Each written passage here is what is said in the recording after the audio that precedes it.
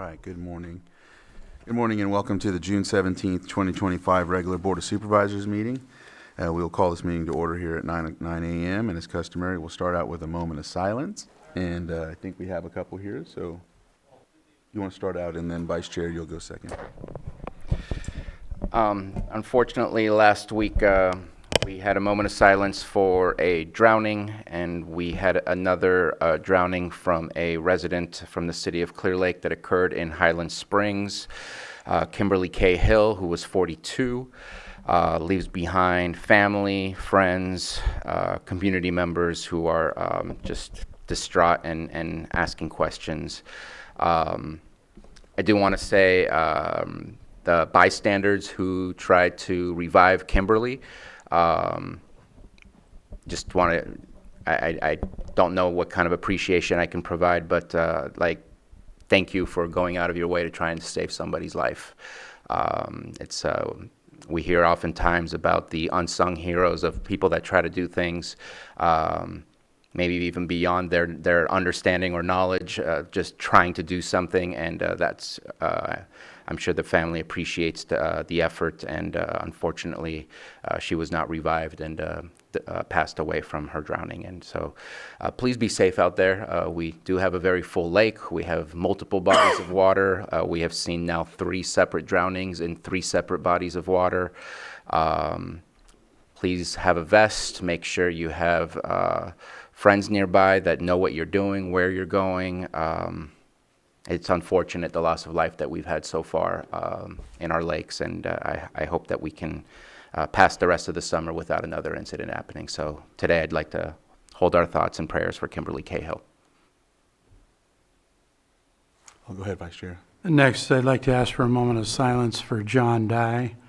He was a dedicated public servant who helped shape the city of Lakeport across 3 terms on the city council from 1980 to 1992, including 2 terms of mayor.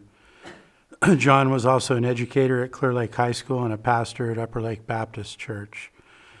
Councilmember Dye's tenure spanned a pivotal era of growth, infrastructure investment, and community pride. In 1986, he helped launch the process and design for the current Lakeport City Hall, which had been the former Pacific Bell building. 2 years later, in 1988, he helped welcome hundreds of residents to Lakeport's centennial celebration, which was a once-in-a-century event that honored the city's history and looked forward to the future. He was also very involved in pivotal in renovations of Library Park to its current design today, as well as modernizing a lot of infrastructure in the city of Lakeport. Next, I'd like to ask for a moment of silence for Lottie Parlett, who passed away just late last month at the age of 91. She was born in Nuremberg, Germany. Her early years were marked by the hardship of World War II. She endured the devastation of the Allied bombings and subsequent destruction of her hometown. In the challenging years that followed, she subsisted on minimal rations, demonstrating resilience and fortitude. Around 1950, she met a young U.S. serviceman, Ken Parlett Sr., and after marrying in her hometown, they moved to California. She was a more than 50-year resident of Lake County, moving here in 1970 with her husband to own the Lakeport Purity Store. Over the years, they expanded operations, acquiring additional stores in Clear Lake and Lucerne. Over the past 40 years, Lottie continued bookkeeping work at the Lucerne location, Lakeview Market. The Lakeview Market is still in the family and run by Lottie's son, Kenny, and his wife, Dina. She's survived by her children and numerous grandchildren. Her legacy is one of strength, compassion, and unwavering dedication to her family and community. She will be missed and remembered by all who knew her. Lastly, I'd like to ask for a moment of silence for the Minnesota lawmakers who were attacked and murdered and shot inside their homes in the middle of the night in the state of Minnesota over this past weekend. State Representative Melissa Hortman and her husband were killed. State Senator John Hoffman and his wife were wounded in this politically targeted, motivated attack on our democracy. So let's have those families in our thoughts and prayers. Thank you.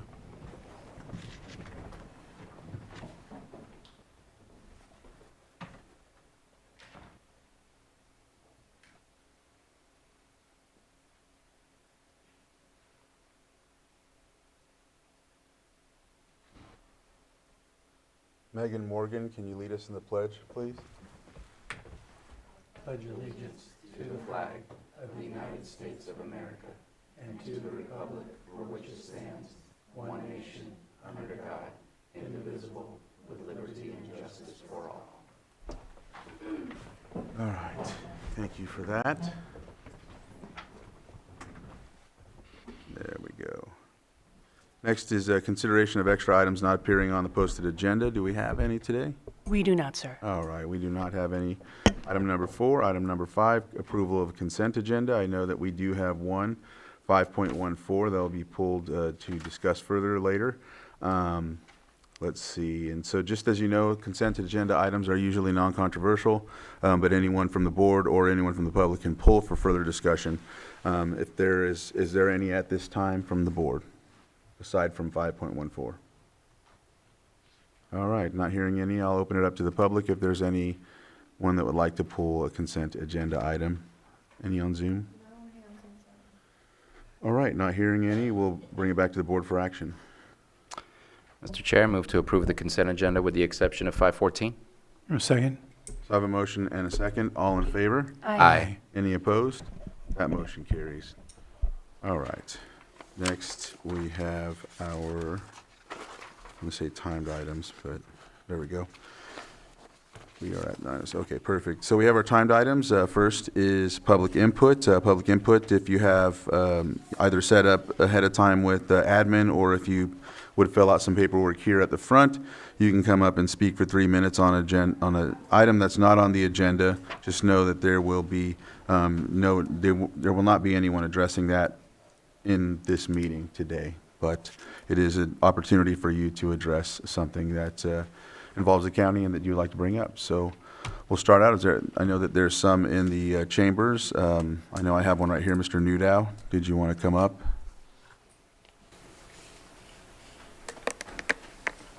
Thank you. This is my 4th or maybe 5th time here. Still here regarding the Lucerne Castle. I was told that the county council would be involved. He apparently doesn't know. So to review, I'm interested in purchasing the castle in Lucerne.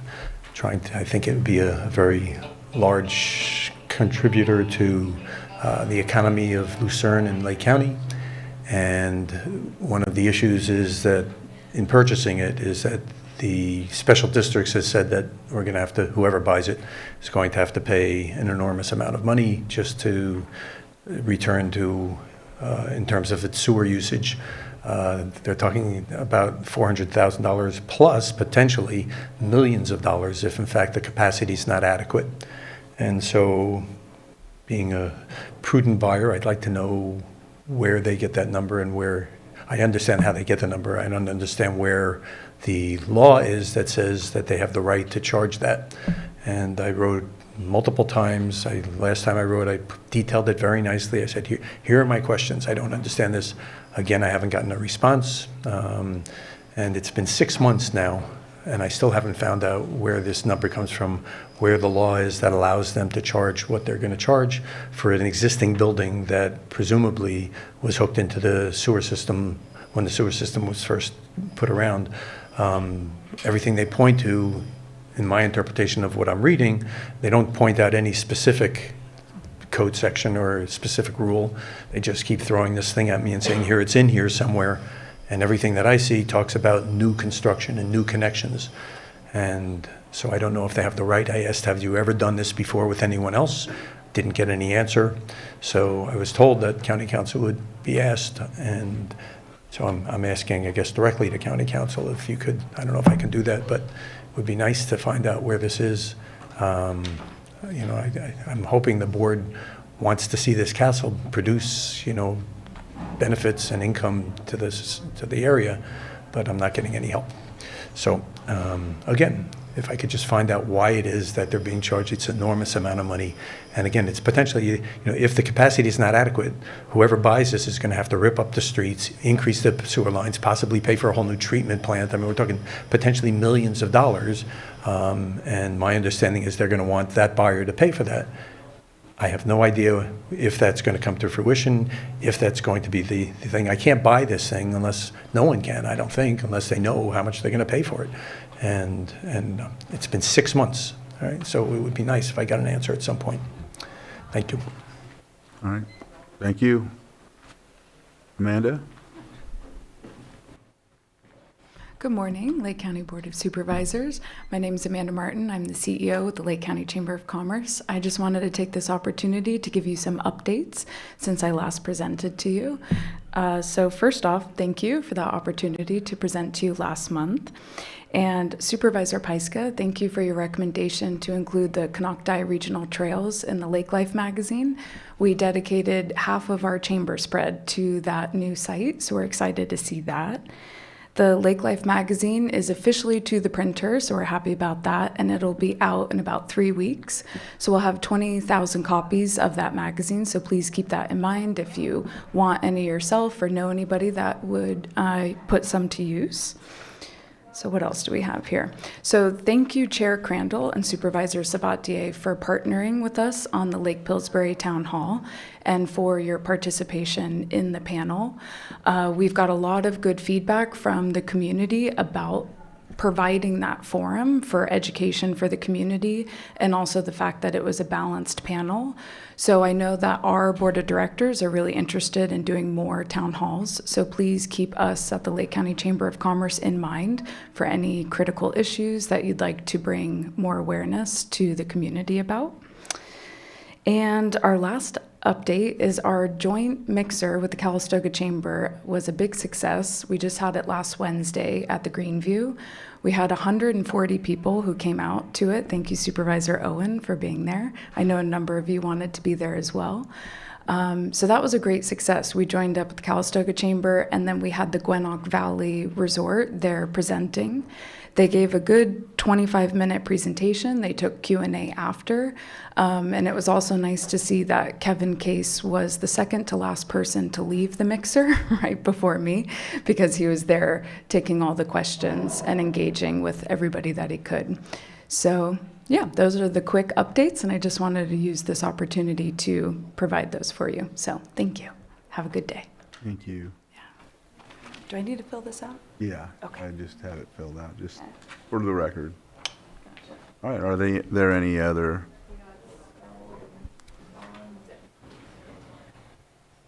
All right, Sterling? Good morning. Can you guys hear me? Yes. Okay, so I emailed all of you guys last night. I drafted a letter about special districts in Robin Bory about the matters of our water out here. And I only have 3 minutes, so I have a couple matters. So I want to make sure that you guys all know that you got that email, and hopefully I can hear from you guys. But the matter for today is going to be the urgent request for a secondary access route and reinstatement of Spring Valley on the hazardous mitigation list. My name is Sterling Wellman, and I am a resident of Spring Valley, a community of over 1,000 residents in Clear Lake Oaks. I am writing to express express a longstanding concern about the lack of safety emergency access in and out of our community. Spring Valley currently has only one way in and one way out via New Long Valley Road, which poses an extreme risk in the event of wildfire, evacuation, or other emergencies. This violates both common sense and key legal requirements regarding public safety. According to California Code of Regulation, Title 14, Section 1273.01, and supported by the California Fire Code and Public Resource Code 4290 and 4291.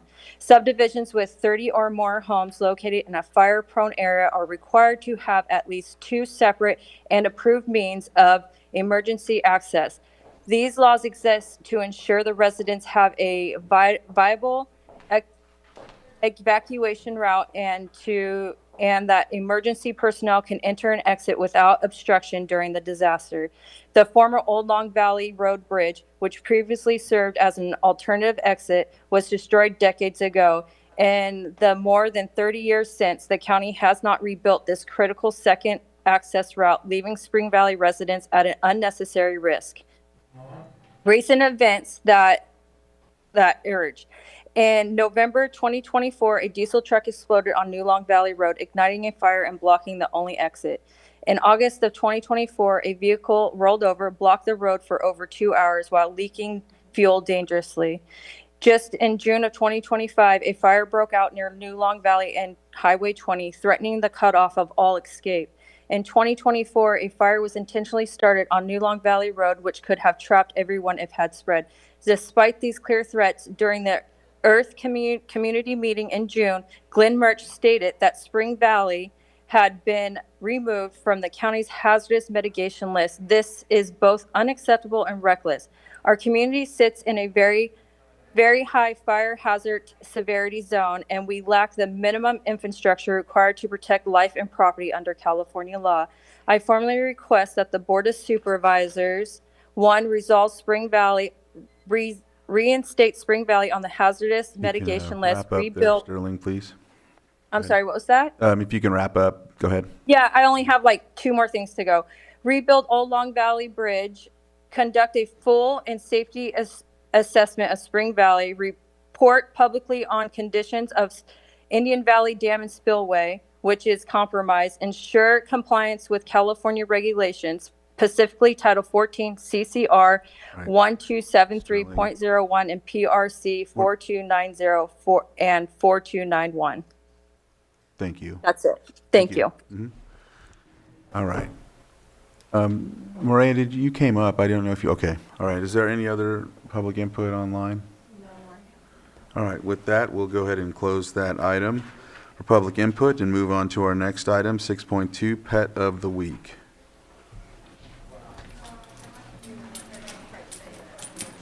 Little guy.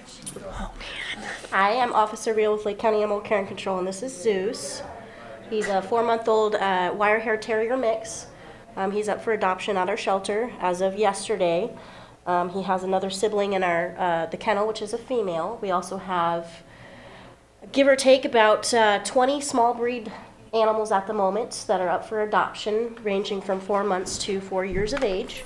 So if you're looking for a small furry companion, come on down to the shelter. That's yours. All right, thank you guys. Thank you.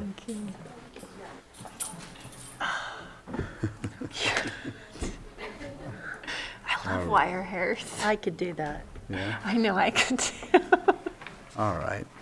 We'll move on to our next item, 6.3, new and noteworthy at the library. And I'm not sure. Yep, there he is, Mr. Veach. Hello. Just get started here. So thank you. I am Christopher Veach, County Librarian, and thank you for giving me just a few minutes to talk about what's new and noteworthy at the library. And this month, I wanted to cover The Emperor of Gladness by Ocean Vuong. Vuong is a Vietnamese-American poet, essayist, and novelist, best known for his novel On Earth We're Briefly Gorgeous. He's received major awards like the Whitting Award and the T.S. Eliot Prize, and he lives in Massachusetts with his partner, Peter Bienkowski. The Emperor of Gladness is his latest novel. It follows Hai, a 19-year-old living in Connecticut. Just as Hai is about to make a life-changing decision on a bridge, he's stopped by Grazina, an elderly woman with dementia. That chance encounter leads Hai to become her caretaker. Phoebe Farrell Sherman from Bookpage writes, "The key to The Emperor of Gladness is that none of these characters see any hope of saving one another or even themselves. Instead, in being together, they simply find a way to continue. That alone is significant. It may be the project of a lifetime, and if it is, that's enough." The Emperor of Gladness is available now in print, audiobook, and ebook through the library system. You can request this book or other materials through our online library catalog, which has the combined resources of Lake, Sonoma, and Mendocino County library systems, and requesting items is completely free, and items are sent to your local branch for you to pick up. I also am excited to announce that summer reading with your library has begun. Adults, teens, kids, and even pre-K should make sure to sign up online at your local library location and to enjoy reading more this summer. By signing up, you can earn points by reading library books. Once you reach 1,000 points, you'll have the honor of having your name placed in a brand new library book and get to be the first person to check it out. For kids, every 40 points earns a sticker for their game card, and at 200 points, they get to pick a prize from the prize box or a raffle ticket for a gift basket. Teens and adults earn a raffle entry for every 200 points for a gift basket of books. In addition, this year, attending library events enters you to win themed gift baskets. All prizes are provided by the Friends of the Lake County Library. And as always, you can learn more about our library system at our website, library.lakecountyca.gov, or come visit your local library branch in Lakeport, Clear Lake, Middletown, Upper Lake, or on our bookmobile. Thanks again for listening to what's new and noteworthy at the library. All right, thank you, Christopher. Did anyone, go ahead, Supervisor. I gotta say, the bookmobile and the parades is pretty cool. Thank you very much for making that happen. It was a lot of fun for Mickey and Katie, who drove it in the parade, so yes, thanks. All right, any other comments? Go ahead, yeah, by all means. Are you planning to do the Middletown Days Parade coming up this weekend? I don't know if we're doing that one. I'd have to double check, but we are planning to do more parades as the year goes on. Very cool. Thank you. All right, I'll open it up to the public. All right, I'll bring it back to the board. Next is our 6.4, presentation of proclamation designating June 19th, 2025 as Juneteenth National Freedom Day. Supervisor Sabatier will be reading this proclamation. And just as a note, Rick Mayo was going to be here at a VA appointment, so he asked that I bring this, or myself or Bruno, if we could bring it to him. I'm sure there's a way to make that happen. So today is a proclamation recognizing June 19th, 2025 as Juneteenth National Freedom Day.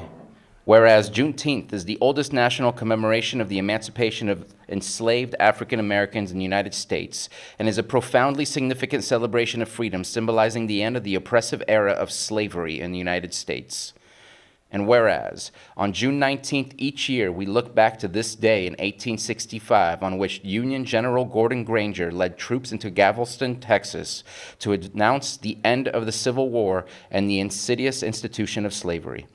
Thousands of enslaved people in Texas, among the last to learn of their independence, tasted hard-won freedom for the first time. And whereas, over the next several decades, African Americans who journeyed out of the South, seeking better lives, brought Juneteenth celebrations with them. The thousands who settled in California, especially in Los Angeles and the San Francisco Bay Area, taught our state that America's struggle for independence did not end in 1776 or 1865, but continues to this day. And whereas we are urged to reflect on the ongoing cause of freedom for Black Americans, remembering that though General Granger's announcement in 1865 called for absolute equality, that vision was and remains far from complete. And whereas as we recognize the significance of this pivotal moment in history and its enduring impact on the struggle for equality and justice, we urge people of all backgrounds to reflect, celebrate, and continue the journey towards freedom. Now, therefore, be it proclaimed, the Lake County Board of Supervisors does hereby recognize June 19th, 2025 as Juneteenth National Freedom Day in Lake County, passed and adopted the 17th day of June, and signed by our chair, E.J. Crandall.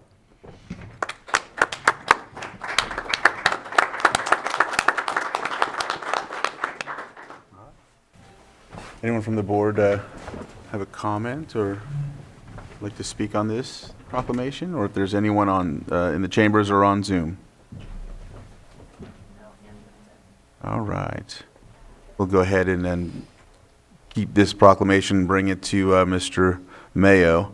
Yeah, he would be here again, like I said, but he had an appointment. So we'll go ahead and close this item and go to the next, which is our 6.5, consideration of proposed second reading of ordinance to designate fire hazard severity zones in the local responsibility areas in the unincorporated lands of Lake County. And we have Community Development Director Maria Turner and Terry Logston here.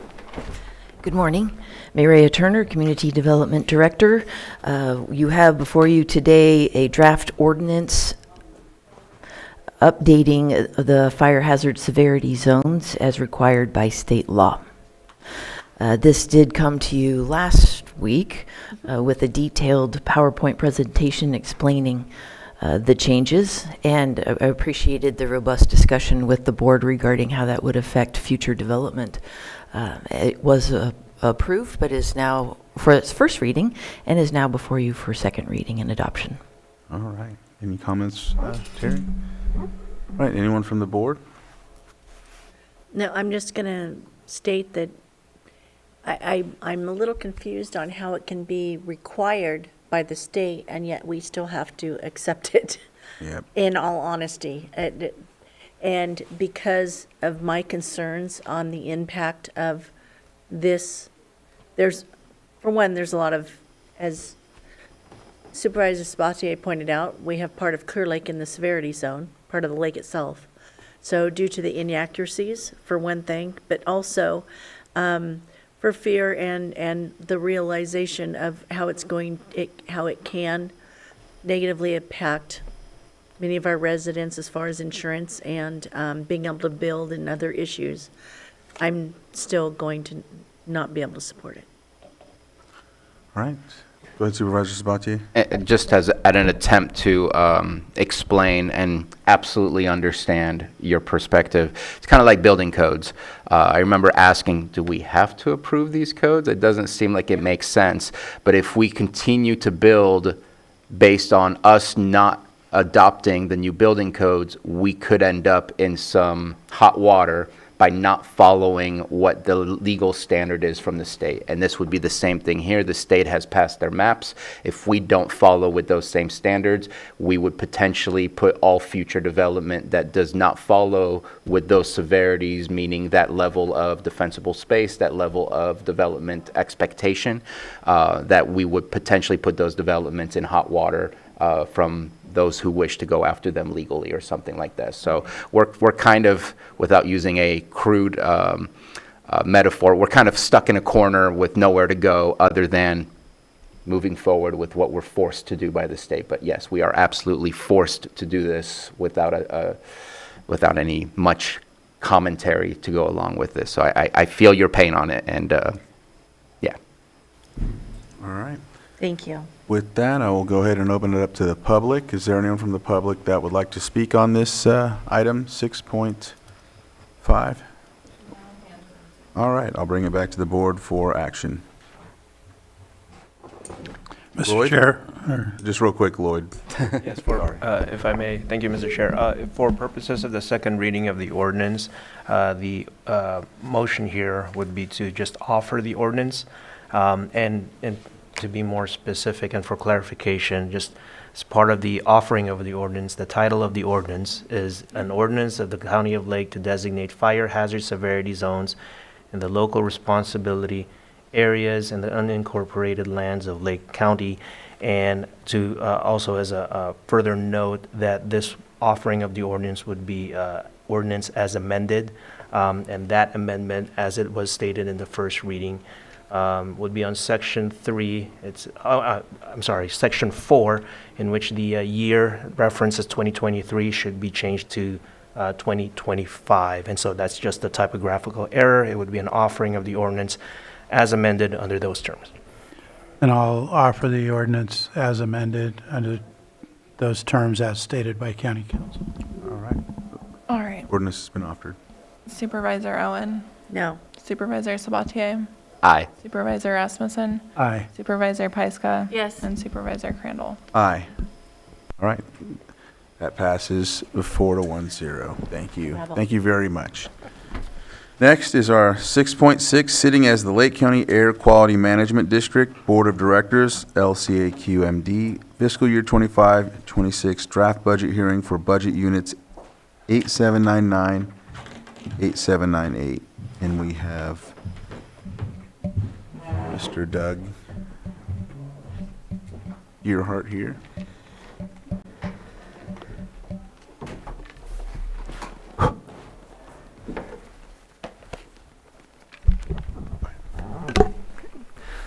Good morning, and I think we got this now. Yep. Okay. So this is our annual draft budget hearing. It's basically a opportunity to present the budget and take public comment. It's a requirement of the California Health and Safety Code that we do this, Health and Safety Code Section 40131, and we've done our 30-day legal notice, and it's a requirement that's kind of unique to air districts compared to the county. So with that, we have everything in the memo and our full budget. So I'm kind of going to skim over everything, and then we'll make time to have discussion as appropriate and kind of go through whatever your questions and concerns are at that point. So with that, the budget is a full packet by itself, and we'll go through that as needed. And then for the following items, the requested board actions, of course, we ask that you approve the draft budget as proposed. And then the next item is air districts are, generally not expected to have further decreases in state subvention with the state budget crisis again. There's always a risk to state funding of air districts, which would be a significant hit to the air district. It's one of the only other funding sources we have other than permit fees.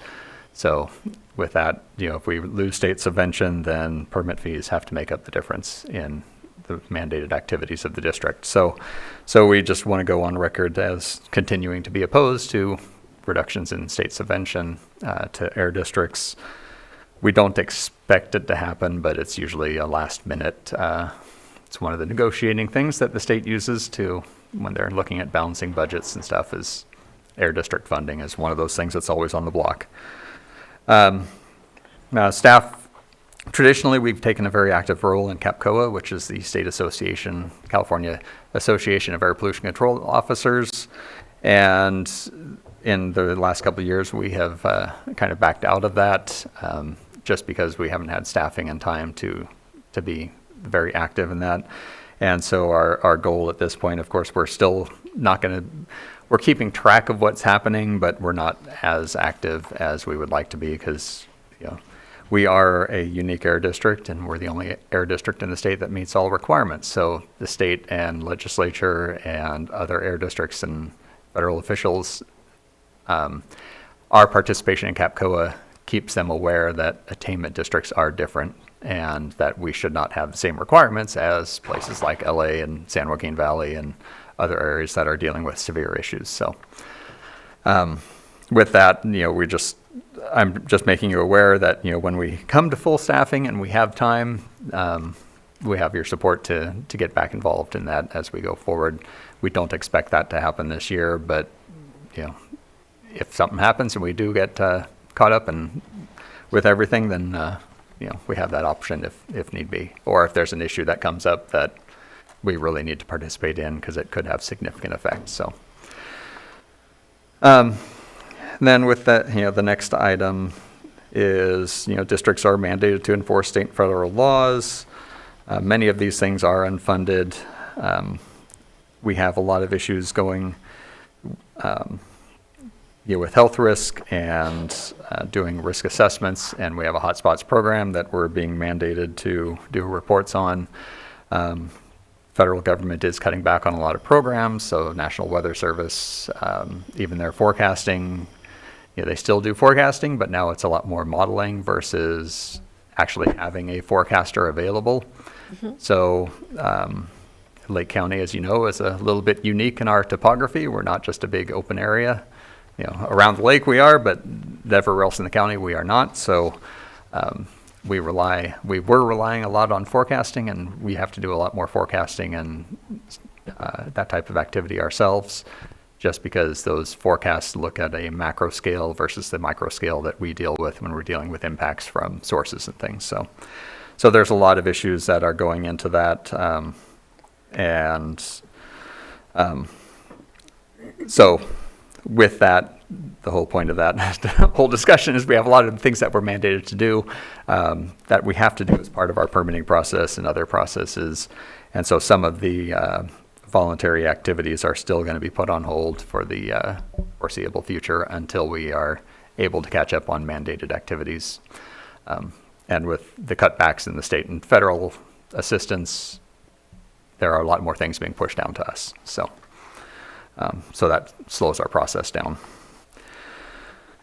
Okay, so of course, we've had a lot of issues with recruitment and maintaining a fully staffed a district for quite a few years. We haven't really been fully staffed in almost 10 years, just because there's just regular turnover. So we are continuing, and we request the board's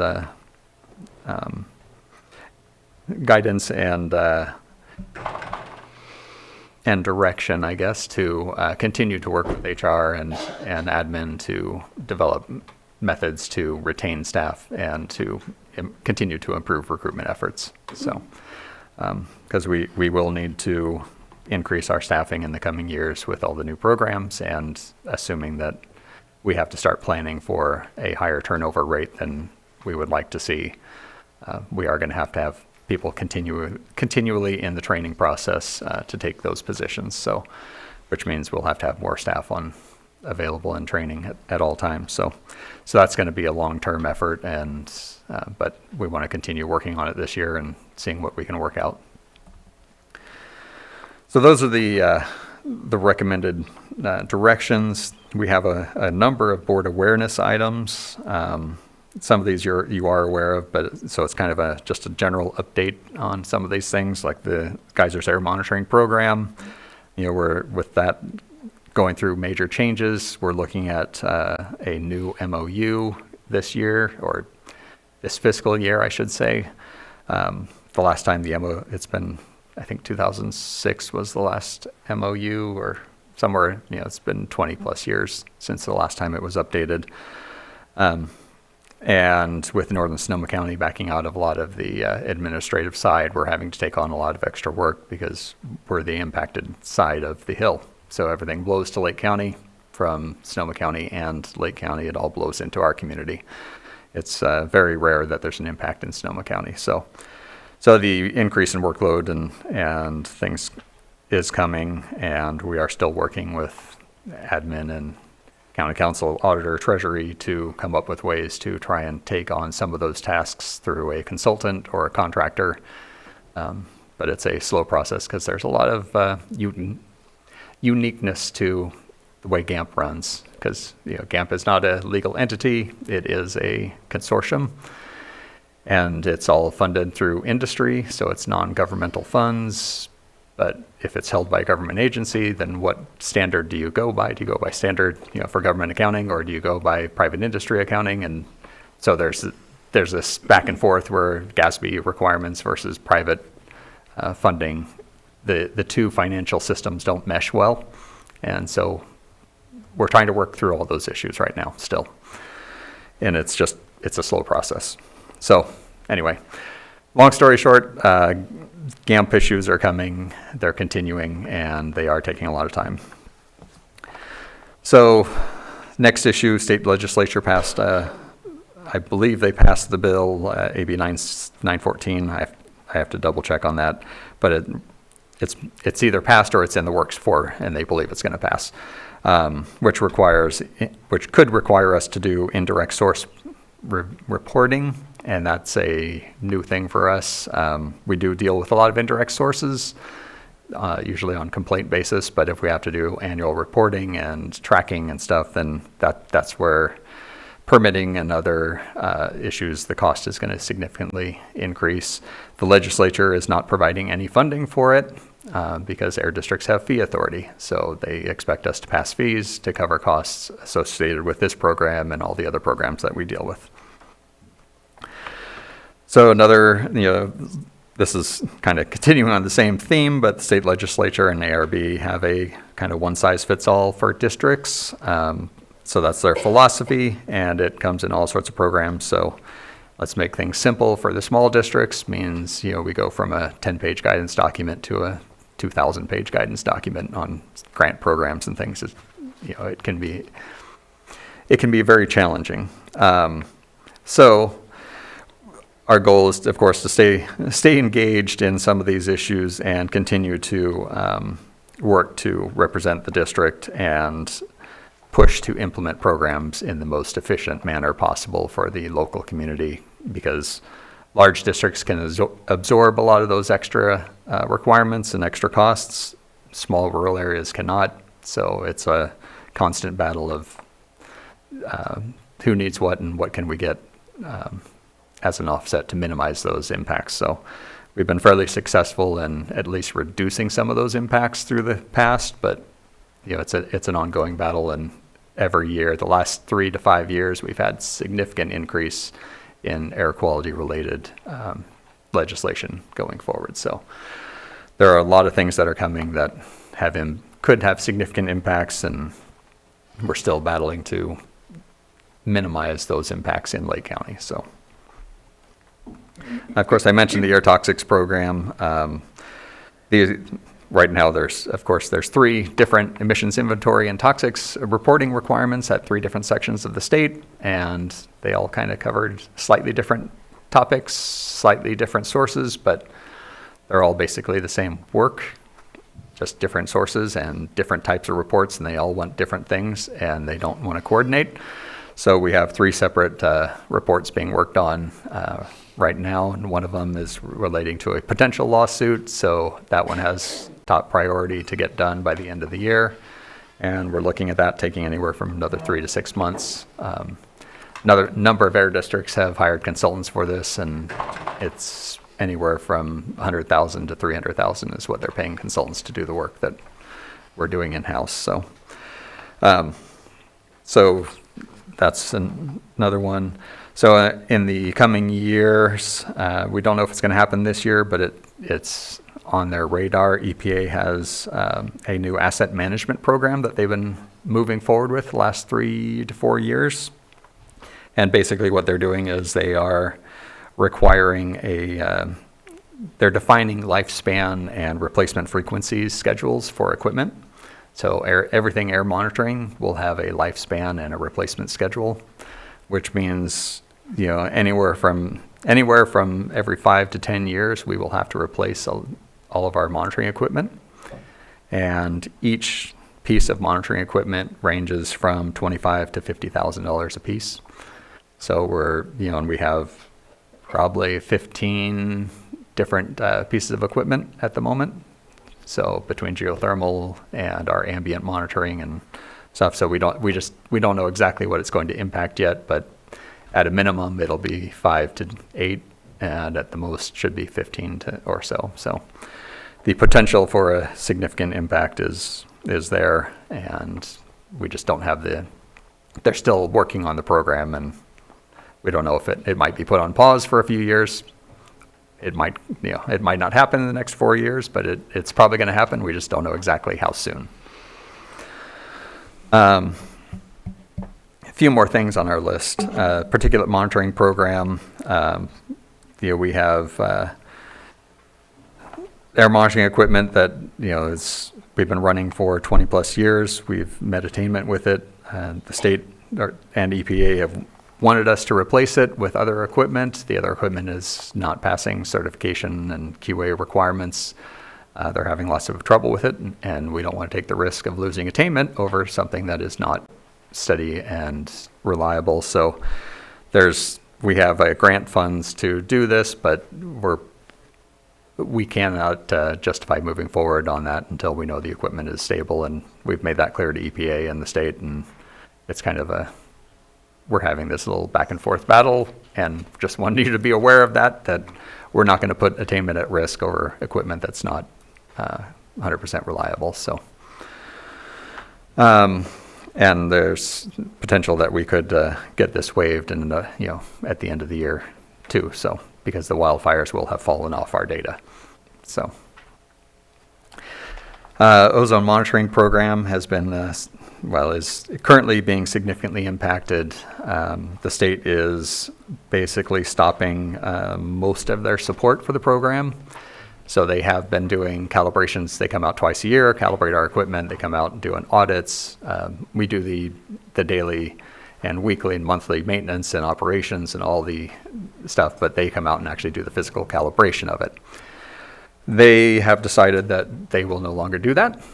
And so in order for us to, we're still, we have to have an in-person meeting with them, and we had to put that off just for the other issues that we're dealing with. But basically what it's going to come down to is we're going to have to purchase more equipment, and we're going to have dedicated staff that can now calibrate equipment, because we haven't done that, because right now we're required to have five people to do quality assurance monitoring and quality assurance on our ambient monitoring data. That's what we're required by the state and EPA. We don't have that, but now as we add more requirements, if we do calibrations, that's another person that has to be added, so we'll have to have 6. And it just keeps adding to what we can do and the limited staff that we have. They want everyone to be separate, so the monitoring, or the person operating the equipment has to be separate from the person who's checking the data, who's separate from the person calibrating, who's separate from the person who's doing audits, who's separate from the supervisor, and then the APCO sign off on the data. So you have all these different levels that are being required, and right now I've been signing every level. So, but that puts our data at risk is what's happening. So just so you're aware, we have more requirements, and we are trying to avoid that, and making the point that the state is, if they're eliminating support, we're going to have problems, and they need to back away from that. But we haven't had that meeting to find out exactly. We've heard this through the others that have had a meeting yet. So when I have that meeting and we get the details and they give us their plan and what we're supposed to be doing, then of course we'll have to come back and have a more detailed discussion to see where we go. So that's probably the most significant one, is that last one on some of the things that are coming that are going to impact us. So summary, the proposed budget units for the district are currently balanced. Costs have significantly increased over the last 5 years. Fees we are hoping will increase. We do have a number of projects coming, new geothermal power plant. We have the burn program revenue that's now coming to the district instead of the fire agencies. Excuse me. So there are a number of things that are changing, but we will be looking at increasing staffing and as we move forward. So we do have a lot of training that we're going to have to be doing in the coming year or two to bring people up to speed. So with that, I will end my end my long rambling presentation, and then we can go into the details and questions. Any questions? Supervisor Sabatier? Yeah, don't quote me on it, but it sounds like AB 914 was tabled. Last I see, status ordered to inactive file at the request of Assemblymember Garcia, and that was on June 2nd. Okay. Okay. Maybe it will remain there, or maybe it will come back to life and be resuscitated. Okay. But appreciate your presentation and what you've submitted. I just want to make a quick statement before I go on. There is, in my opinion, an absolute disconnect between the state and CARB and the reality of what we're doing here on the ground. CARB was at a CSAC conference. I believe it was the chair. I just had her name, but I accidentally clicked off of the tab there. And I said, we're from Lake County. We have some of the cleanest air in America. And her response was, oh, it's not that clean. We're in the top 25 counties of all of the United States, and that's how CARB feels about the quality of our air. And so that to me shows the disconnect of the efforts that are being made and the level that we're at. There is no acknowledgement, there's no kudos, there's no, here's the prize. It's more of a threat that you will lose attainment. That's the prize as you continue getting threatened. So I wish there was a way to change that, but absolutely for the number 2 to oppose any further state subvention 100%. In your budget, From what I understand, your reserves from 23, 24, 24, 25, and 25, 26 are basically the same at about $320,000. You had some carryover, if I remember correctly, about $540,000. Obviously, you had some staffing difficulties, so that's probably where most of the savings come from. But you're also talking about some potential hardship. And based on a response you provided to me, that you're looking at the revenues are using the current fees, not the proposed fees that are being proposed that we just discussed, and it's coming back to us for some kind of approval. I can't use a crystal ball and tell you exactly what will happen, but being the fact that your fees are from 1996, I doubt that we will keep them exactly at the 1996 ones. Most likely they will go up to a certain amount. And so for the fact that you're using current fees rather than potential fees, that will increase your revenues. Is there any way of increasing your reserves to kind of protect yourself against what the state might do and not stay at 320 where you've been for the last 3 years? It's appreciated you haven't dipped into it, but I'm just concerned that the state seems to have this really big willingness to make things more difficult because they see it as the right thing to do, and I don't think it's the wrong thing to do, but it's not a realistic thing to do. Correct. Yeah. That's why in the last few years ago, we created the operating reserve, which we didn't have previously. And that's so that we can start setting aside some of those funds for those eventualities where either like geothermal shuts down for some reason and can't pay their bills for a year, or the state does something crazy and we have significant either cost increase or lose subvention or something like that. So, so that's what that operating reserve is primarily for. But our goal, get through the fee rule, and then we'll come back with a reserve policy. And so then we can define what we should be targeting on all of our reserves, because right now we have reserves and we have a good feel for what we think they need to be at. And yet operating reserve isn't high enough, but we're trying to balance those things and get the staffing issues and those things done first, and then work our way to the getting a policy set so that we have that protection going forward. So if I may paraphrase what I just heard, go through the process, finish up the fee schedule, and then mid-year budget, come back and see if there's any changes that need to be made based on the differences that does for you. Right. Okay. Yeah. And it will really depend on when we get through the process with the fees as to when the billing would happen. It may not, right, if we don't adopt the fee schedule until later. It's not going to be this retroactive. calendar year, we're not going to have any of that revenue during this fiscal year. So Agreed. Yeah. Okay. Thank you. Do you have your pen up?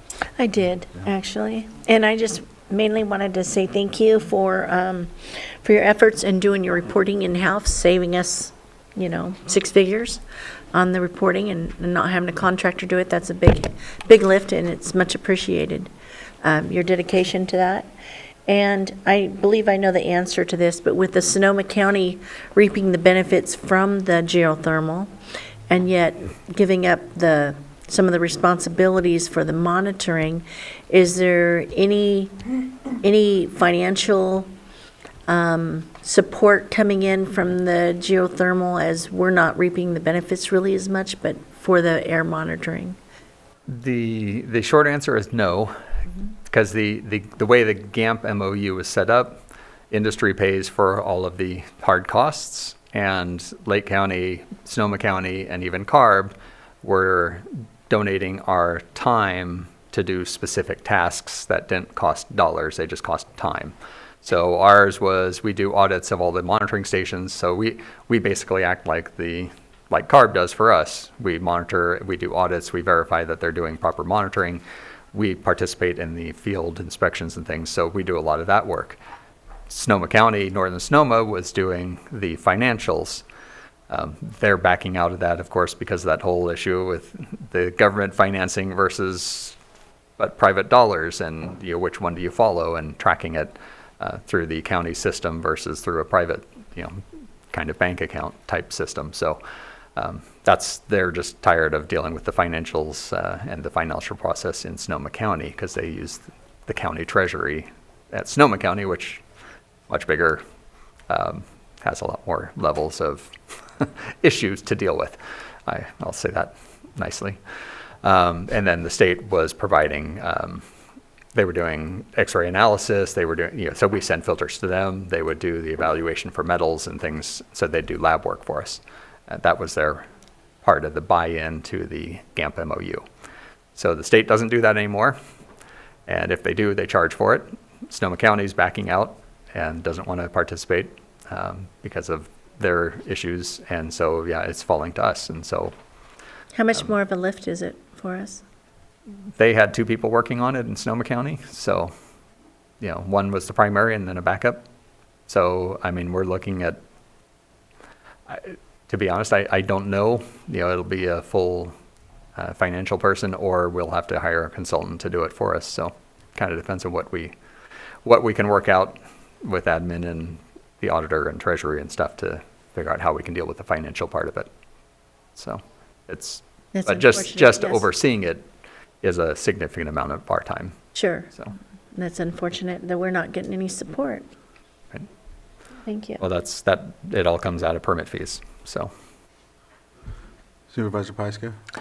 Yeah, I just wanted to follow up on the GAMP item 2. I know it's been a long process, and I'm glad that you're going to be bringing this back to us sometime soon. Do you have a timeline on when this might be coming back to us? I know it's been hard. for the MOU, For the MOU. we just started working on revisions, so we're hoping the group that was working on it, we're hoping to have a draft by the end of the calendar year. Okay, So it'd probably be January, February to have something that.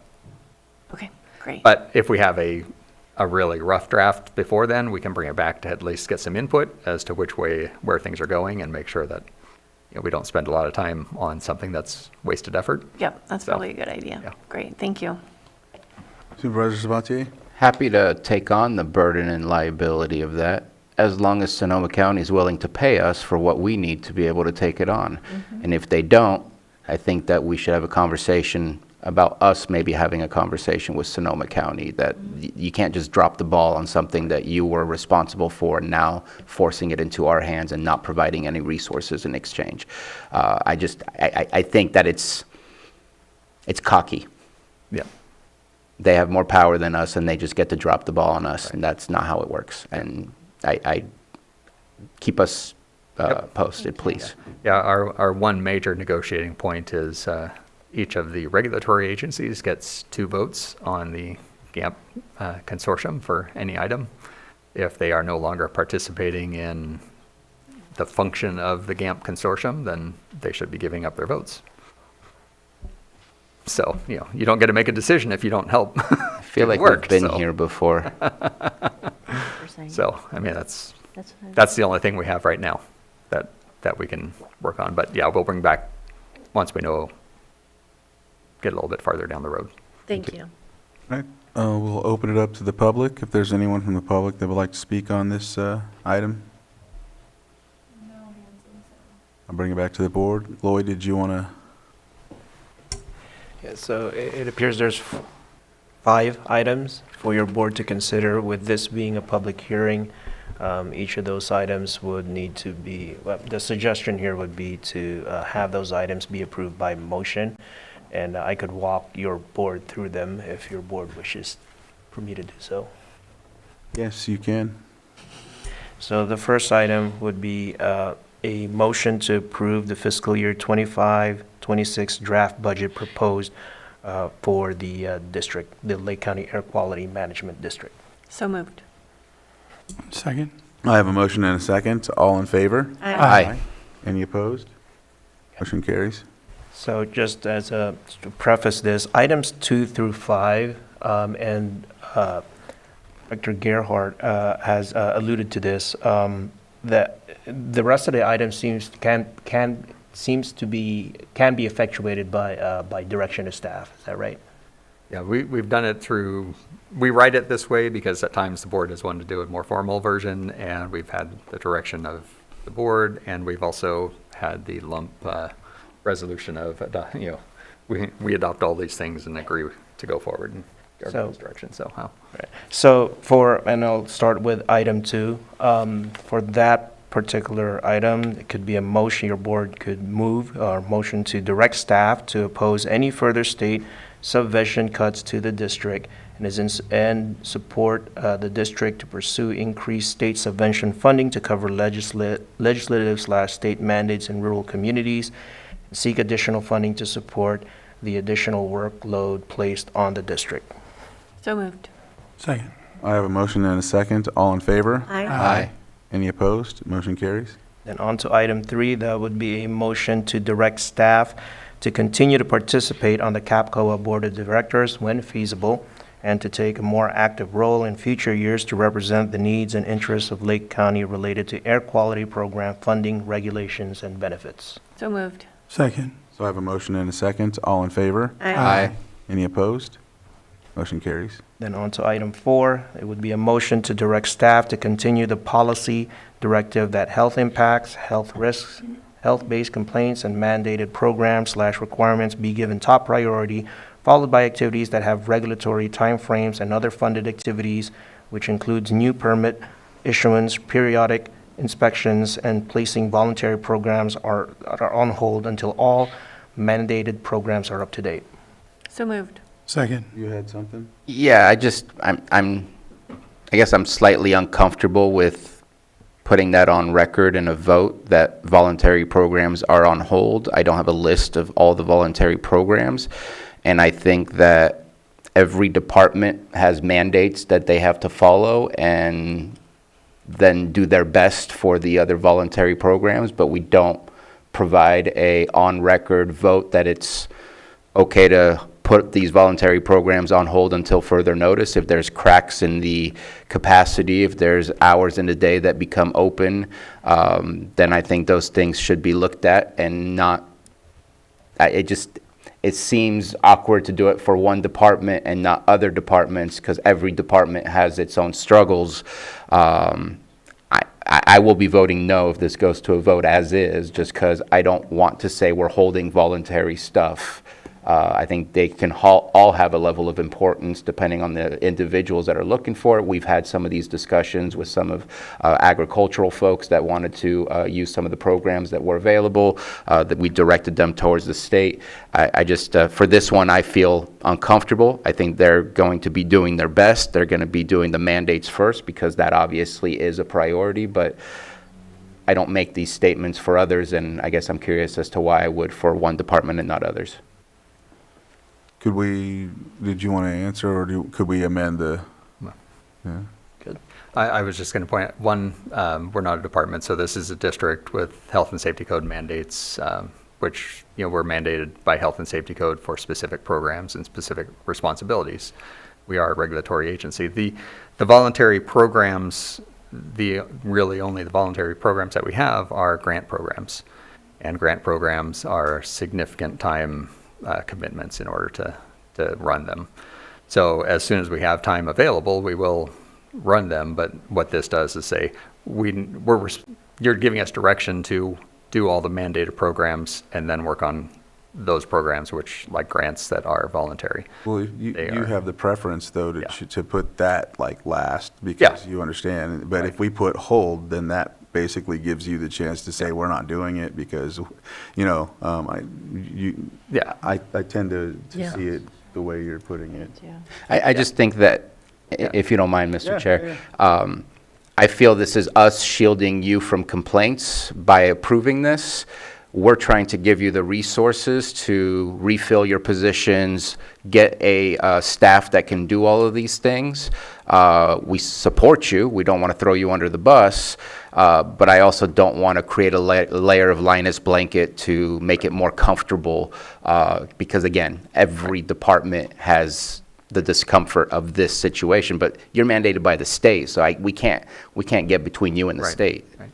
Yeah, no, and I have no problem changing that verbiage to be more appropriate to what you're comfortable with, and put voluntary programs as available or as time permits, and instead of on hold, or when feasible, or So one possible way on that motion language that I submitted for your board's consideration is to retain the motion language, but on that last clause, as part of the direction of staff, to have staff come back to your board when it's in situations where there's a proposal to place voluntary programs on hold until all mandated programs are up to date.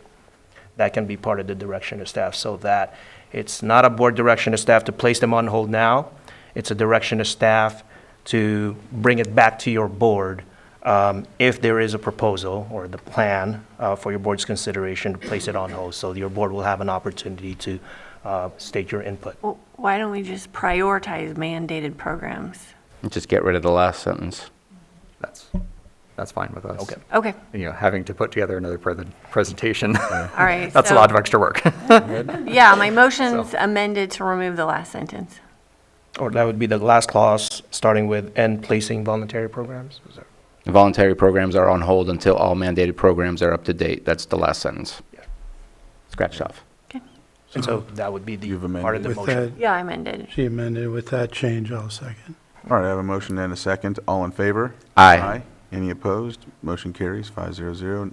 Then the last item would be a motion to direct staff to work with county human resources and county administration to continue to review and develop improved recruitment and retention proposals for the district, and to bring proposals to the board of directors for discussion and/or direction. So moved. Second. I have a motion and a second. All in favor? Mr. Chair, Oh, Supervisor So Spot. sorry. I just think this is another moot point. Every department has the chance. We've already opened up dialogue at this moment in time. I'm not sure that it needs to have a specific, again, if I do this for your department, your district, then this would be something that I would do similarly for all others, because again, the issue of retention, the issue of recruitment is a countywide issue. And we've already opened dialogue, and I don't see the need to, again, put it on record for one department/district and not all others. With that, should we amend, or are you fine? I mean, with it? I feel like we've been on record on this Yeah. before. We've had several items, so I'm comfortable moving forward with it. All right, and you're comfortable with the second? Yeah. So they're comfortable with? Okay. Yeah, so we'll I just mean, take the vote. I can add a little clarification if you'd like. Yeah, go ahead. Yeah, I was just going to say, the reason for doing this is that it's, again, comes back to health and safety code, where the board of directors of the air district is the one that is supposed to be working to figure out these issues. So as a county board of supervisors, you are doing that. You're working with HR and you're working with the county on all the MOUs and all these things. But what we're doing is tying that to the board of directors as well, saying continue to work through this process that is already in process, so that we can solve this problem going forward. So it's kind of giving us that tie between the two Okay. different entities. Okay. Did you want to? Appreciate the explanation. Not going to change my vote. So I have a motion and a second. All in favor? Aye. Aye. Any opposed? Nay. All right, motion carries 4-1. With that, I think we have all of your items covered. And so thank you for that. If there's not anything else, we'll move on to our next. Thank you. Did we need a break, Thank you. or did we want to push through a couple more of these? I'm good to push. All right, we're good. All right, so we have our 6.7, public hearing, consideration of resolution dedicating Herndon Cemetery as Pioneer Memorial Park. Looks like we have, Susan has Matthew Rothstein here. Rothstein. Good morning, Supervisors. There comes Lars, too. Sorry about that.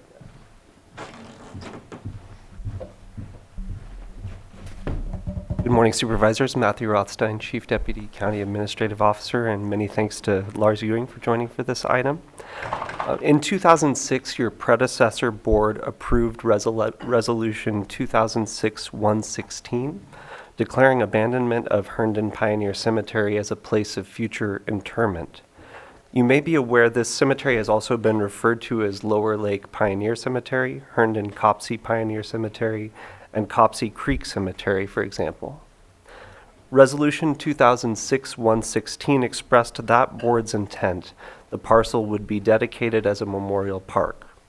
As noted in the memo to your board, the parcel has now been surveyed and a legal description was created, and all copings, which are the borders or frames that surround grave plots, improvements, and embellishments that were found to be a danger to health, safety, comfort, or welfare of the public, have likewise been removed. A public notice was published once a week for 4 weeks. and the final step is to bring this resolution before your board for approval. Your board's adoption of today's resolution will ratify resolution number 2006-116 and deem the cemetery abandoned and officially dedicate the parcel as Pioneer Memorial Park. This action by your board is not intended to increase maintenance obligations or public use, but rather just to formally acknowledge the abandonment of the cemetery. And I'd be remiss to not offer many thanks to County Surveyor Vance Ricks and Kara Salmon for collaborating with CAO Parker, Shannon Heenan, and others from administration on this effort, as well as our Public Services Director, Lars Ewing, and your team. Thank you all very much. And staff recommends your board adopt the resolution. Any questions from the board? All right, anyone from the public? All right, we'll bring it back to the board for action. Lloyd, did you have anything? That would, just to offer the resolution. And so this is basically ratifying something that happened in '06? Yes. Okay. All right, I'm just going to state that I will be voting no. I appreciate this being designated and abandoned and all that, but to honor a pioneer memorial, a pioneer is someone who settled, and it's really a glorified name for folks that have settled in an area that was already once occupied, and of people that haven't had proper burials, and at times we struggle with some of these different AB 52 laws. So I'm just going to state that that's why I'll be voting no. So go ahead, Supervisor Spot. Would you be into the idea of a different name, if that was the case? I'm fine with them naming it what it is, and going forward, I don't want to cause extra burden, but yeah, I mean, I don't want to have no more name issues. I just can't support this. Okay, thank you. Yeah, all right. With that, if there's any action to be taken? I'll offer the resolution. Resolution has been offered. All right. Supervisor Owen? Yes. Supervisor Sabatier? Aye. Supervisor Rasmussen? Aye. Supervisor Pyska? Yes. And Supervisor Crandall? No. It passes 4-1-0. All right, thank you, gentlemen. And so next, do we have next, or do we want to take a break? Yeah. 5? All right, we will take a break for 5 minutes, and we'll catch you back at that after that.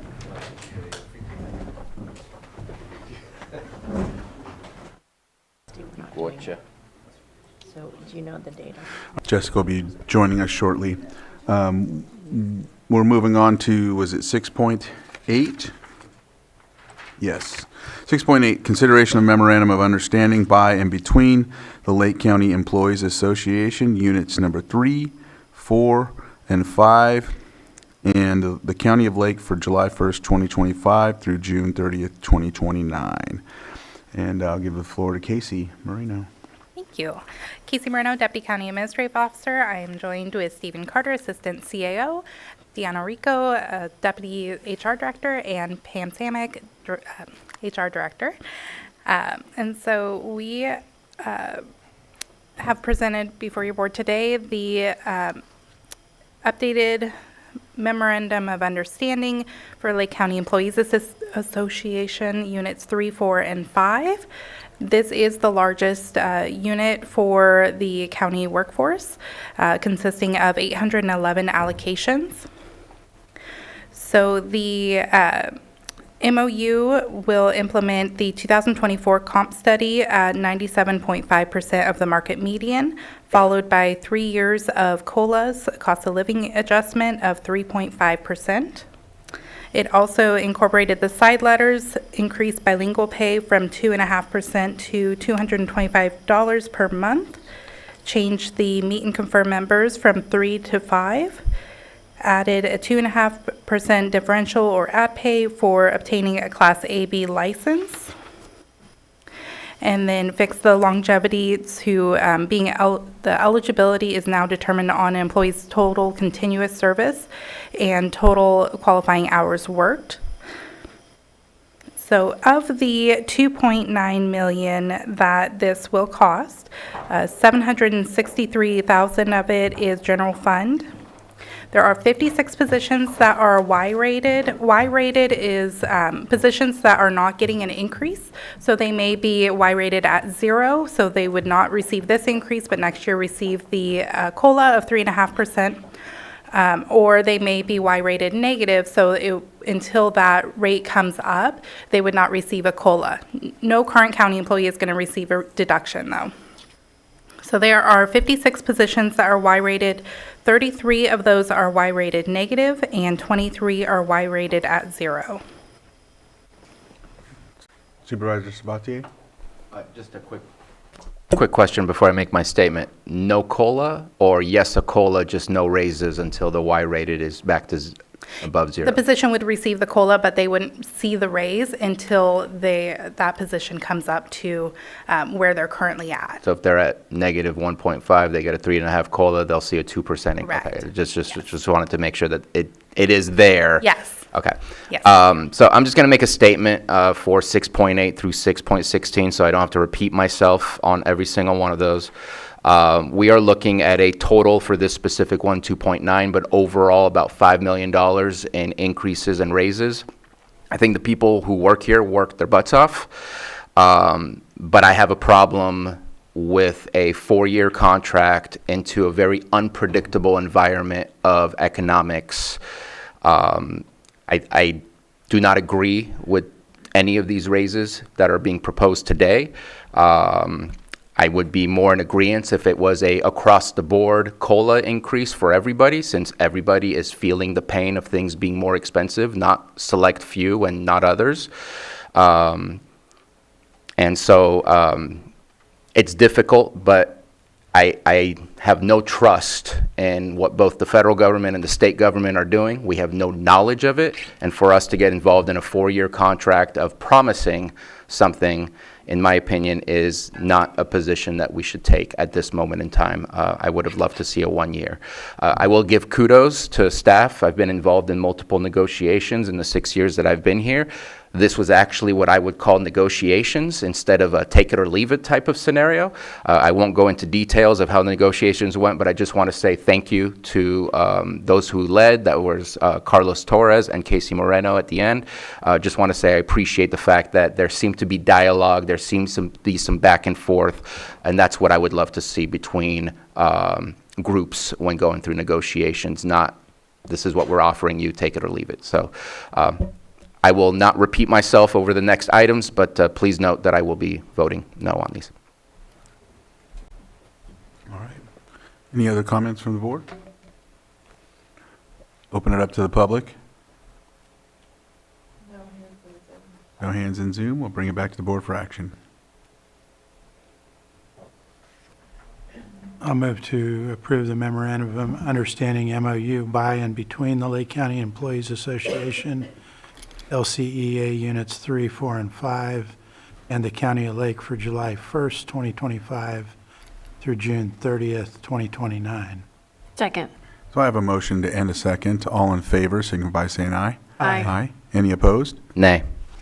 Motion carries 4-1-0. All right.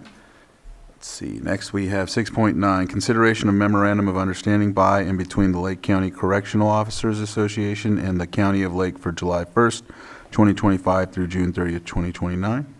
Casey? Thank you. So the LCCOA, Lake County Correctional Officers Association, Unit 6, consists of 61 allocations. So again, we are implementing the compensation study of 97.5% with 3 years following of COLAs of 3.5%. We incorporated the side letters and changed the meet and confer members from 2 to 3 members. Bilingual pay was increased from 2.5% to $225 per month. Changed in working above class from 180 hours to 15 workdays, which is consistent with other units. Changed the county benefit contribution from $1,500 to an 80-20 split. Effective July 1st, members may now voluntarily donate 5 hours of leave into the leave bank for that unit. There were multiple ad pays there was a couple that were removed and then some that were added on, including some differential pays. The longevity was updated to be consistent with other units, and so that is now based on the total number of continuous service and hours. This unit does consist of 100% general fund positions, and there is only one position that is Y-rated at 0, so they will see the COLA next year. All right. Any, go ahead, Vice Chair. Yeah, I appear to be not having a document that has a draft motion attached to it in my packet. Yeah. We just need the motion from county council. Yes, so Lloyd, if you can help us with that one, with the motion. I will open it up to the public if there's anyone. I'm not seeing anything from the board. All right, so I'll bring it back to the board for action, and Lloyd, when you get a chance. So it would be motion to approve the memorandum of understanding between the Lake County Correctional Officers Association and the County of Lake for July 1, 2025 to June 30, 2029. So moved. Second. I have a motion and a second. All in favor? Aye. Any opposed? Nay. Motion carries 410. All right, next we have our 6.10, consideration of memorandum of understanding by and between the Lake County Deputy District Attorneys Association and the County of Lake for July 1st, 2025 through June 30th, 2029. Casey? Thank you. So the Lake County Deputy District Association, Attorneys Association, Unit 8, consists of 23 allocations. So again, implementing the 2024 compensation study at 97.5% with 3.5% COLAs for the next 3 years. We incorporated the side letters and changed the bilingual pay from 2.5% to $225 per month. Also updated the holiday schedule to align with the court's official holiday calendar, as attorneys are required to still be here. And then the longevity, modified that to being the same as other units with the continuous service and qualifying hours worked. So of the $360,000 estimated cost, $337,000 is general fund, and there are no Y-rated positions. All right. Are there any comments from the board? If not, I'll open it up to the public. Bring it back to the board for action. Mr. Chair, I'll move to approve the memorandum of understanding by and between the Lake County Deputy District Attorneys Association, LCDDA, Unit 8, and the County of Lake for July 1st, 2025 through June 30th, 2029. Second. I have a motion and a second. All in favor? Aye. Any opposed? Nay. Motion carries 410. All right.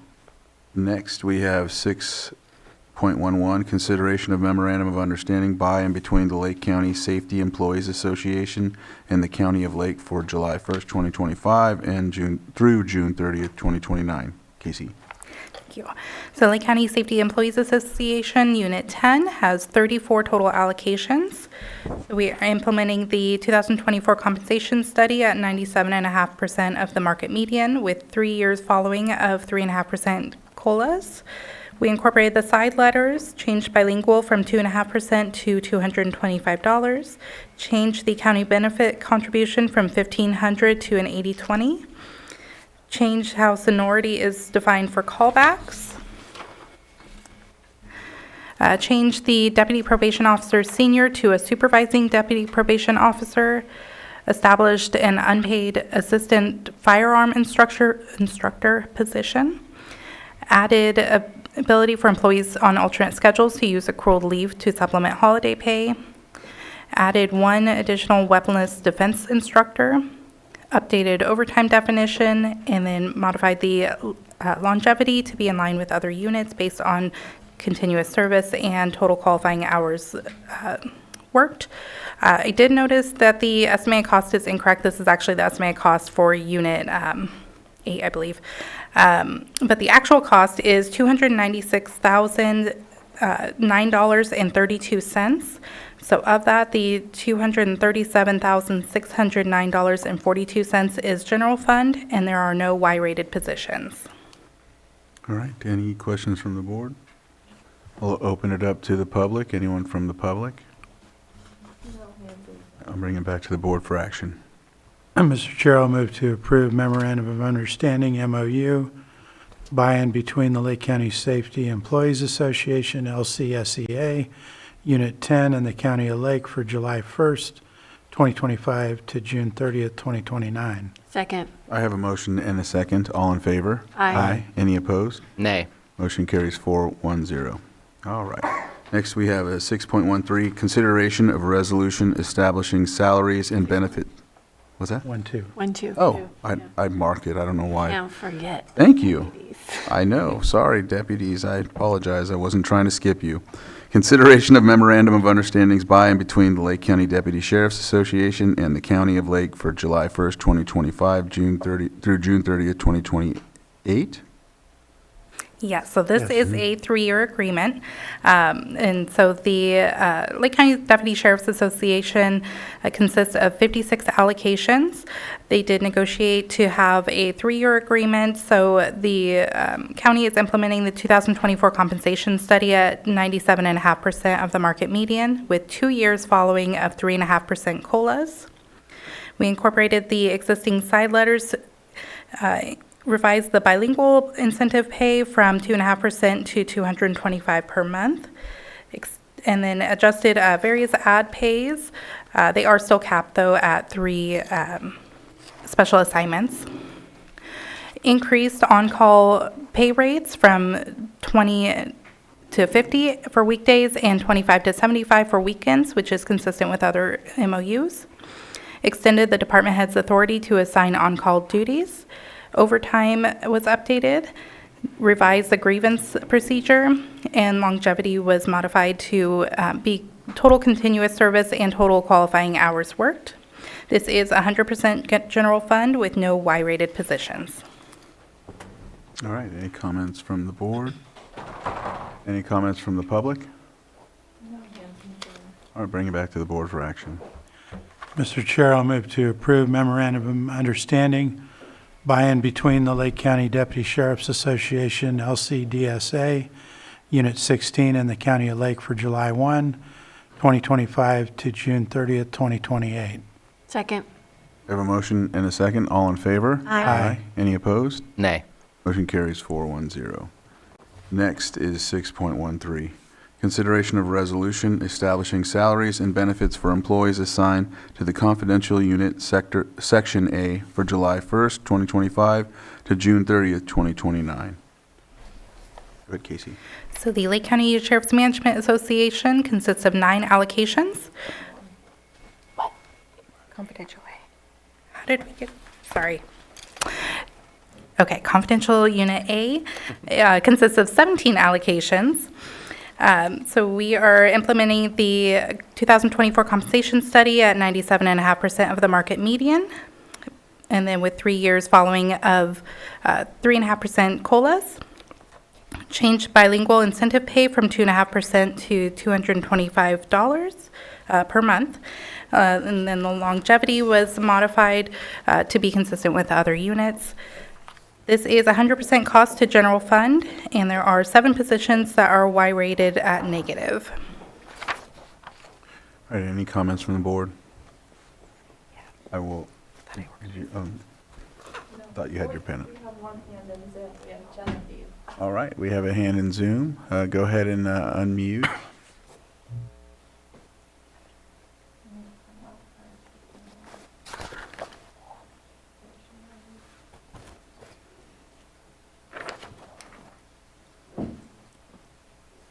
All right.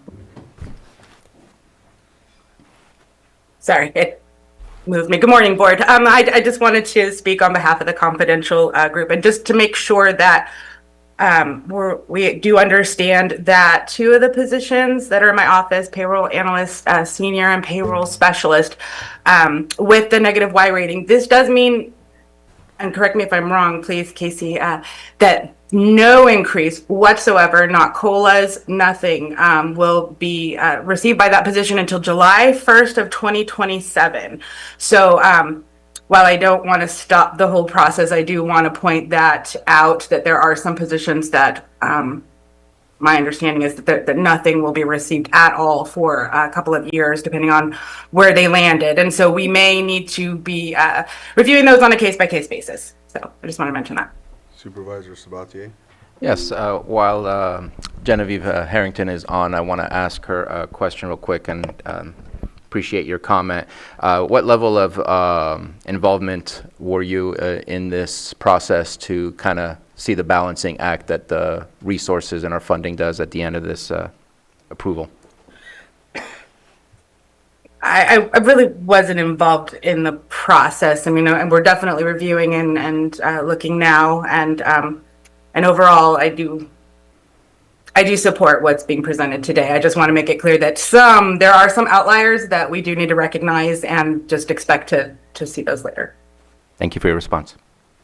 All right, I'll open it up to the public. Still? That's right, Chief. All right, I'll bring it back to the board for action. Mr. Chair, I'll move to adopt, or I'll offer the resolution.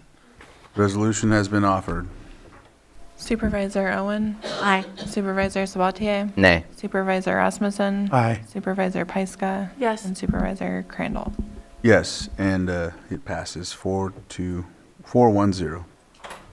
Next, we have 6.14, consideration of resolution establishing salaries and benefits for employees assigned to the confidential unit, Section B, for July 1st, 2025 to June 30th, 2029.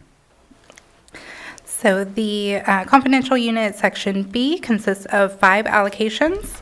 Implement the 2024 compensation study at 97.5% with 3 years following of 3.5% COLAs.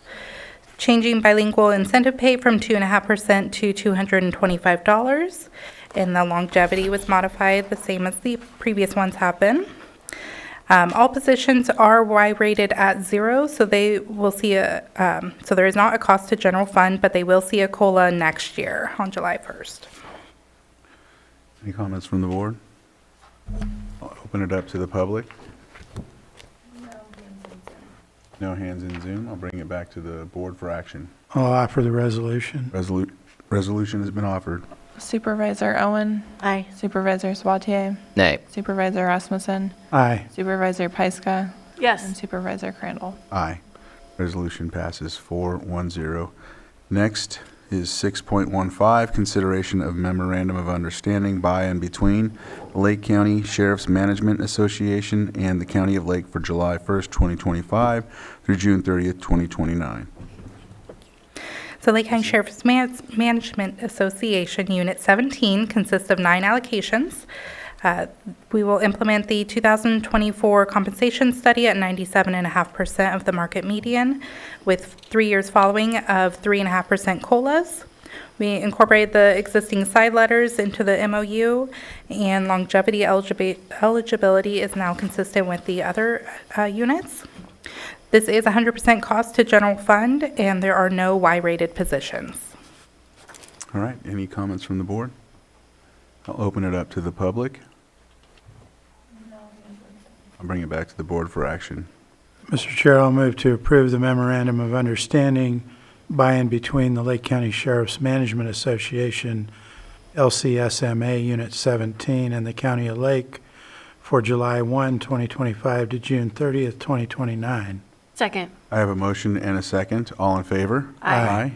Any opposed? Nay. Motion carries 4-1-0.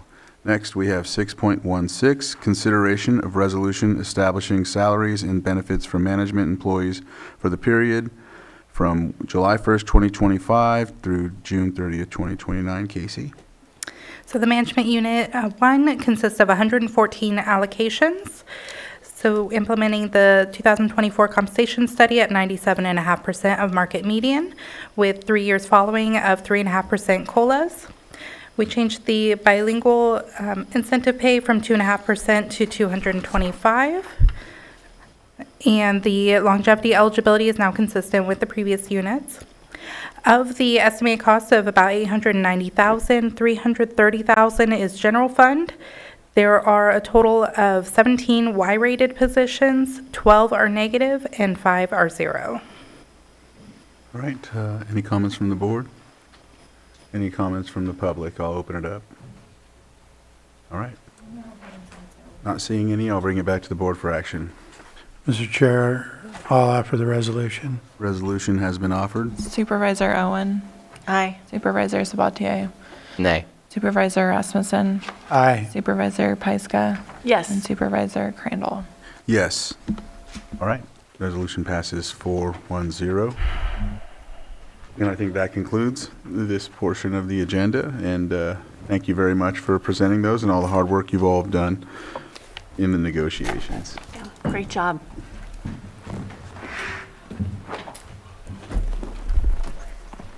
All right, so we'll go on to 7.7. Consideration of update on the Lake Como family sculpture at Historic Courthouse Museum project, and B, consideration of amendment 1 to the agreement with Nordhammer Art Foundry for the creation and installation of the Lake Como family sculpture. And we have Lars Ewing here to present this.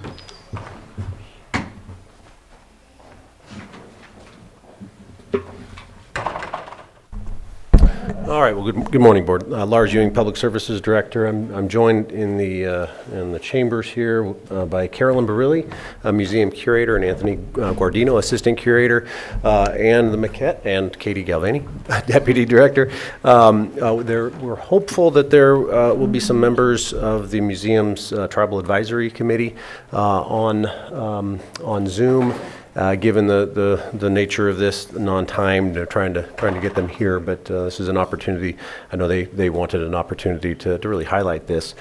For some background, your board is likely aware that this project has been in the works for quite some time. The county is under contract with Nordhammer Art Foundry in Kelseyville to design, fabricate, and install a life-size, this is not life-size, but a life-size Lake Como family statue on the grounds of the Courthouse Museum. What drove this agenda item is a no-cost time extension to the contract with the foundry. They had some delays of a personal nature that county staff felt were justified to allow the extension, and especially since they're in progress with a lot of work. So it's also an opportunity as the board is considering that amendment, extending time for 6 months. So to address that piece, it would be a 6-month extension out to December 30th, 2025. So we anticipate this being completed in the next 6 months or so. It's also an opportunity to present what we're calling the maquette. This has been done for, I think, about a year, give or take. And I saw some pictures of the castings that are done, life-size castings. So there is progress above and beyond the maquette here. But it really is. It's been a labor of love, going back not just years, decades, but generations. Certainly, that's an opportunity to really honor the Lake Como people. So it's here we are with at least something tangible to show that we're working toward that. So I'm going to pause there because the work has been done by others, not me. I'll invite Carolyn, Anthony, Katie, if you'd like to speak, but really it's an opportunity for the board to see this. Consider, of course, the amendment. And Johanna, let me ask you if there are any on Zoom that may have joined. It would be, is it Les or is it Millie Simon? Millie, okay. Les or Millie. Yeah. Supervisor Sabatier. I'm wondering if we can put the maquette in an area where we can zoom on it on the camera so that people on Zoom, people on PEG TV can really see it. Sam up here. Yeah. Yeah, there you go. Yeah. We can There. turn you it too so they can see it all. I'll turn it in a little bit. Yeah. I think it looks amazing. Oh, I love it. Yeah, I know Thank you. Les and Wanda Quidquid and Millie, they put a lot of work into this. There's other notable elders that have from the Native community that have as well. They always are on me. I mean, everybody for, so they can see all yeah, sides? that'd be great, for donations, because I know this is a initiative to catch donations to ensure that, yeah.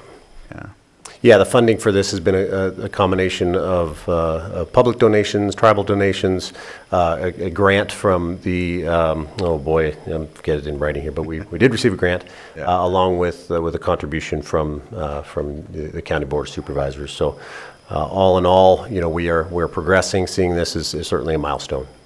All right. Yeah. All right, any other comments from the board? We'll open it up to the public. Yeah. Go ahead, Supervisor Spatier. I just have a quick question. We're extending the contract. Is the contract with full installation being done by December 31st, or casting overall being done and installation at a later time? Well, it's a good question, because the contract includes installation, but the county is responsible for the base. So we're progressing toward that to have it ready for installation. So by contract, installation would be before December 30th, 2025, barring any other unforeseen circumstances. Okay, thank you. Looking forward to it. What kind of base? We are looking at a granite base, I believe. Oh, is what we're awesome. looking at. I was thinking that. Yeah. That would be phenomenal. Yeah. All right. That is phenomenal. I love it. Good. There's no less or, okay. Turn it one more time. And if your board is willing to entertain a subsequent item for a timed item later, I'd really like the opportunity to give them a chance to see this and do it at time. That was a mea culpa here. We have this the amendment. The agreement expires at the end of this month, and so we were time bound there. Given everything that is on the agenda, getting a timed item was a challenge. So we'll work with the members of the Tribal Advisory Committee to come back and potentially at that point we may have something of a larger opportunity to bring in and carry. All right. Thank you. Where are we keeping this until then? This is down, I believe, at the museum, right? Yeah, the courthouse museum. Okay, great. Go ahead. One more question. I take it that it's not just going to be installed and we walk away. There's going to be some sort of celebration, some sort of, okay. Whether we planned on that or not, the direction is there. And yes, of course, yeah, it wouldn't just be It'd be a lot it's cooler there if one that's day what and happened. then we do nothing for it. So absolutely, yeah, that'll be arranged. Awesome. I'm impressed. Yeah. Well, I appreciate the museum staff, both current and former staff who are no longer with the county worked hard, but most importantly the tribal representatives who had a lot of input and obviously a lot of history with this. All right. With that, I guess there's just action. Sure. Mr. Chair, I'll move to approve Amendment 1 to the agreement for the creation and installation of the Lake Pomo family sculpture at Historic Courthouse Museum and direct staff to coordinate work toward project completion. Second. I have a motion and a second. All in favor? Aye. Any opposed?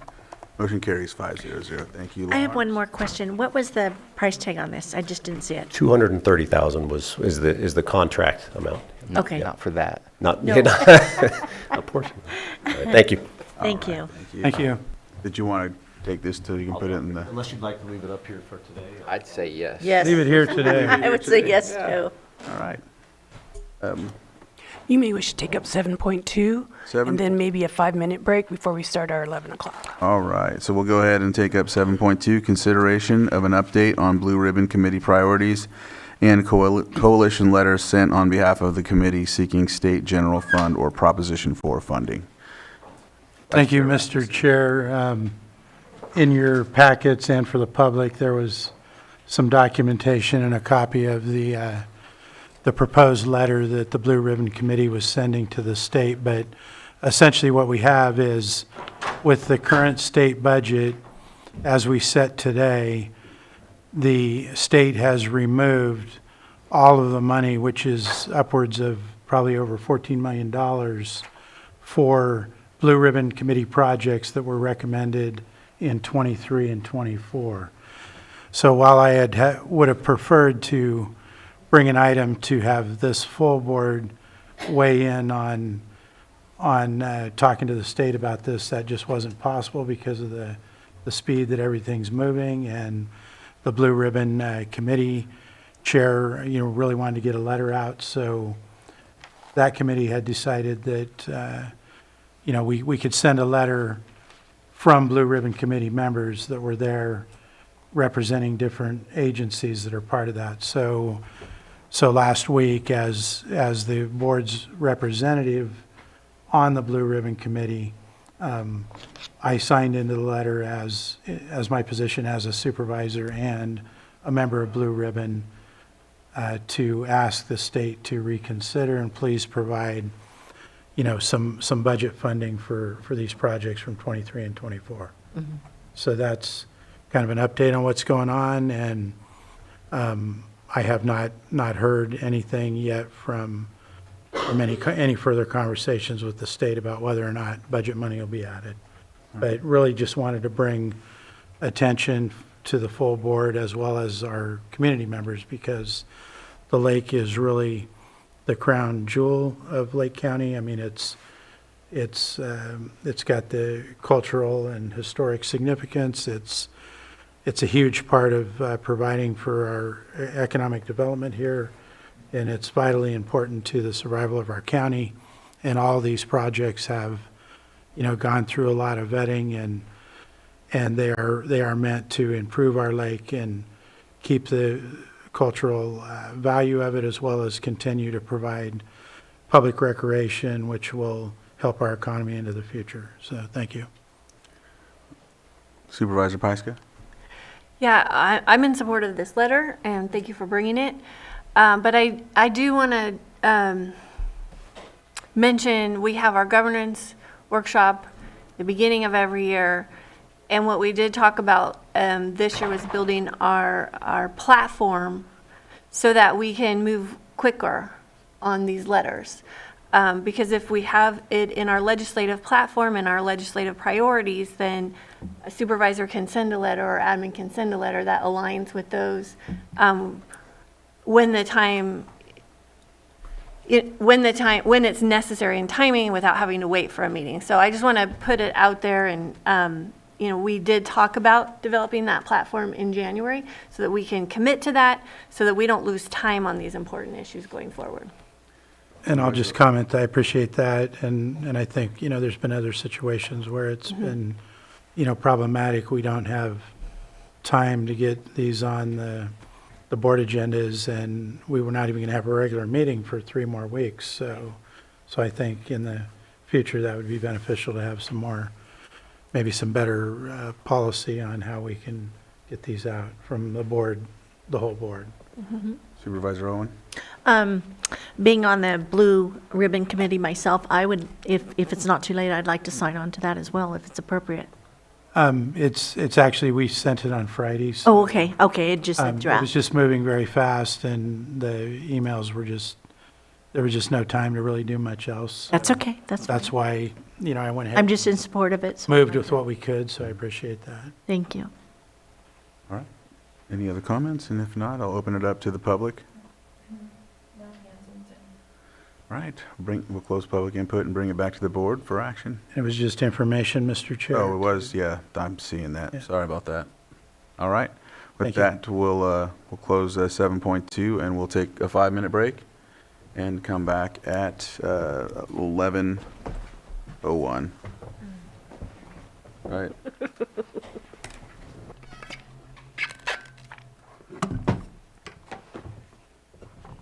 Oh, there we go. Sorry. Okay, welcome back to the Board of Supervisors meeting. We're going to move on to 6.17, hearing consideration of appeal of Planning Commission's revocation of major use permit UP 20-50 for commercial outdoor cannabis cultivation of up to 110 square feet located at 26102 19N 16 Road, Lake Pillsbury, APN 001-030-36, permittee John Evans and Pillsbury Family Farms. Community Development Director Maria Turner. Go ahead. Mr. Chair. Oh, yeah, and we'll have to make sure everyone's sworn in that is here on behalf of this item and hearing. Okay, if you're on Zoom and you want to give testimony, please raise your hand in Zoom so I can do the swear-in. I'm an attorney on behalf of the farm. Would you like me to swear in as well? That would not be necessary because attorneys typically don't provide testimony. Great. It's just arguments. Thank you. I see no hands on Zoom. So if you're in the chambers, please raise your right hand. Do you solemnly swear that the testimony you're about to give will be the truth, the whole truth, and nothing but the truth? I do. All right. Thank you. All right. Good morning. Mireya Turner, Community Development Director. You have before you today an appeal of the Planning Commission's revocation action for major use permit UP 20-50 for Pillsbury Family Farms. I would just like to highlight a few items in the Planning Commission staff report of the project timeline.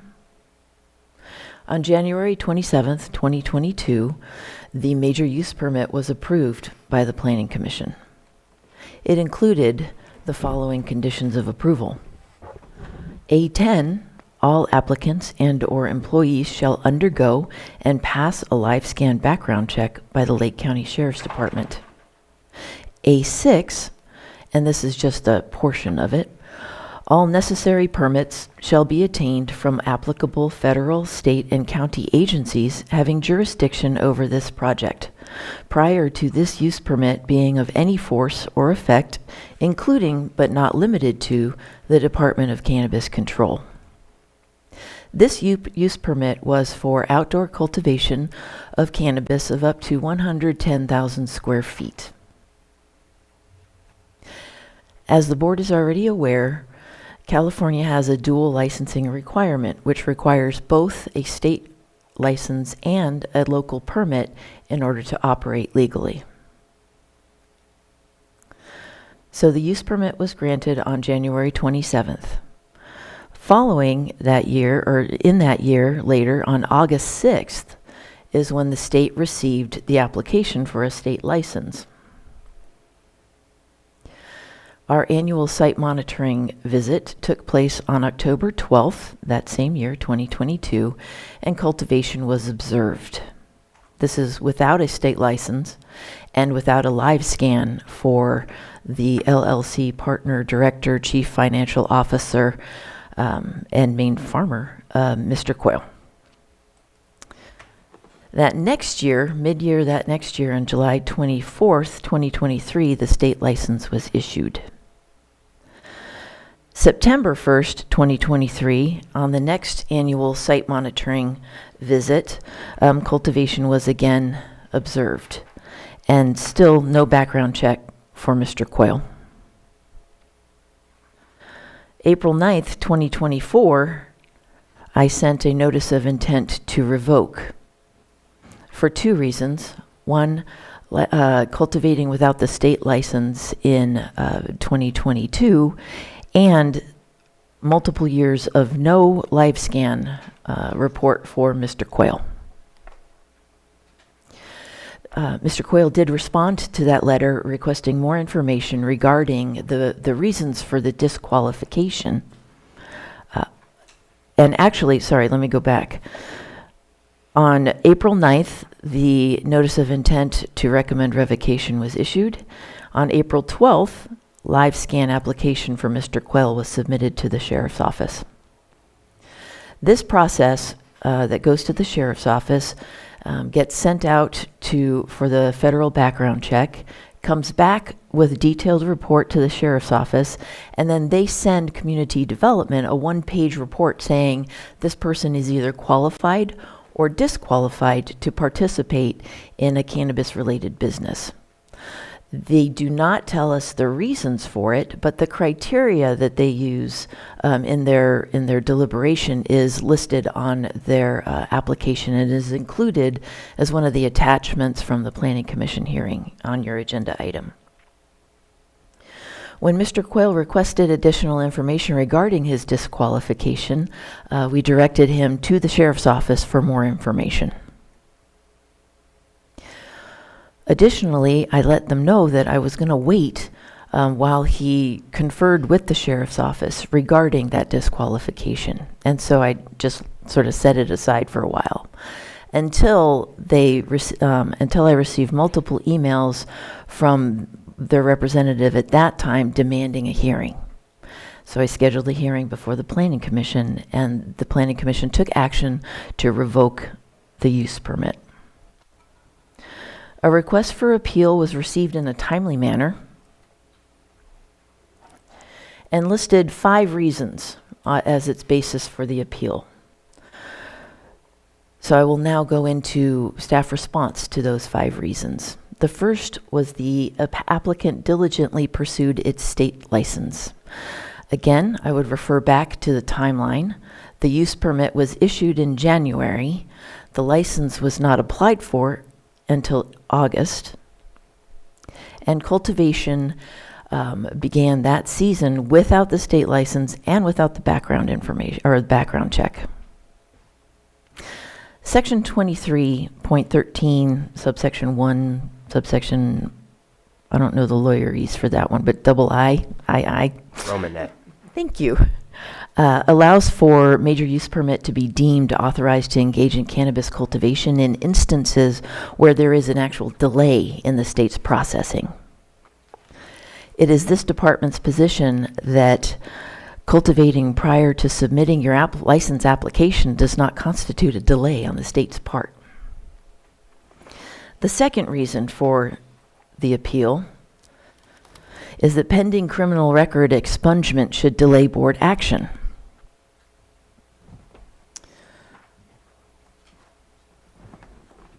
Again, this department was delaying action so that the permittee could confer with the sheriff's office until the permittee's representative demanded in multiple emails that we go to hearing. So we did so. Multiple years of cultivating without a background check is a clear violation of the conditions of approval. Third reason, due process and discretion should be exercised fairly. Due process was followed in this instance. The March 27th, 2025 Planning Commission hearing was held in accordance to Chapter 21 processes. The application was received in a timely manner and then scheduled before this board also in compliance with Chapter 21 due process. The fourth reason for the appeal is that there's no ongoing public safety risk.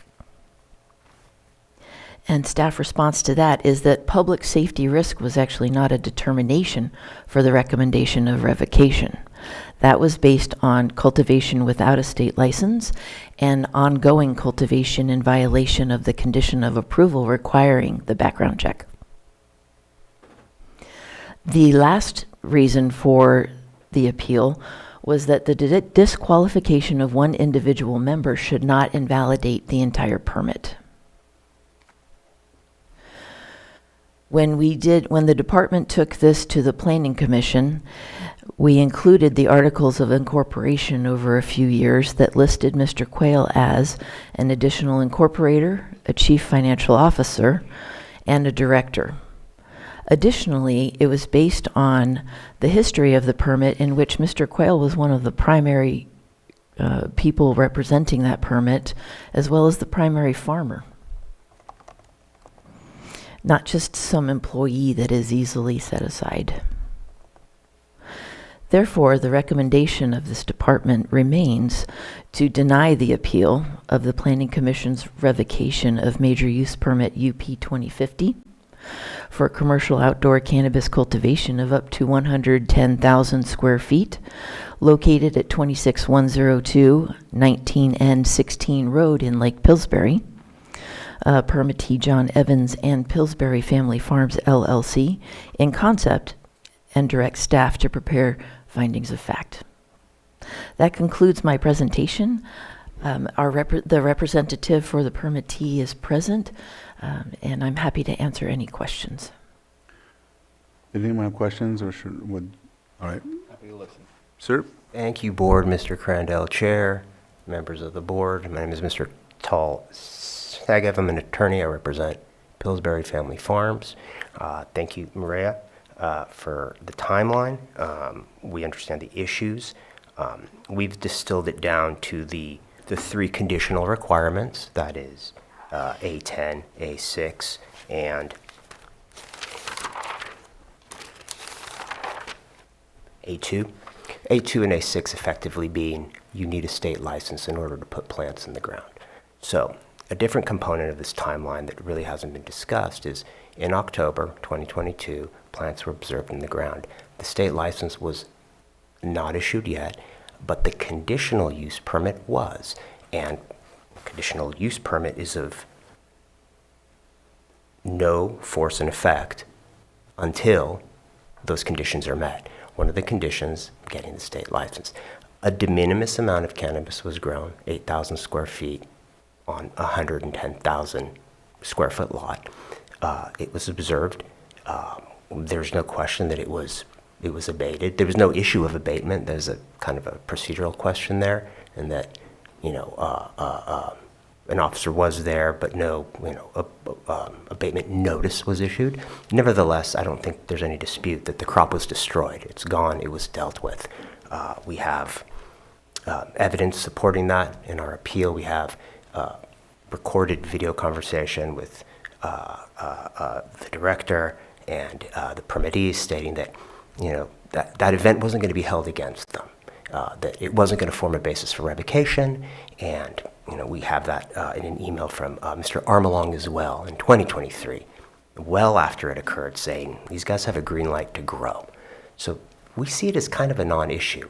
It's moot at this point. Tax was collected in 2022. Plants were in the ground with a license in 2023. Tax was collected in 2023. Plants were in the ground in 2024. Taxes were collected in 2024.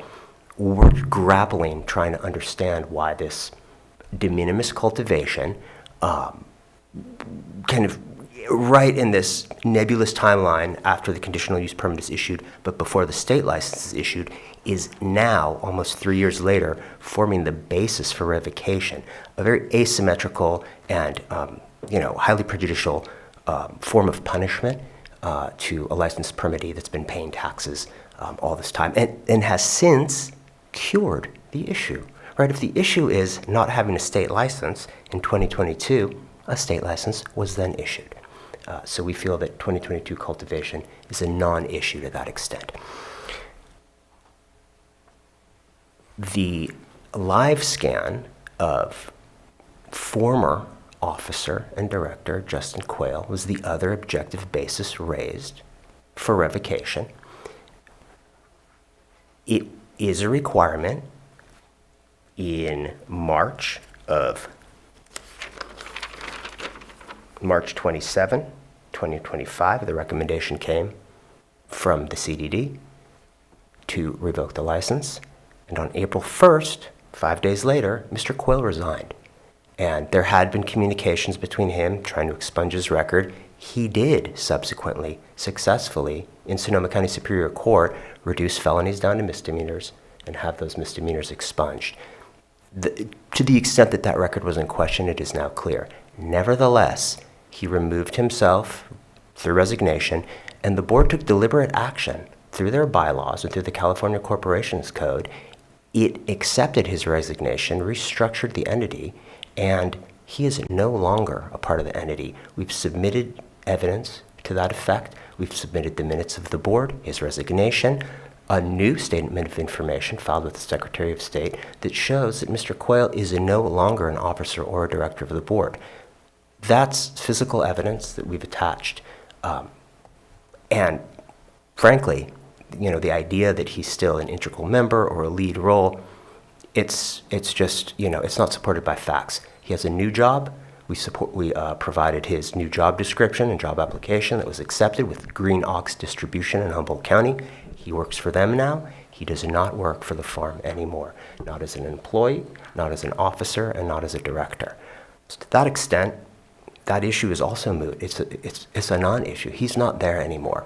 For it to form the basis of revocation would be to hamstring a company that generates tax revenue, that can provide jobs, that creates a product, on a former officer and director's conduct that was rectified. He's still working to, get his record expunged to a point that, would be acceptable. But it's a long process. It's a long road. These cannabis offenses are, they're draconian, they're antiquated. It's hard. You have to go through the court proceedings. It costs a lot of money. It takes a lot of time. He's working on it. But separately from that, he's not part of the company anymore. So based on those 2 points, we're effectively asking that the board not revoke the permit, and I would submit on those points. Any questions from the board at this point, or would we rather open it up to anyone that would like to speak on this? Did you have more to add at all? No, I'm open to any questions. I realize it's a consolidated version of events, but the director, laid out the facts as they are. I feel like, it really distills down to some plants in the ground in 2022 and, a former officer and director that's not here anymore. I would like to hear from the audience first and then bring it back. Yes, I wanted to hear from the public before I weigh in. All right. Is there anyone here that would like to speak on this that's already swore in?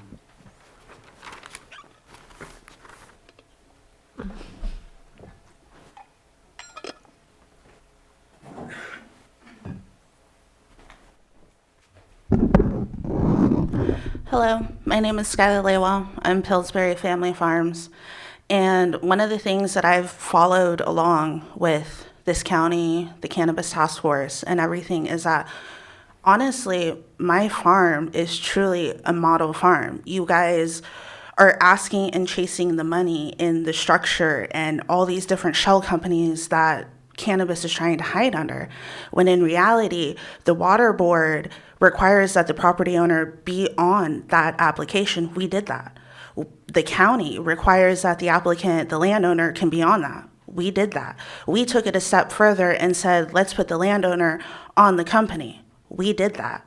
We have been doing everything we possibly could. We have been as transparent as possible, but that transparency has been used against us, and it's a new term that I've had to come to accept, but it's really hard. It's called coerced compliancy. And that's what happened here. In February 7th of 2025 of this year, we asked Maria, what else do we need to do? She said, you have to go to the sheriff's office to get the sheriff to change his mind. Nowhere in the state of California have I found that we have to go to the sheriff directly to get them reverse their decision on a background disqualification. That process is done through the courts. He did that. But yet she still pushed forward, and you've seen that on March 27th of 2025. This director is going backwards and setting your county back in the Reagan eras where there still is a war on drugs, where people with expungements don't have a chance in this county. And that is truly, truly terrifying to exclude people that go through that process. To say that one employee, if I hired several employees, if Pasta Farms hired several different employees with criminal backgrounds, and they found out that one of those employees couldn't pass, they have to shut down that entire permit? This is a dangerous precedent you guys are standing in. And in true honesty, we have come here and we have spoken, we have pushed. Yes, we're annoying. Yes, we ask a lot of questions. We want to know where the straight path forward is. When we asked her, where in the ordinance can we find that we have to go to the sheriff? She said there is no ordinance outlining how to petition the sheriff to reverse their decision on a background disqualification. That process is done in court. The undersheriff said that in court. He said it in an email to us. We have done everything we could. We've gone to a meeting with Eddie Crandall, and we sat in that meeting with her, and she said, oh, I'm not going to take your license, but yet here we are. We have an administrative director who takes her power and uses it against people like us, people like John, who are technically qualified to own a license. He was arrested in 2015. That was the cutoff date. Even in your equity grant application, it says 2015 was the cutoff date for that. John Evans qualifies, so why take away his right and his opportunity from his land use permit? What are you guys doing? What is this administrative person doing? I have filed several complaints. If filing complaints is a nuisance, then let's take away the public's right to file complaints against county employees. Honestly.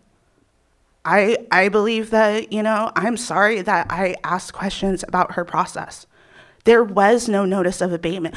Under Article 31112, high severity violations constitute a notice of abatement. And you go and you look at that section, you have to go to Chapter 13 to get a notice issued. Linda did not follow the steps and procedures, but Maria kept instructing her to do something outside of that scope. What does that say? In Alvarez Farms, yes, they had a lot of environmental issues. We don't have that issue. We have done everything we possibly could to be as transparent. We asked, where is the notice to abate? We weren't issued one. Where is the order to abate? We weren't issued one. I asked, where is the process? I was told there is no process, but we had to write a report. She's telling you we requested this revocation. In September and October, she issued the notice, and I requested in October to proceed with the October 10th. That was not done. So for her to perpetuate the story that we are requesting, are you guys now allowing permittees to tell the county what to do? No, staff has to tell the county what the permittees need to do. If she's pushing it forward on October 10th and she's claiming that she needs more information, and I abated the crop, there was no fine or fee issued, but you guys want to see those fines and fees issued, and she's taking it away from the county. She is taking that eradication that when our sheriffs are getting grant money to come out to eradicate illegal cannabis that is being grown, why are they being denied their grant money to come out? They should have been there when I had to eradicate. I don't care if I had to pay them. They should have been there because they are getting grant money to go out and eradicate illegal commercial cannabis. If Fish and Wildlife has to be present for illegal commercial cannabis eradication, why wasn't that done on my farm? Why is my farm being treated differently because I would choose to ask questions because I'm a minority person? Because I partnered up with an elder who qualifies? Because I decided to open my doors to somebody who's disabled? But that's not allowed in this county. I want to have Black people join, but I can't do that because of her regulations that she wants to perpetuate that are going outside of state law. I don't believe we need the California regulation if we have Murray law. I really don't. There is no purpose. She is a king in her own sense. Thank you.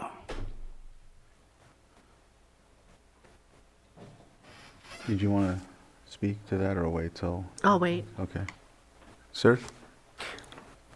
I would just reiterate a number of points that our position is that 2022 was de minimis and a non-issue. There are procedural deficiencies. I appreciate that they were raised. Maybe I didn't push them hard enough, but if you look at attachment 6 of the March staff report, it's riddled with issues. The check boxes aren't checked. It says, in quotes, it needs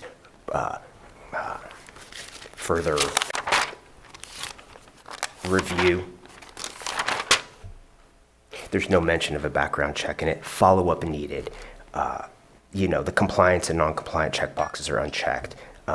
Again, no notice to abate was issued despite code enforcement officer being on site. These are procedural shortcomings on the county's part, no doubt. And that's, that happens. It happens. There's procedural missteps on the permittee's part as well.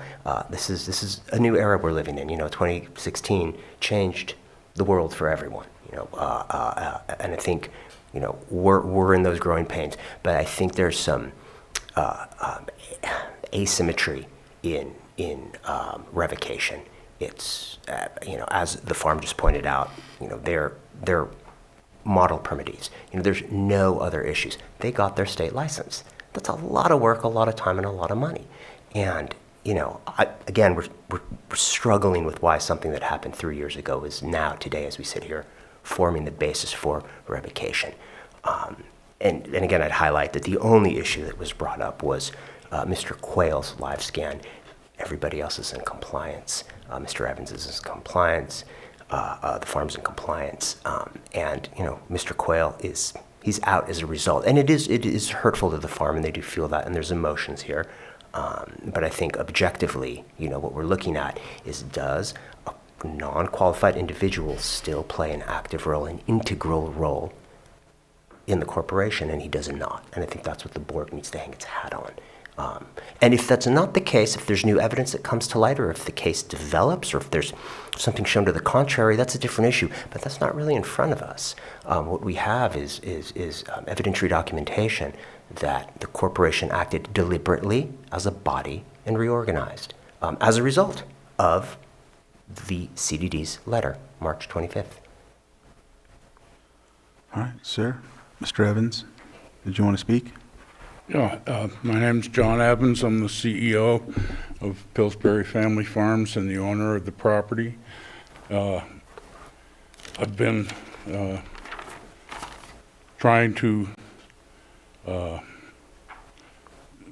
get through this process for 6 years to get the license and establish our farm as a legal business in the county and contribute to the county in a legal manner, and was encouraged, was told that I qualified and was encouraged to become legal. And it has been a long, difficult struggle financially and to deal with all the regulations that come along with the relegalization. And we've tried our best to comply to those regulations, and we've had some issues, but to my understanding, they've been resolved. And at this point, if those issues are resolved, after all of my efforts to comply and become a legal business, I'm being shut down. And I have a difficult time accepting that as reasonable after all the things I was told about being encouraged to become legal, and that you were going to try to facilitate and help us comply with the regulations and become a legal operating farm in the county. And after all this struggle to see it come and be denied so cavalierly, I have problems with that. So I'd like to see our license continue and to have a better relationship with the county and maintain our business and contribute to the community and the county. So that's what I have to say. Thank you. And I would just piggyback on those points that the board doesn't have to revoke. It's not mandatory. It's not a bright line rule here. It may, but the county ordinance 60.12A allows resolution to be found. It can modify the permit rather than revoke it. It can accept the board's reorganization. Mr. Green?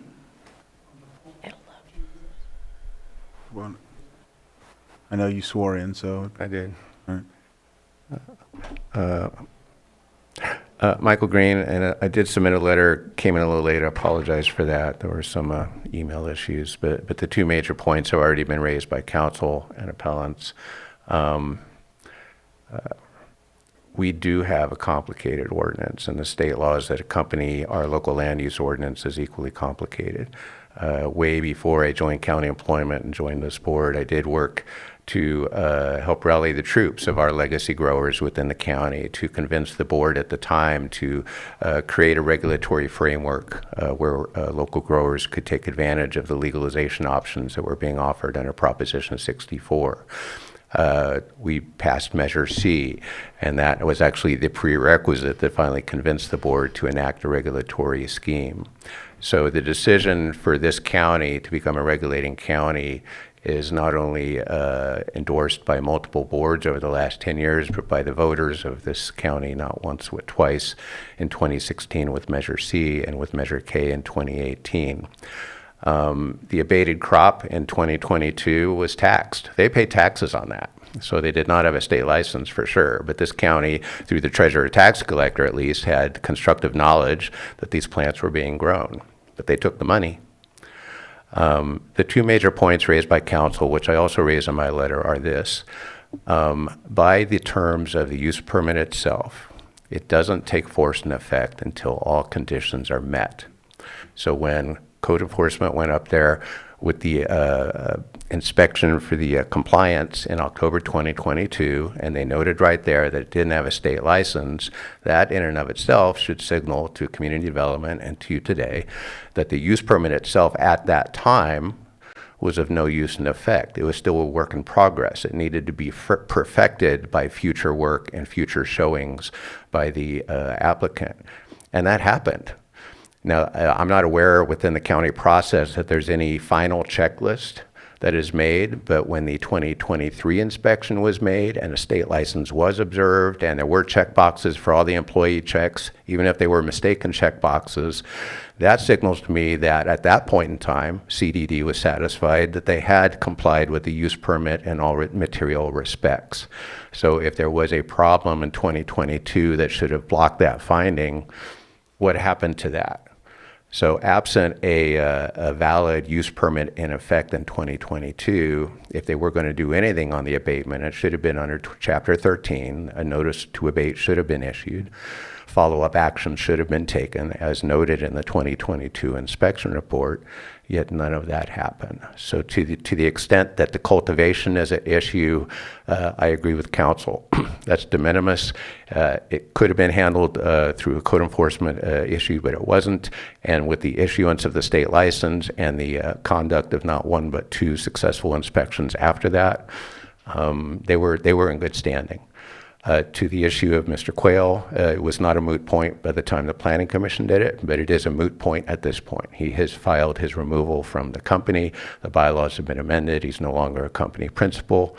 It is interesting to find that the state background check process differed somewhat from the counties, and I don't really know why, and we don't need to go into that now because Mr. Quayle has basically taken himself off of the company. But Proposition 64 was written in a way so that legacy growers who do have past convictions for cannabis-related conduct that is no longer illegal, at least not to a felony extent under state law, don't have those convictions count against them automatically.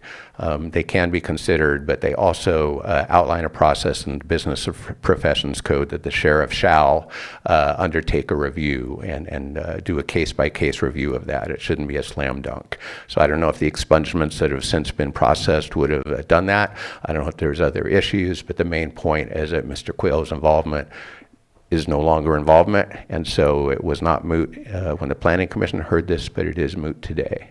Your board does have discretion. It may modify the use permit to accept the remaining owners as the valid owners of record for this permit, and to take understanding that as much as we want to hold our licensed cultivators accountable, the county also must be held accountable for having understandable processes. And unless and until we find a final checklist that is going to let a grower know that if they pay their taxes and they get their state license, but they didn't hit other check boxes on the county process, let them know that so that we can have common agreement between growers and the county as to you got your state license, you satisfied your use permit, you're active now, and now we're going to process you and violations under Chapter 21 instead of Chapter 13. But we don't have that in place right now. Thank you. All right, thank you. Is there anyone else in the chambers or on Zoom? I would just add one final comment, if I may. This is, and it speaks to Mr. Green's point, this is a land use permit, and violations are to be quit or cured. And I think what we've heard here today, the totality of the analysis, is that everything that's been alleged has either been quit by crop destruction or cured by the conditions of the permit being met through the state license and the live scan issue being resolved. All right. With that, I'll bring it back to the board. Did you have anything to add? Okay. And so I know there was some questions. I didn't know. I think I'll go ahead, Vice Chair. Well, I mean, I think with the facts that community development had and the Planning Commission had, and based on our current ordinances and policies, they acted appropriately. But at this point, with the fact that Mr. Quayle is out and there is a state license, I'm just wondering, thinking that, we're gonna still shut him down. It's been 3 years later. I have concerns with that. now that we're in the situation we're in now, where Mr. Quayle is out of the company, I mean, yes, he's got, I mean, at the time of his background, that was an appropriate denial of his operation, but that's been cured, and on top of that, he's not an operator anymore. So I'm just concerned about shutting him down based on, where we're at today, and the fact that, I don't know how the new ordinance is going to turn out, but, there may be changes in provisions on how we apply, denials and things like that. So that's my thoughts right now. I know Supervisor Owen had hers up, and then okay. Go ahead, Supervisor Owen. I'm a little late to be able to look at your, the staff report, and the reason why was I have not been able to load it, and Supervisor Spati just took me in a back door. So I haven't been able to really look at the staff report. However, the Planning Commission, when did this come before the Planning Commission?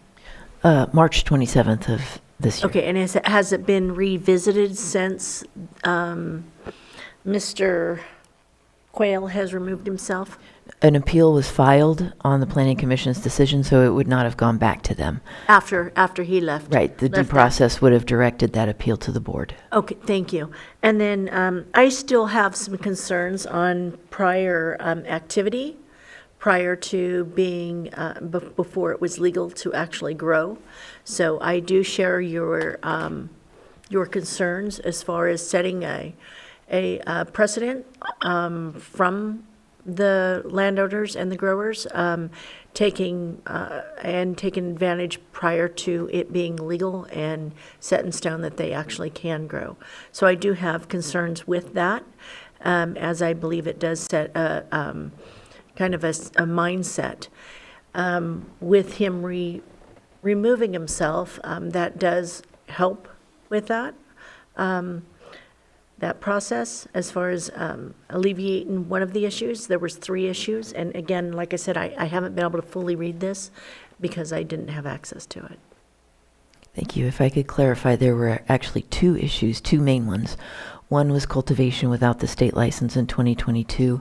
The other was cultivation for a number of years without satisfying the requirement for a background check. Mm-hmm. Mm-hmm. And that's what I said. I do share your concerns with that.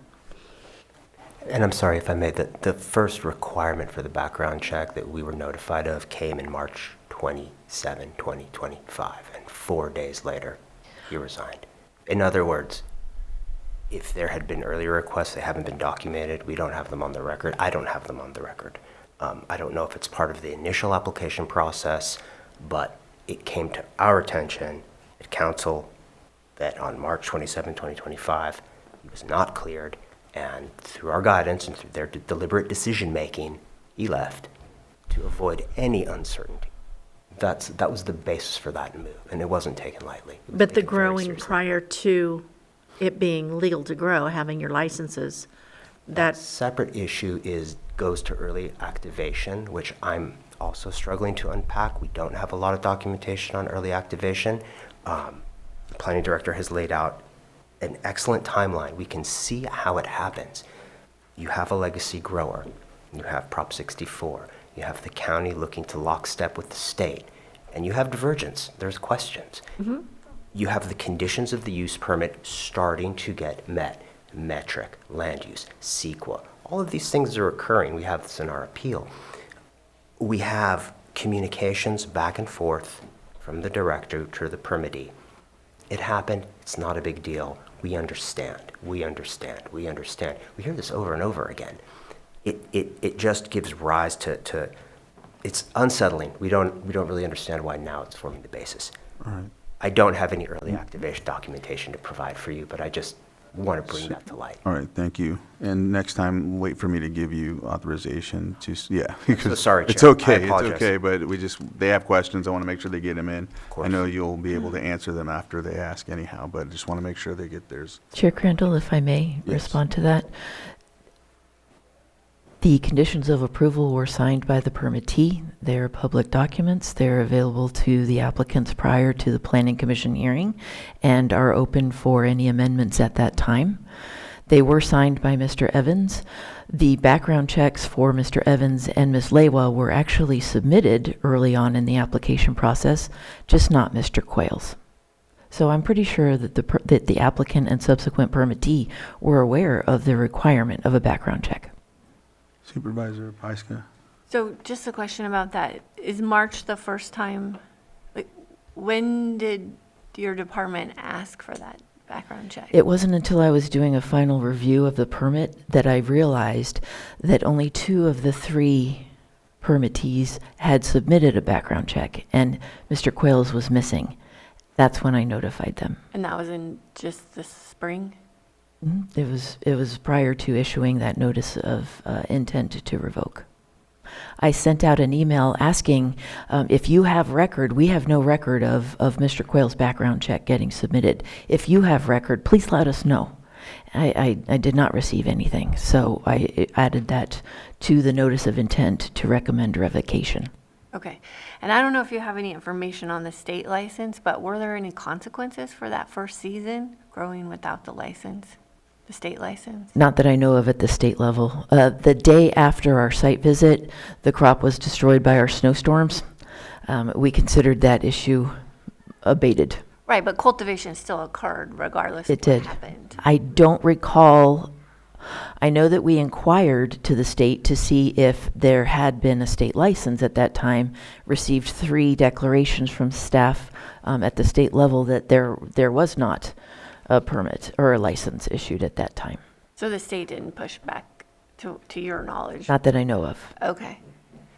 And then they had the state license before they cultivated. The next year, they received it while they were cultivating, but prior to harvesting, so we considered that fine. Okay, thanks. Supervisor Sabatier? Interesting. I see mistakes that have occurred from both sides that I want to help clear up. During the process of approving initially, there is a background check that needs to be done prior to an application being forwarded to the Planning Commission for approval. Am I correct on that? We do consider passing the background check as a completeness item, yes. Okay. So That is a change apparently from when this one was approved. And I feel like based on the inspections that says background checks, yes, that there was continued lack of knowledge that background checks were missing. We check for background checks of employees for annual site You only know what you know, monitoring. right? You only know what you know. You're only checking background checks on those that you feel should have the background check. But if there was no specific request for a background check, yes, they are in violation of it. But if his name is on there from the beginning, I feel we made a mistake by missing that in the first place in 2022 when it was approved by and ongoing inspections. The issue of the 2022, I don't think you would have found yourself in any different situation, just because if they submitted it in August and they didn't get it until July, if they were provided approval from the Planning Commission in February, there's no way by October that they would also have a license, so they would have been in the same situation, and you would have found yourself in the same situation trying to figure out what do we do. The state's in process, because it was in process, but there was also 6 months delay in them even submitting that process. What's strange is that even after all of that, we went out to inspect. Their inspections actually look decent. There are some violations. I think they needed a demo for a building that didn't have a permit. Those things seem to have been rectified as the next one, again, highlighting the good inspection and maybe little things like wattles were discussed. But it's strange to continue to provide if there's an issue with the 2022. So I'm concerned that it's kind of a conflicting message, at least that we're submitting. I won't even go into the paying the taxes of 2022 because that's confusing to me. He was told that he failed. He is out. I try to get away from the individuals, and I try to look more as to what is this business and what do we do with other businesses. And I think we want other businesses to come into compliance. I know I spoke to you yesterday, maybe not a great analogy, but even if a liquor store sells to a minor, we figure out a way to get them to come into compliance and not do that again. We don't just shut down the store. He's gone, but I have a problem. He's still on the files of incorporation, at least when I go to the state website today. And so I can't approve of continuing with somebody who may not be on our paperwork, but they're on the state's paperwork.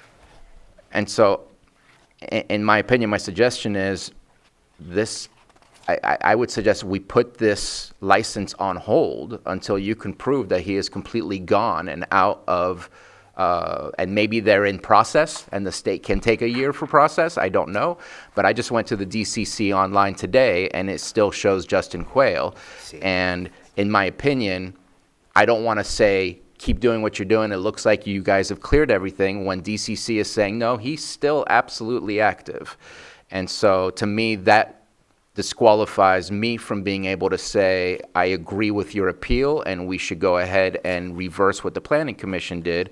But at the same time, I don't want to shut down a business that can come into compliance, but he needs to be out of the picture until, I don't know. That's my position. It's awkward to see things on the state level when they need to be cleared from the local level. I don't want that conflict of data that is being provided, and so that's where I get stuck. And I think we can find a way, but we're going to have to meet where that way should be. Supervisor, did you? Yeah.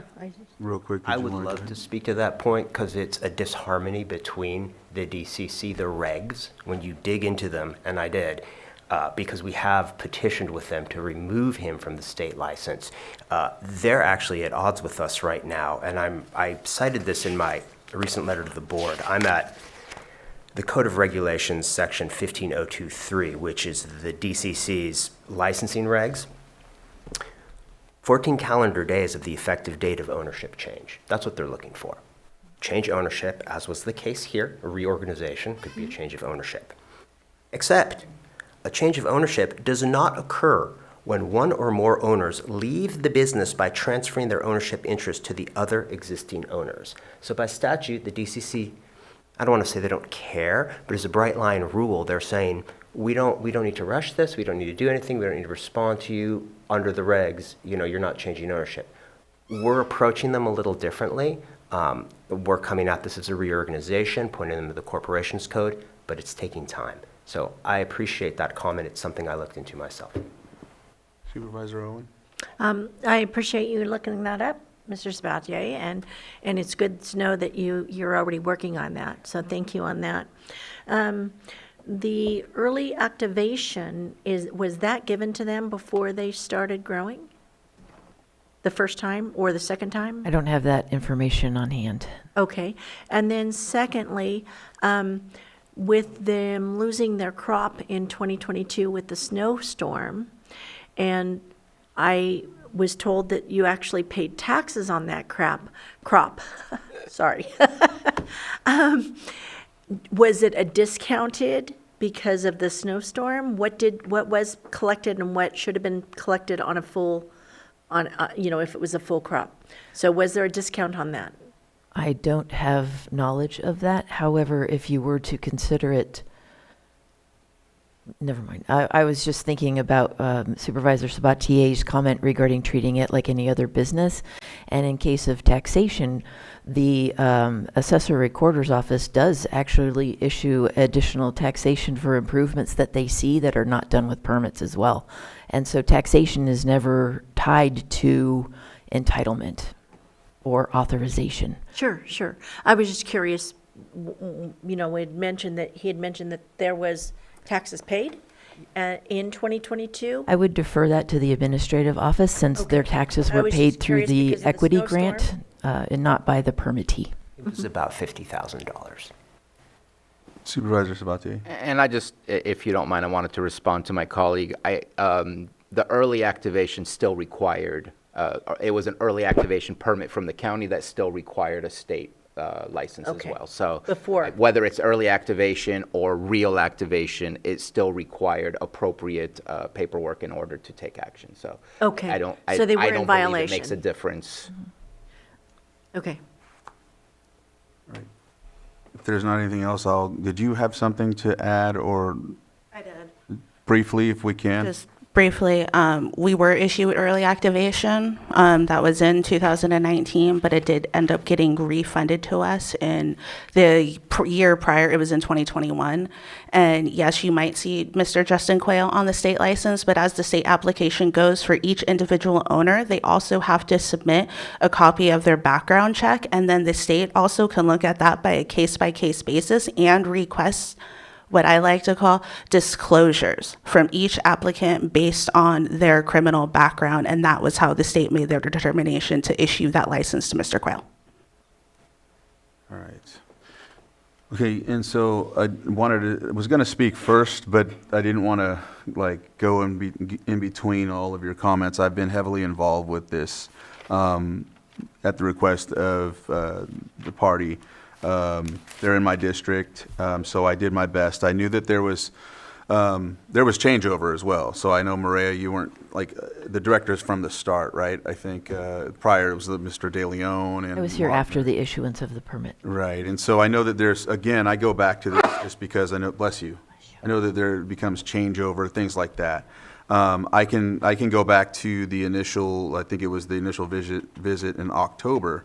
Prior to that, actually, I have one more note, that one of the comments that I continuously received from Mr. Quayle was that he had done a scan in 17, and then there was no record of it somewhere. He would look for it, went to the sheriff's to find it, and it wasn't found, and so that's why he did another one, but of course it was requested. I just remember that being 2017? brought up, yeah, from their initial filing. I remember they filed back then, but for some reason it kind of sat in hiatus until 19. I'm not aware of what filing he would have been referring to. The sheriff's office and CDD both went back in our records and found no filing for Mr. Quayle. Though if it was in 2017, it would not necessarily have been connected in 2020 Right. when they applied for their use permit. And I just bring that up because I know that there was some folks that worked there previously as well that are no longer here that basically went through the paperwork at one time. Specifically, Satir Ham, I remember that being brought, and then there was a switch to Eric Porter, and then, it just, I don't even know if the The 17. sheriff's office also did not have any record. Okay. Did you? I just wanted to add something real quick. I wasn't sure on the timeline. I know that we paused background checks because of COVID. Do you know what the timeline of that was and when we restarted it? I was not here during COVID. I'm sorry. I'm not aware of any suspension. And I'm wondering if, sorry to put you on the spot, Sheriff Bingham, but I'm wondering if you recollect approximately when we paused the background check and when we brought it back. I know that because of COVID, we didn't really want to go through the process. If it was an unnecessary process, dealing with criminals was one thing, doing background checks for licenses would be done at a later time. Just wondering what that time frame was.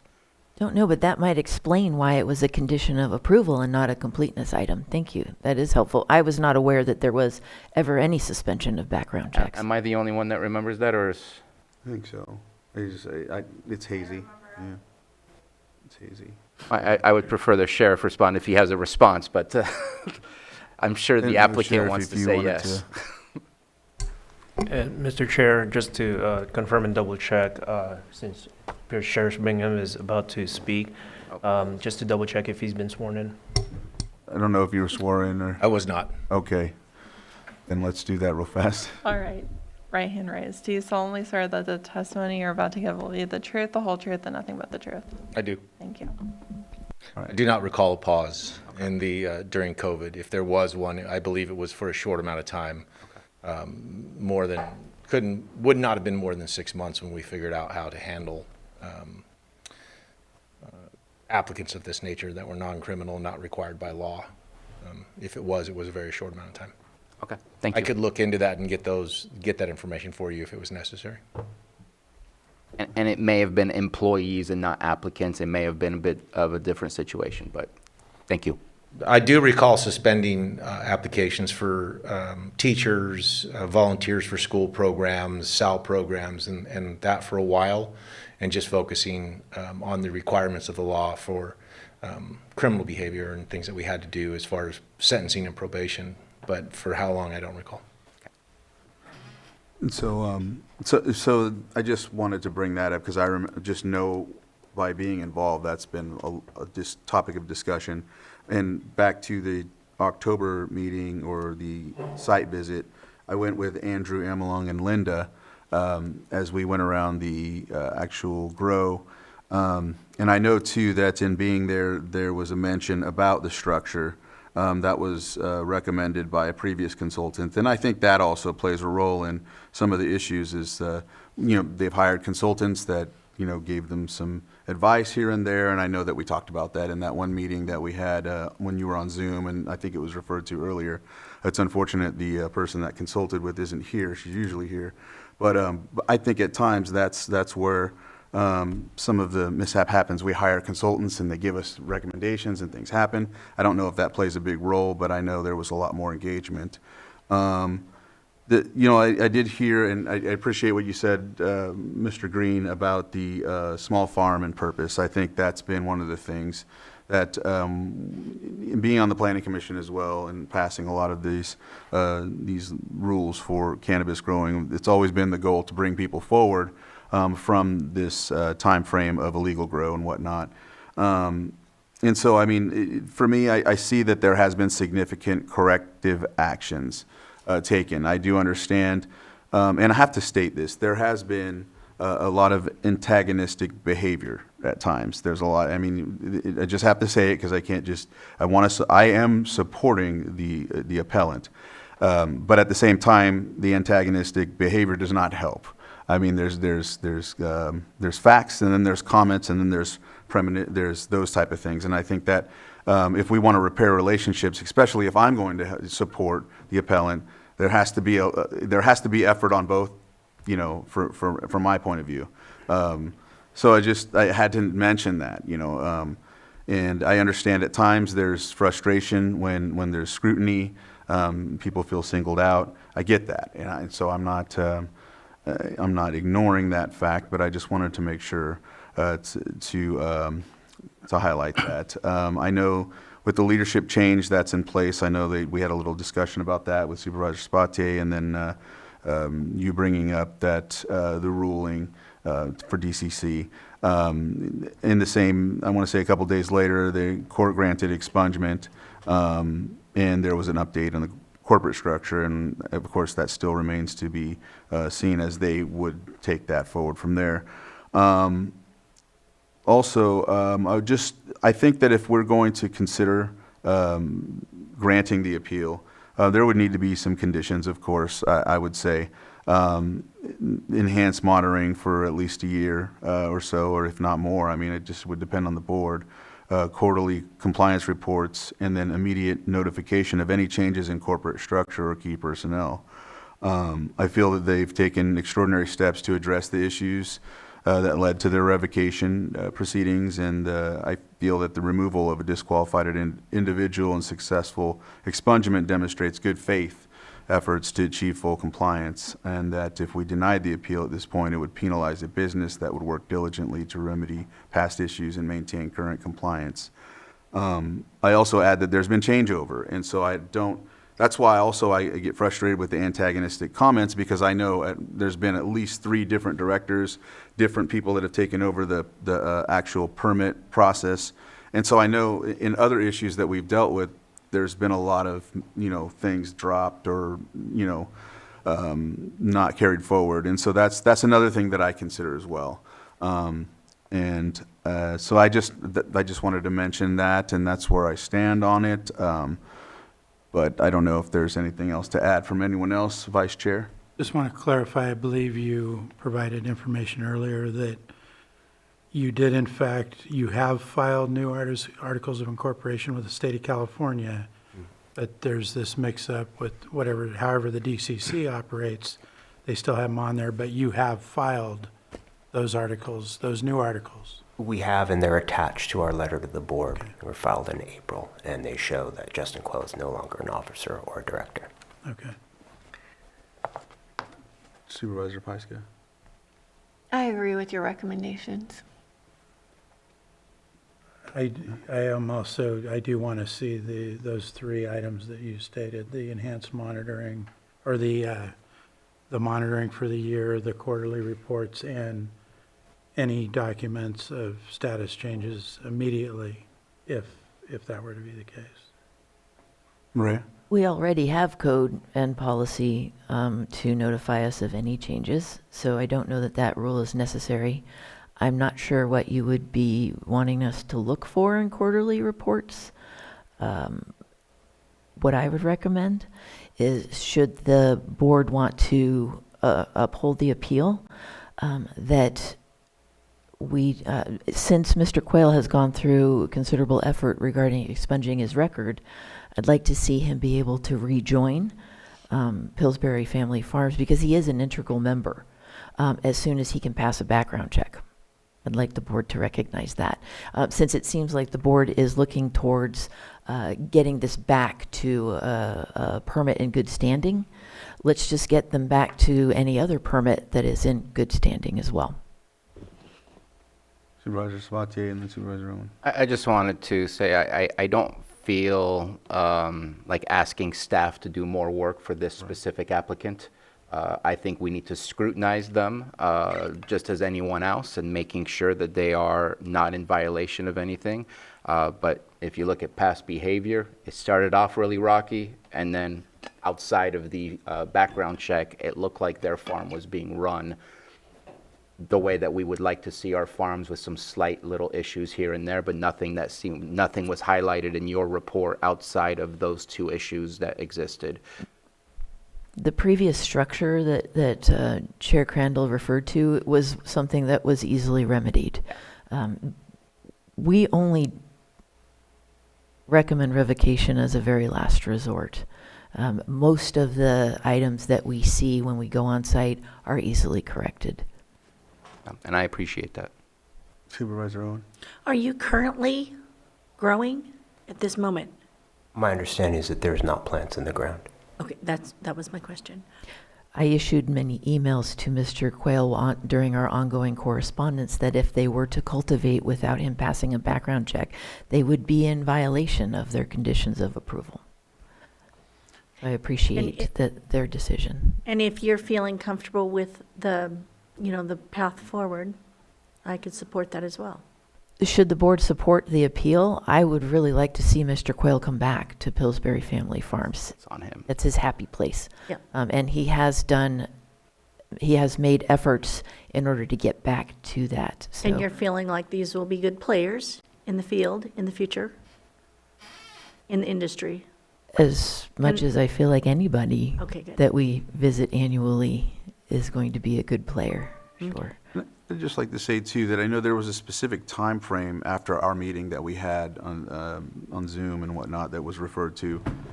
There was an attorney from up north that had got involved, and it looked like we were going in the right direction. It seemed as if we were getting somewhere, and then all of a sudden it went a different direction, and then we got back into this somewhat adversarial, not we, but I know that it was reported to me that there was an adversarial type of, situation, and I just know that you seem to represent in a way that assists accentuating that. I know that there's been a change, and there's been statements about litigation, things like that, and that gets very, very scary. And I think at times it makes it very difficult for staff or even elected officials or whoever to make comment, because if there's going to be litigation, then a lot of this comes to a time where we have to go into closed session eventually.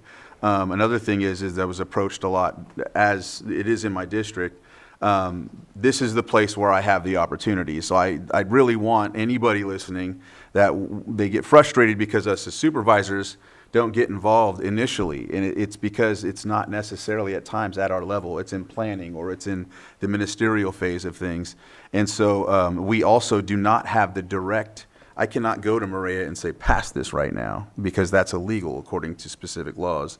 And I'll let county council if he wants to add to that. But I know at times constituents think that we have that sort of discretionary authority, and that's not the case. So I only mention that because I've been involved and engaged with the applicants and others that have the same struggles with different things. And a lot of times it's not only because of changeover, it's also because the amount of breadth that the departments have when it comes to work. So things, sometimes get put on the back burner and not intentionally. So I just have to add that as well. Lloyd, I didn't know if you wanted to know. So yeah, I wanted to add that statement.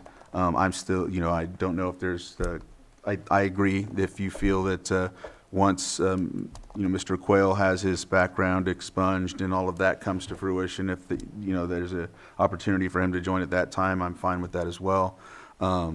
I hope that this relationship between the county and the applicant can be, remedied. I want to see working in collaboration. That's the whole point of bringing actual legal cannabis to the table here, so that we can get away from the illicit grows that are really burdening us, and I think shadowing a dark cloud on the actual legal. Supervisor Sabatier?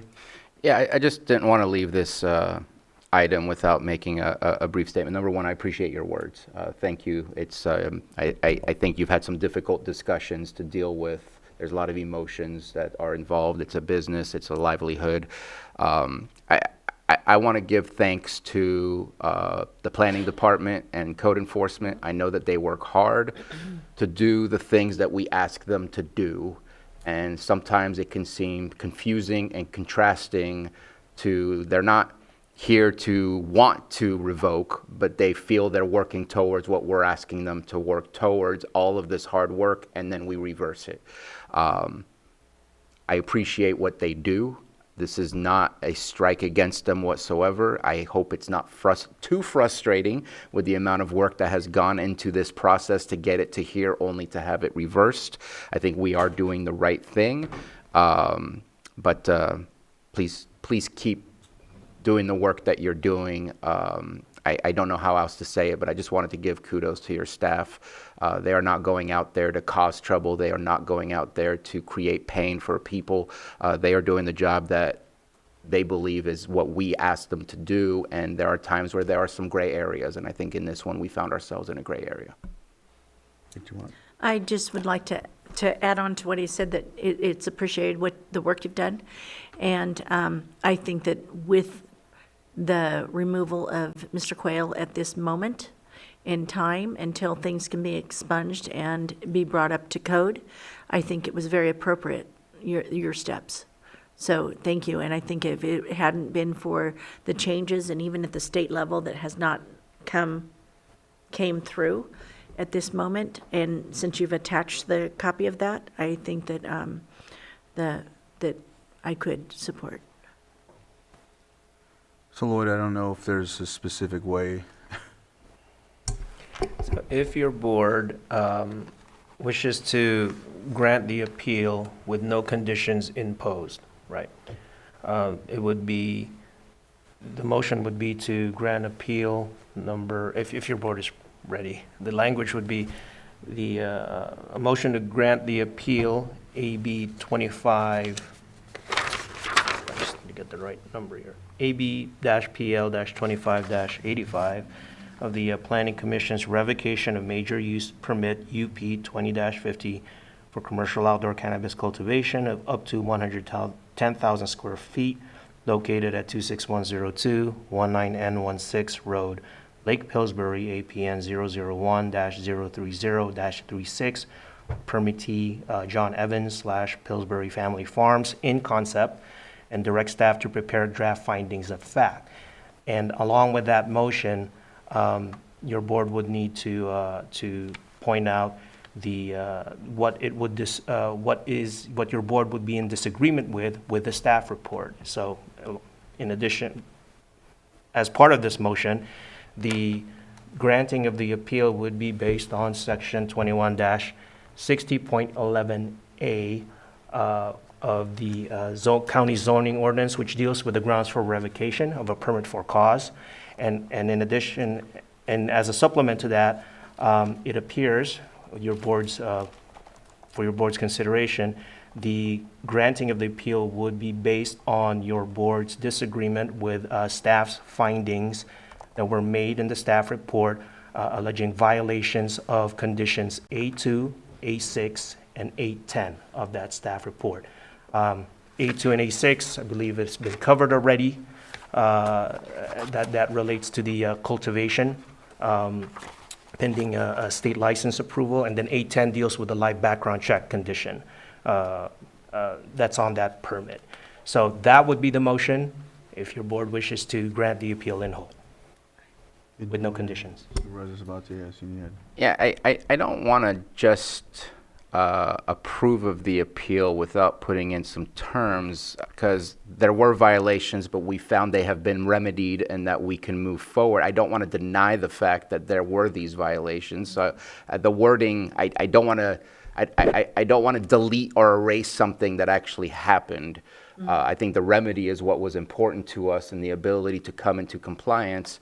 And right now, I don't know that we have all the paperwork and everything in front of us to prove that Justin Quayle currently is no longer a part of this. I want to make sure that that's in there, because or else if we just approve the appeal, then nothing really has to change anymore because we just approved the appeal. I want to make sure we set certain things in stone, that this is what we expect to see, that until he can prove that it's been expunged and can pass a live background check, that that there's proof that he no longer is on the paperwork or things like that. I know we have some stuff, but I don't want to make assumptions that that is enough proof to go through that.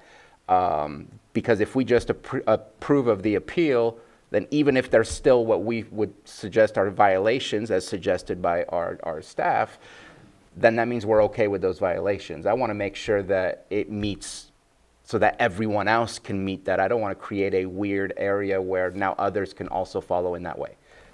So I just complicated everything for that, but I would feel more comfortable if there were conditions within our denial that as long as proof has been provided that Justin Quayle is no longer a part of the business, and that the violations, while in existence at the time, have been remedied and have been found to be brought into compliance. Hence, we agree with the appeal to move forward and to continue the license and not revoke the license, something along those lines. The one thing. Go ahead. I'm sorry.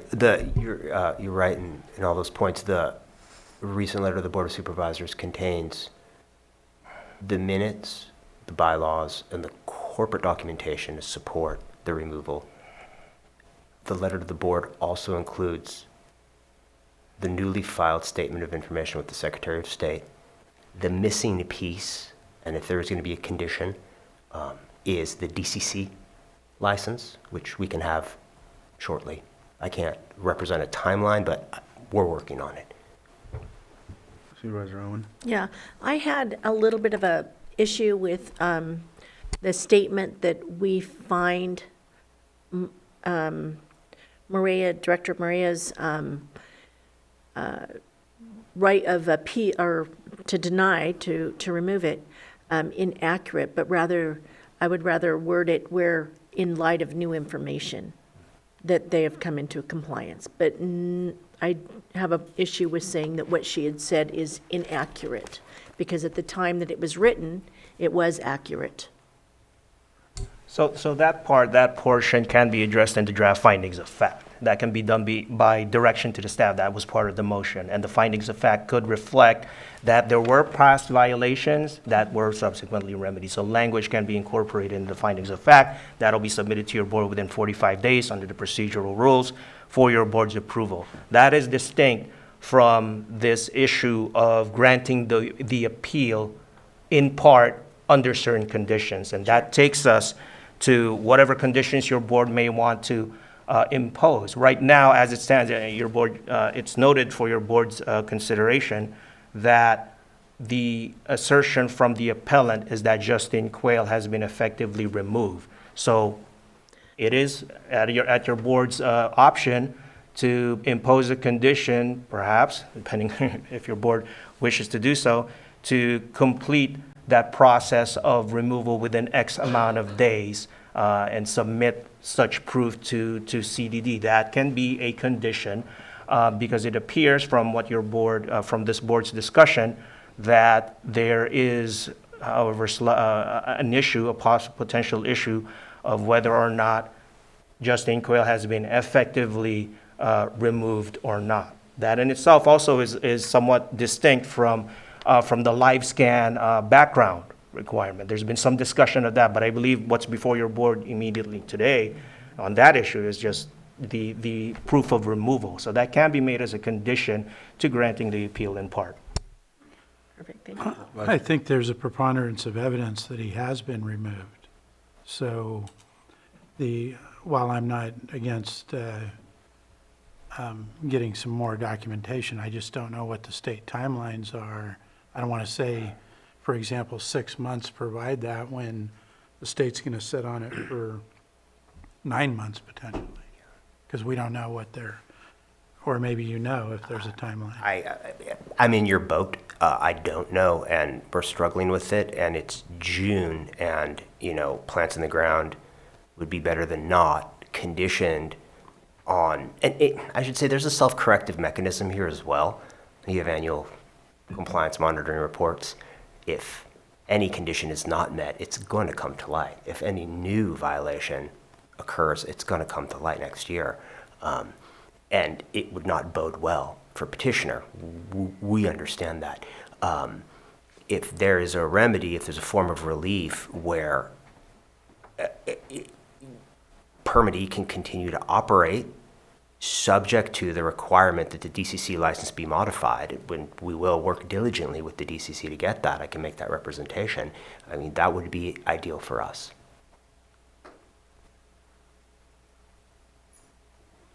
What do you want, Mr. Chair? Well, I mean, if you're good with what's been stated, then, I'm fine with it as well. Yeah. Yeah, and, I think too that we need to keep in mind that, so the expungement and the addition, I know that you had mentioned that you might as well include him having the opportunity to come back once the situation comes with his back. Yeah, which is qualified. I don't know necessarily what that takes to make him qualified. I know he expunged, but I know he would have to do another background or something like that. I don't know how long that would take or how long we would need to make sure that, I'm just trying to think of a timeline as well. Well, for us, the timeline isn't important as much as receiving a report from the sheriff's office that Mr. Quayle is now qualified. And Mr. Chair, if I may, so the return of Mr. Quayle, initially that would be up to, because right now, appellant has alleged, has made the statement that he's been removed. Right. So him returning initially would be, at least in part, up to the appellant or the organization to bring him in. So that's not necessarily before your board as a potential condition. Okay. It would be, I'm sorry. Yeah, the sheriff is. And just for clarification on that, he would have to go through the courts, get an expungement from the courts, and then that could take some time to have it removed from the criminal history information through the California law enforcement systems. So in order for my department to approve his fingerprint background check, it would have to be removed from his CI&I through the California clutch system, not simply presentation of expungement paperwork from the Superior Court. It would have to be removed from the teletype system, essentially, NCIC and CLETS, for us to approve that. So when he ran his fingerprints and we got the CLETS return from DOJ, it would have to be expunged from that record before we could approve the permit. Thank you. That's actually what I was asking. I just didn't know how to.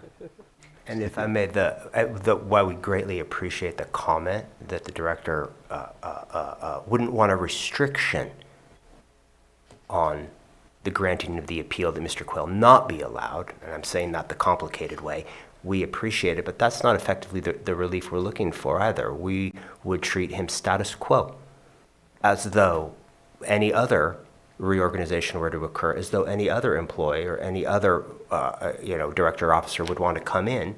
They would go through the same hoops and through the same procedure that any licensed permittee would have to use. So it's not really a condition of the approval of the appeal. All right. With that, Lloyd, was there anything else? No, just a confirmation of whether or not your board wants to impose certain conditions and what those conditions are. And if that's the case, then it would be a granting of the appeal in part subject to those conditions. All right. And then conditions as stated, I mean, we talked about those. And what would be those conditions? Well, I understood it as they may not be necessary because we already have to be notified of any changes in corporate status, right? So, so I'm not necessarily seeing unless somebody else wants to weigh in. do you have? So, for the fact that right now I can still see his name on DCC, I feel we're in a very gray area. Is it possible for a letter under perjury saying this has been submitted, he is no longer working for us, and that be the condition, and he cannot work for us until having qualified through the process that already exists? Because right now I'm saying yes, but I see his name on the DCC, and I'm like, there's something a little weird to that. And so if I have that letter, then you can move on. He shouldn't be involved, and then if there's a process to get him back in, that process is always open for him to come back in, but he has to go through the process. Okay. Would that be a possibility? Lloyd, would that be? So in terms of that being a condition, the only potential issue I see there is it being a letter under penalty of perjury. So because that makes it a part of this proceeding. And so if this proceeding were to conclude, having a follow-up of sorts on that under penalty of perjury may reopen the hearing or proceeding, potentially. And so a confirmation letter may suffice if your board wishes to impose that as a condition, to submit that to CDD. Therefore, there'll be written confirmation that such an event has taken place. And then, whatever else documentation that your board may want to impose. But if a letter in and of itself, a signed letter would suffice as part of your board's condition for granting the appeal in part. And that's where you're fine with that? I'd be okay with that. Just something in writing that agrees with the fact that this shouldn't be happening. It's on some paper. It's not on all paperwork. We're being told otherwise. Like, it's just, I have to go with facts in front of me, and some of the facts seem to contradict some of the facts. Right. Okay. And I'd be happy to provide that. Okay. And so it seems like that would be the condition in there. Lloyd? Okay. So if your board is ready, I could go through the language of granting the appeal in part? Yes. So the motion language would be the motion to the motion to grant the appeal, ABPL 25-85, in part of the Planning Commission's revocation of major use permit UP 20-50 for commercial outdoor cannabis cultivation of up to 110,000 square feet located at 26102 19N16 Road, Lake Pillsbury, APN 001-030-36.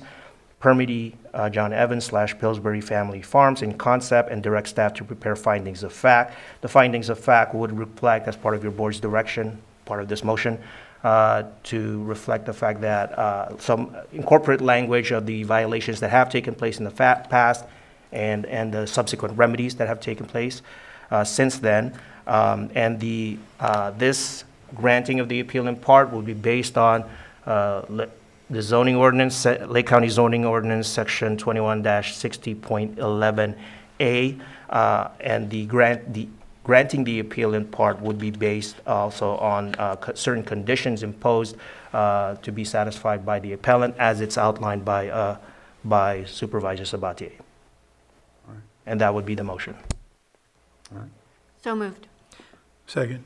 I have a motion and a second. All in favor? Aye. Aye. Any opposed? Motion carries. All right, well, thank you very much for Thank you very for much. this. Appreciate your time. And it looks like we're going to take a lunch. We do have a 1 o'clock public hearing. Okay, so, You can have it at 1:30. okay, yeah, we can have it at 1:30. We'll go from 12:30 to 1:30. If I email that confirmation letter to you, will that be sufficient? You can direct that to the board.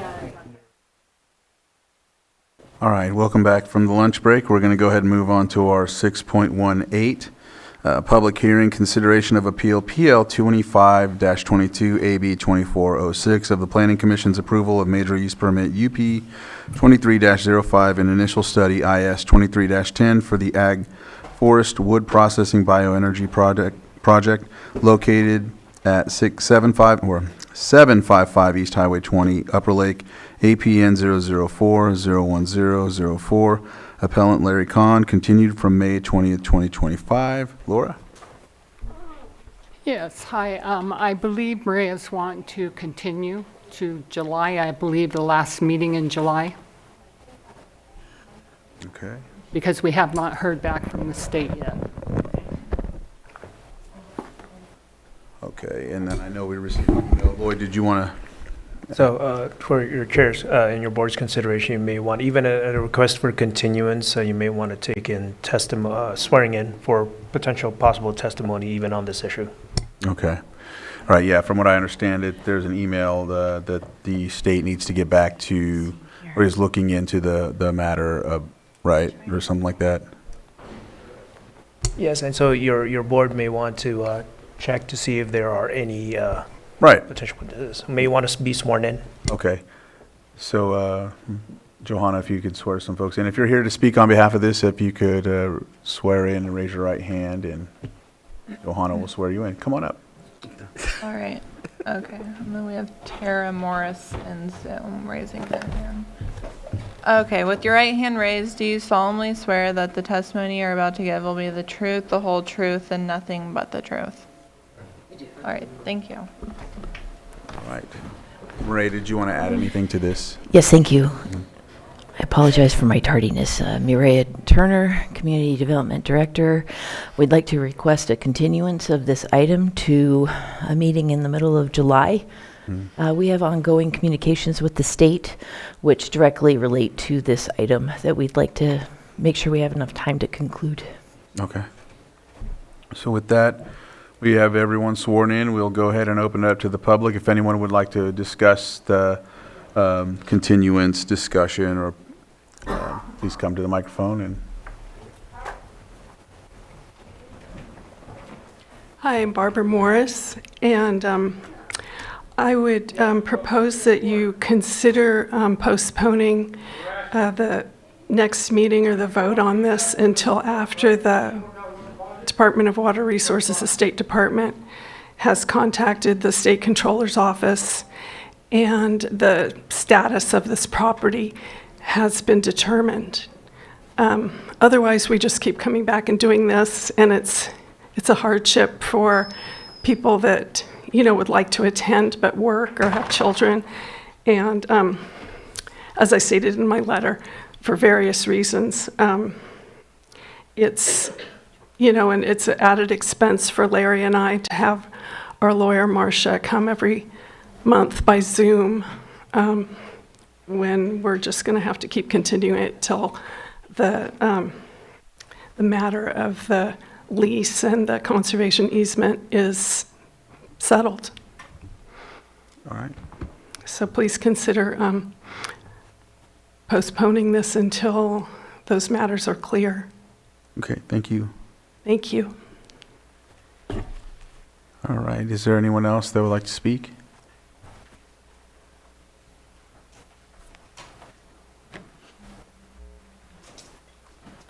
Good afternoon, Tom Lasik. I too support having a continuance instead of a date certain, but a date time certain, unless there's some high level of confidence that the information that the county is expecting can come back in time, because it does create a hardship for a community that can ill afford, you know, paying for this each and every time.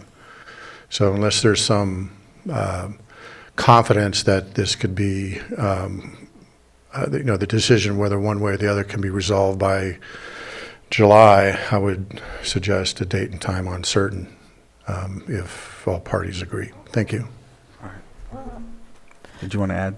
The request for a time date certain is based on two criteria. First would be if we went too far out, it would cause an unnecessary delay in hearing this item.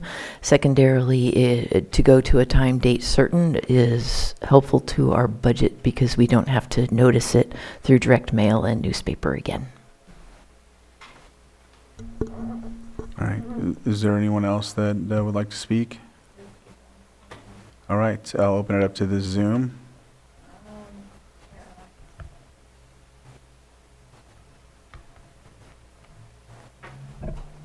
Hi, my name is Tara Morris. Can you hear me? Yes.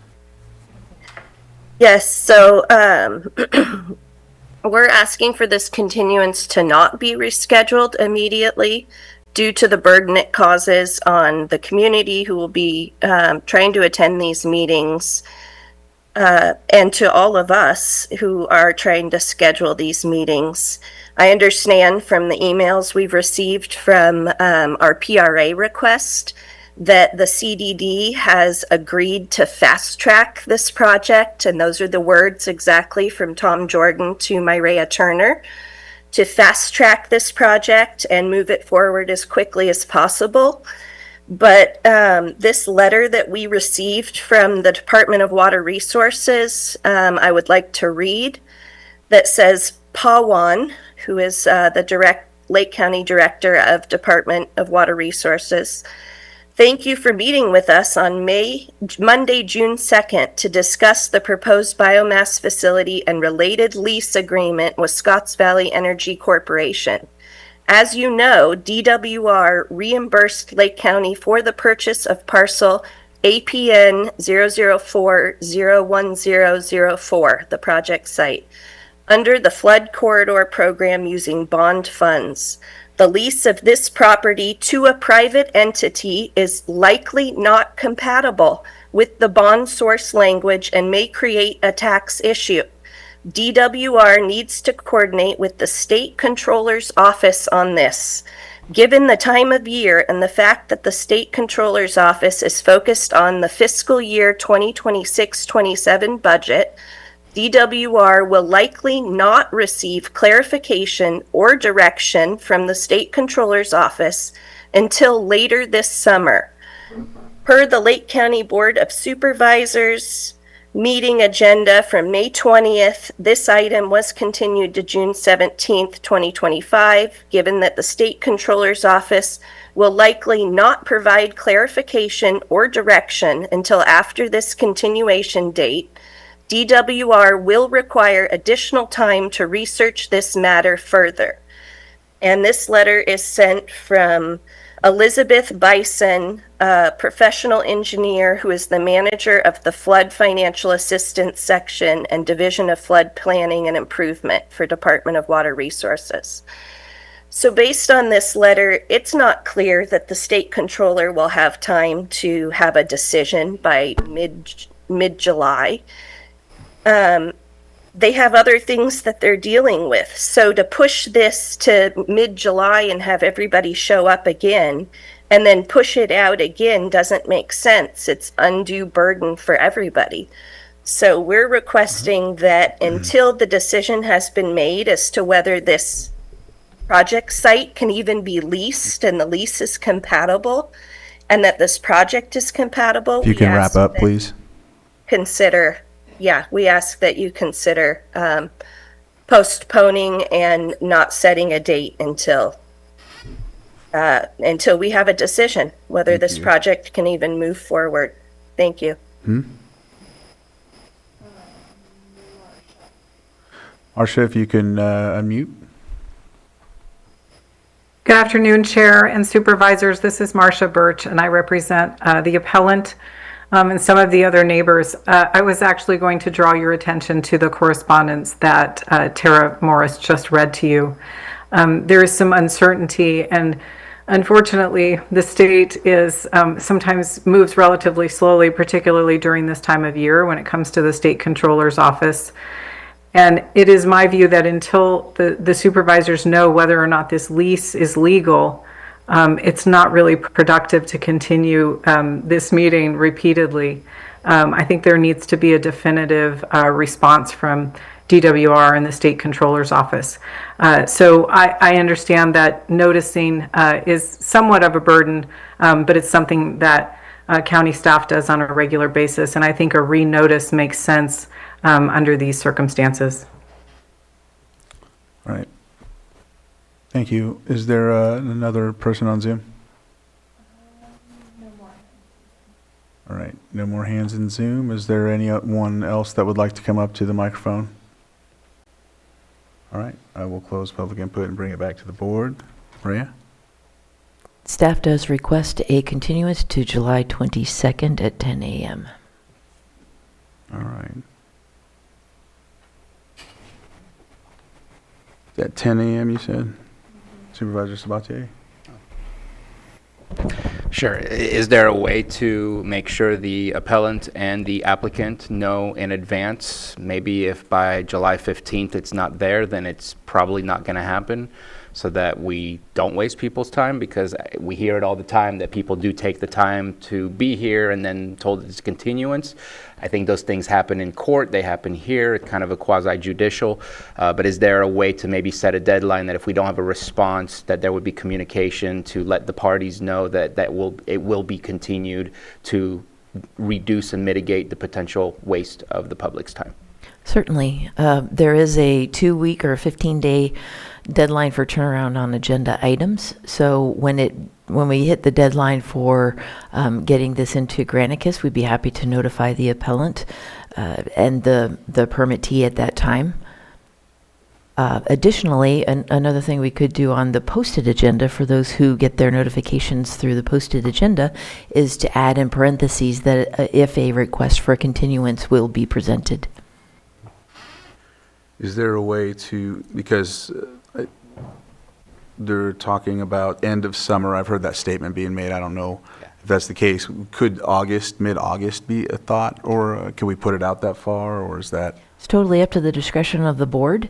The goal of setting it in July was to, if we received the decision or if we concluded our communications with the state by that time, to not have to wait another month. I see. Go ahead, Supervisor Owen. Would perhaps getting it ready for the agenda, but if you do not have the information in time from the state on whether, it's legal or not, could we hold it and not have it put on the agenda before the printing of the agenda? I appreciate that question. Were the board to continue this to a time and date certain, it would have to be on the agenda, but that's why we would notate if a request for continuance was going to be made at that time. Vice Chair and then Supervisor Sabatier. I'm leaning towards the middle of August. You said there was 2 reasons why it was problematic to put it out too far. One being, or if it was uncertain, then you have to renotice. But would the middle of August be within reasonable belief that we might get something back from the state? Do you have We any do thoughts on anticipate the reply from the state sometime this summer. that? Okay. But they didn't give us any sort of indication on a month or a date specific.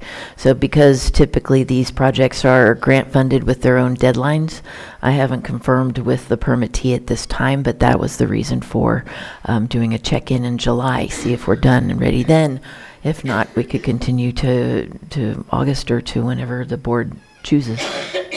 I'm in favor of August. Supervisor Sabatier. And I just wanted to mention that the question we're asking is a question that was asked 3 years ago when the lease started in the first place. That's somewhat frustrating to me, and I know that's not on you or your department. I'm just expressing some frustration with lack of knowledge on something that was brought up a while ago. I don't mind a continuation today with the idea of a continuation next time, but I have my limits of how many continuations until we're really absolutely wasting people's time. So I think the longer the time frame, the easier it will be to make sure that that information can be there. I think this is really vital and important information to have before making a decision. But at the same time, too many continuations and it just starts to feel silly. We do have an opening on August 12th at 9:30, should the board prefer that date. Supervisor Owen? I believe the state had mentioned late summer, that they should be getting back to us. Is that correct? Am I correct on that? Was that the I statement? think they said later this summer. Oh, later this summer. We tried to glean any sort of meaning out of it, but that's Sure. the best I got. Only because August is midsummer. So we might be putting it, September 20th is the end. yeah. All right. Do you want to add anything else? No, just I would say pushing out as far as possible to try to get that information in for the convenience of the people. Go ahead. There's any date in August. Just gotta tell me what day you want. Well, you said August 12th. What? The last week of August? Mhm. Third, fourth? Last week. Last week, okay, is the 26th. I'm good with that. 9:30? Okay, August 26th at 9:30. You good with that? All right. You okay? All right. With that, is there anything else, or do we just, Lloyd? It would be a motion for continuing this hearing to a date and time certain. That would be August 26th at 9:30 a.m. Mr. Chair, if it's okay with the board, I'll make a motion to continue this public hearing to August 26th at 9:30 a.m. I'll second that. I have a motion and a second. All in favor? Aye. Aye. Any opposed? Motion carries. We'll see you on August 26th for this continuation. Thank you very much. Sorry for making my motion into question. It's okay. It's okay. Was that the right date? All right, we're going to go on to item 5.14. Oh, sorry, Susan? Yes, the sheriff is on his way, but Patrick is here Okay, let's for do his that item. one. 7.9? Yes. Right. So we got 7.9, consideration of resolution granting authority to waive transient occupancy tax interest and penalties on appeal by an operator. Patrick Sullivan, Treasurer Tax Collector.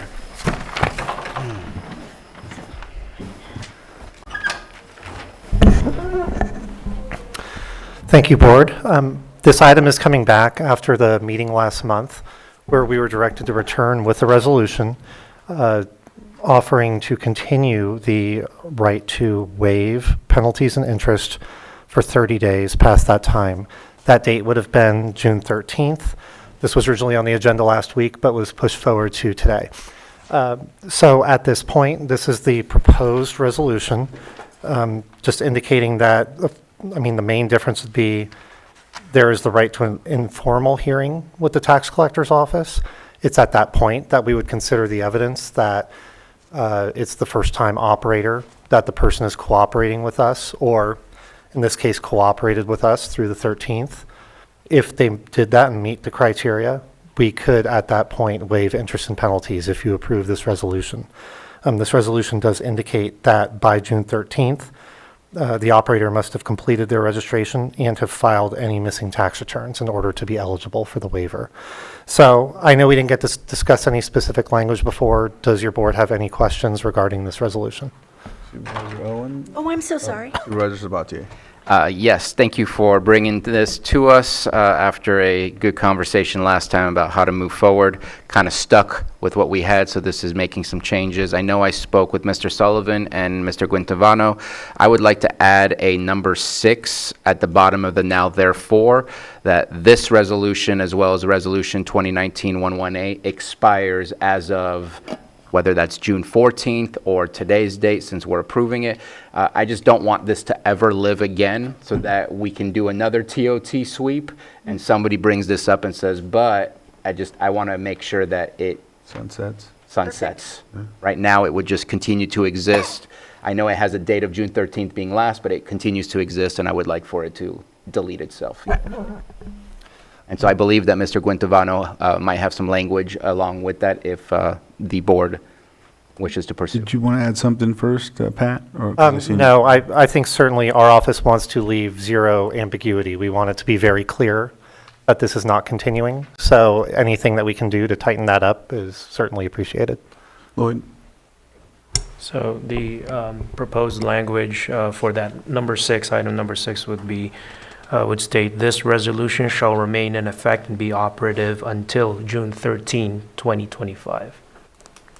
And so what I'll do is, if there's no other comments, I'll open it up to the public and come back for that action. If there's not any other comments. All right. No one in the chambers? All right, I'll bring it back to the board for that action. Yeah. So it would be really just offering, the action would be offering the resolution as amended and with that amendment as stated by me. Okay. So moved. All right. Second. Or Offered, the resolution has been offered as proposed, Yep. All right. As amended. as amended. Supervisor Owen, Aye. Supervisor Sabatier, Aye. Supervisor Rasmussen, Aye. Supervisor Pyska, Yes. and Supervisor Crandall. Aye. All right, motion carries 500. Thank you, Mr. Right. Sullivan. Thank you. All right. 5.14, approve purchase of replacement computer equipment from MGT Impact Solutions, Dell, and Berkeley Communications, and B, approve budget transfer from the Sheriff Jail Budget 2301 to the Sheriff Central Dispatch Budget 2202. Sheriff Bingham. Morning. Good morning. Afternoon. Afternoon. It is after. It's been one of those days. I had to run a mile and a half earlier today. Oh, So I believe this was pulled because we, under recommended actions, we did not request the waiving of the purchasing policy as the exemptions, as these were all competitively bid except for the Net app, which is a sole source provider. Okay. all right. Any other questions? Everything else is good. All right, I will open it up to the public. No hands in Zoom. I'll bring it back to the board for action. Wonder if Go ahead. Mr. Guintovano might have language to make sure we cover both of those, and I apologize for not having that prepared. Yes. So it's actually 3 items because the third item would then be the approving of the budget transfer. I think so. The first item would be a motion to waive the competitive bidding requirements under, on the basis of Lake County Code Section 2-38, the sole source for that. That would count under cooperative purchases, is that correct? It would be Lake County, on the basis of Lake County Code Section 2-38.4. So moved. Second. I have a motion and a second. All in favor? Aye. Aye. Any opposed? Motion carries. All right. Then the second, next motion would be to approve purchases of replacement computer equipment from MGT Impact Solutions, Dell, and Berkeley Communications. And, sorry, that would be it. It's not authorizing the chair to sign. It's not, so that's not part of the motion. So moved. Second. I have a motion and a second. All in favor? Aye. Any opposed? Motion carries 500. Then the last third item would be a motion to approve budget transfer from Sheriff/Jail Budget 2301 to the Sheriff/Central Dispatch Budget 2202. So moved. Second. I have a motion and a second. All in favor? Aye. Any opposed? Motion carries 500. Thank you, Sheriff. Thank you for your time. All right. Thank you. All right, next we have our 7.4. That is consideration of letter of support and authorization to submit Proposition 47 Cohort 5 grant application. This is Wendy from probation and Elise Jones from Behavioral Health Services. Wendy Monfran, sorry, I didn't add your last name. putting it in front of me. Good afternoon. Sorry. We are seeking your approval in seeking Prop 47 funds to enhance the housing project that was approved last year for justice-involved individuals. It would enhance the case management and supportive services they've received, and we also are proposing to the grant agency that we implement a workforce development part of that. We have the support of RCHDC, the contracting agency, NCO with their build program, all of the executive committee of the Community Corrections Partnership. Who else do we have support from? Lakeport Police, Sheriff, District DA. Attorney, Public Defender. There's more. There's more. There's a lot. So we're seeking $8 million, and we're asking you to support us in that ask. Go ahead, Just Vice Chair. to clarify, this is the same project that we also put in for that congressional earmark earlier this year? We did. It's very similar to that. Yeah. Okay. Supervisor Sabatier? So I like the whole thing and looking forward to saying yes. I do have one small problem that I would prefer be more of a gray nebulous area where if we haven't done an RFP to work specifically with NCO, and I love what NCO does with the build program. I try to go to their graduations. I appreciate everything that they do. But I want to make sure that because I've had contracts come before where we're like, well, it was part of the grant, and well, how did we get them in the grant? And so my request of this board is to leave that nebulous and say we're looking for job training and employment readiness services, go through the RFP process with the funds we receive, and I'm sure NCO will have a proposal submitted to us. But that would be my request and preference, to make sure that we follow our RFP processes. Go ahead. I don't think that we have a problem with that. We just acknowledge we at least had some community support that could fulfill that need when we were anticipating what we could do with this kind of money. All right. If there's no other questions, I'll open it up to the public. Anyone on Zoom? Bring it back to the board for action. Is there a consensus to just delete the with North Coast opportunities and just leave job training, employment readiness services with local NGO? Yes. That's fine. Yeah. Okay. Then I move to approve this letter of support for Proposition 47 Cohort 5 grant application as amended. I second that. And then, And authorize the chair to sign. I felt that. all right. And we have a second still. Okay. I have a motion and a second. All in favor? Aye. Any opposed? Motion carries 500. Thank you. Mr. Chair? Yes. So for this item, at least under the board memo, there appears to be two other recommended actions for your board that are interrelated, aside from the letter. One is the authorizing submission of the grant application, and I believe that same grant application and related documents is also requesting or recommending that the behavioral health director sign the application, any related application documents. So I could walk you, I could walk the board through as far as those two motions. Yes, please. That's right. So the next motion would be for your board to move to authorize submission of the Proposition 47 Cohort 5 grant application by Lake County Behavioral Health Services in partnership with the Probation Department. So moved. Second. I have a motion and a second. All in favor? Aye. Any opposed? Motion carries 500. And Next motion would be to authorize the behavioral health director to sign the application and any related application documents as required by BSCC. So moved. Second. I have a motion and a second. All in favor? Aye. Aye. Any opposed? And that motion carries. That concludes this item, 7.4, and now we will move on to 7.5, which is consideration of short-term loan from the general fund to behavioral health services in the amount of $2 million. Behavioral Health Services Director, Elise Jones. Yes, thank you, Mr. Chair, Board.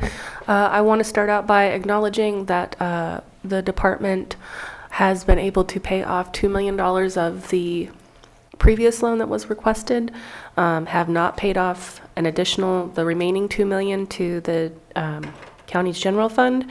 So this new loan will allow us to sustain services through a reimbursement gap coupled with our IGT reimbursement flow issues that are felt across the state. Thank you. All right. Any comments, Supervisor Sabatier?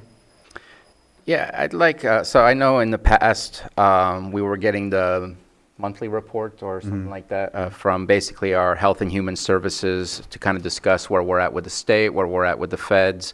I feel that I feel between a rock and a hard place. Voting no is ridiculous and just slams the department with the inability to do something that I don't want to see them unable to do.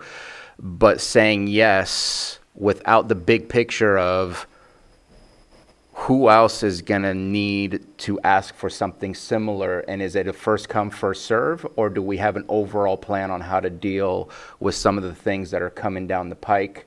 Because this makes me worried that it's $2 million on top of $2 million. This is a 12-month loan. The other one was a 12-month loan. We've already done some extensions and still remains unpaid. The explanation of the IGT worries me that the payments are slow to come in order to make it possible to repay.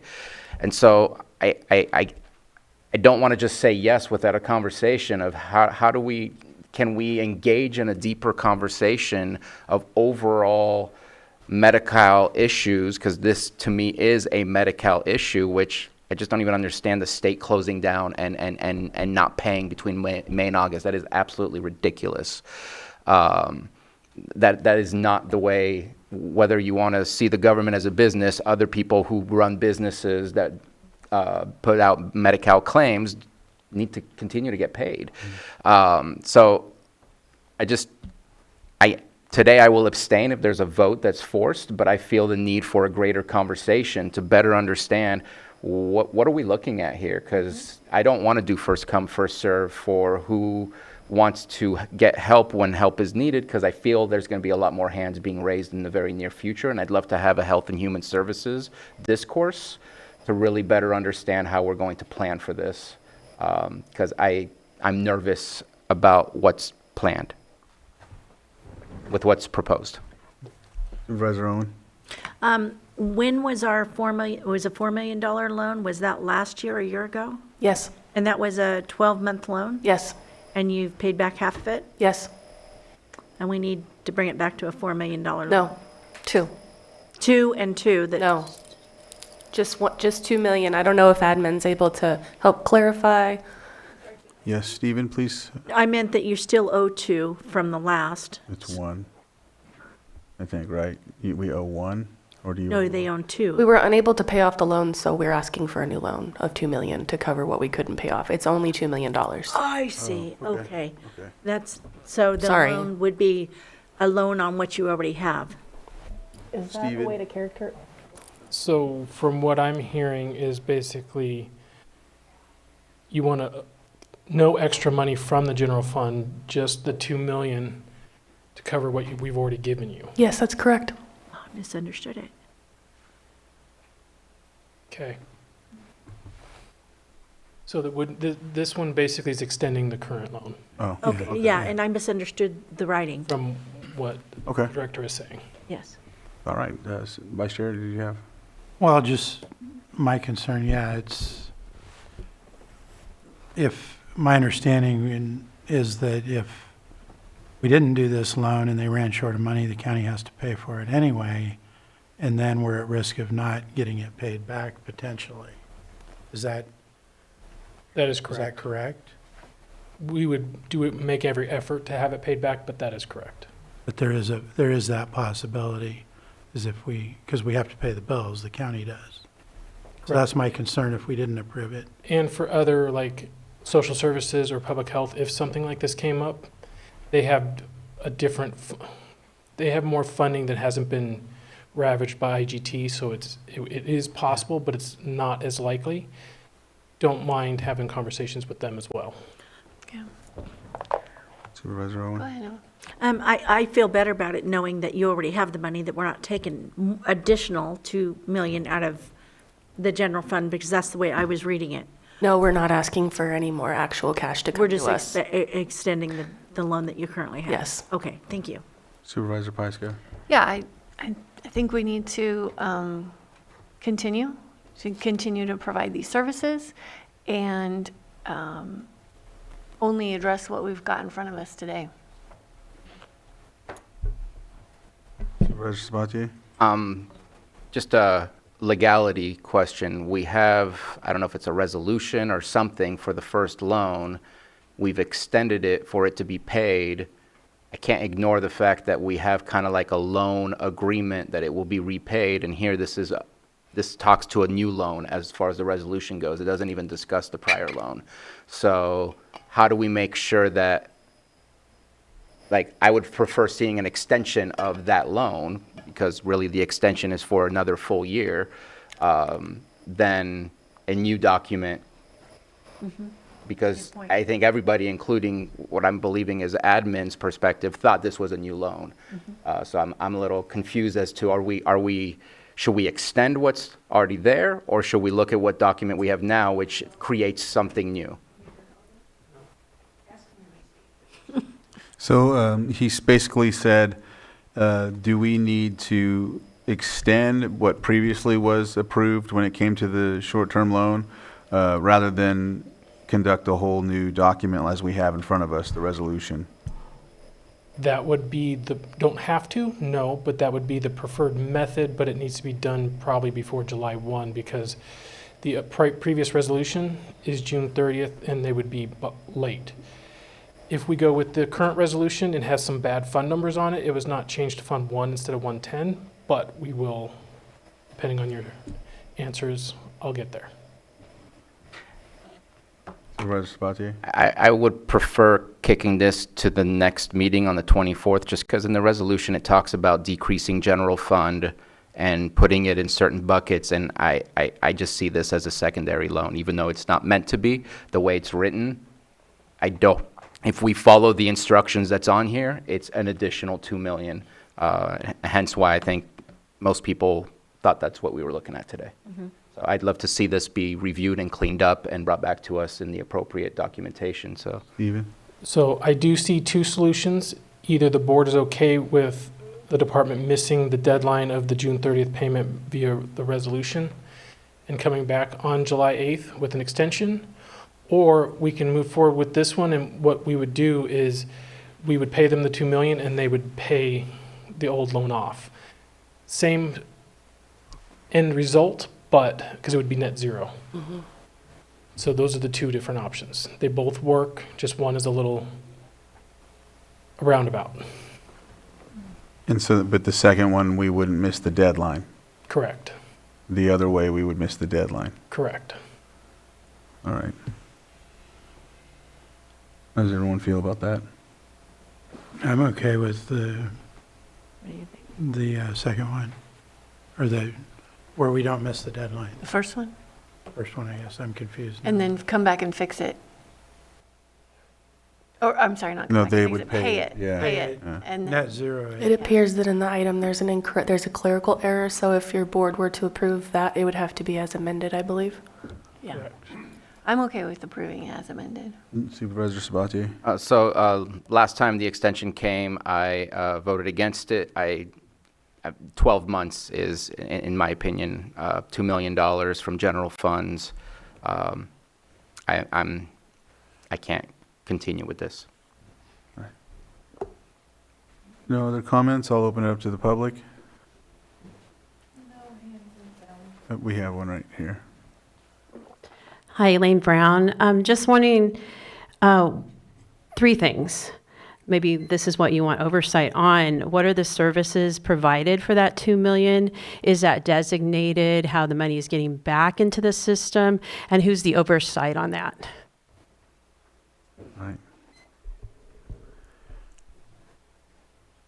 Did you want to answer some of that? Yes, so primarily the 2 million is used to cover contracted services within the specialty mental health program.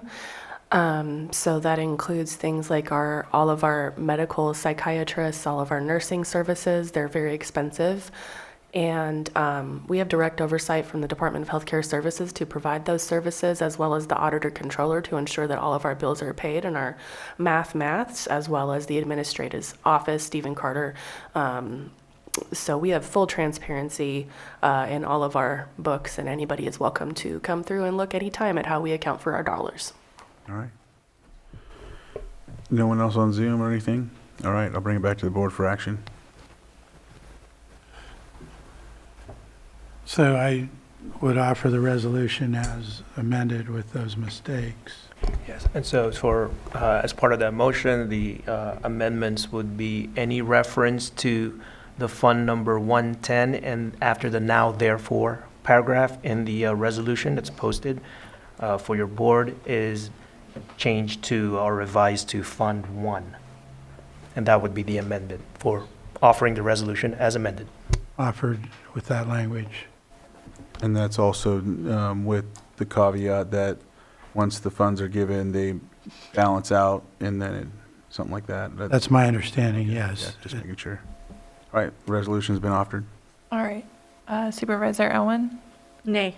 Supervisor Sabatier? Nay. Supervisor Rasmussen? Aye. Supervisor Pyska? Yes. And Supervisor Crandall? Aye. All right, motion passes 3-2. No, it doesn't pass. Because it needs a requires 4-1, right? Yes. All right, so motion doesn't pass for it needs 4-1. So what happens from here, Lloyd? Well, no action is then taken by your board, so the resolution that is not adopted.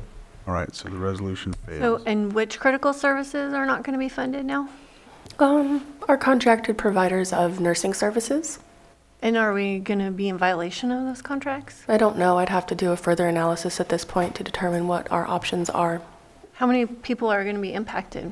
I am not sure. I couldn't state definitively. Supervisor Sabatier? So again, there is no not moving forward. I'm just, this is not clean. Is it possible during the behavioral health budget item to show us what is the plan to recoup? Because what I have is mostly those dollars cannot go back to be paid back for the loan. It goes back into the programs. And I don't have an understanding of how the $2 million will be paid back at this point in time. Is it possible to have that presentation during the budget time? I'm not quite sure I understand your question. I'm not quite sure how you're going to get the money back.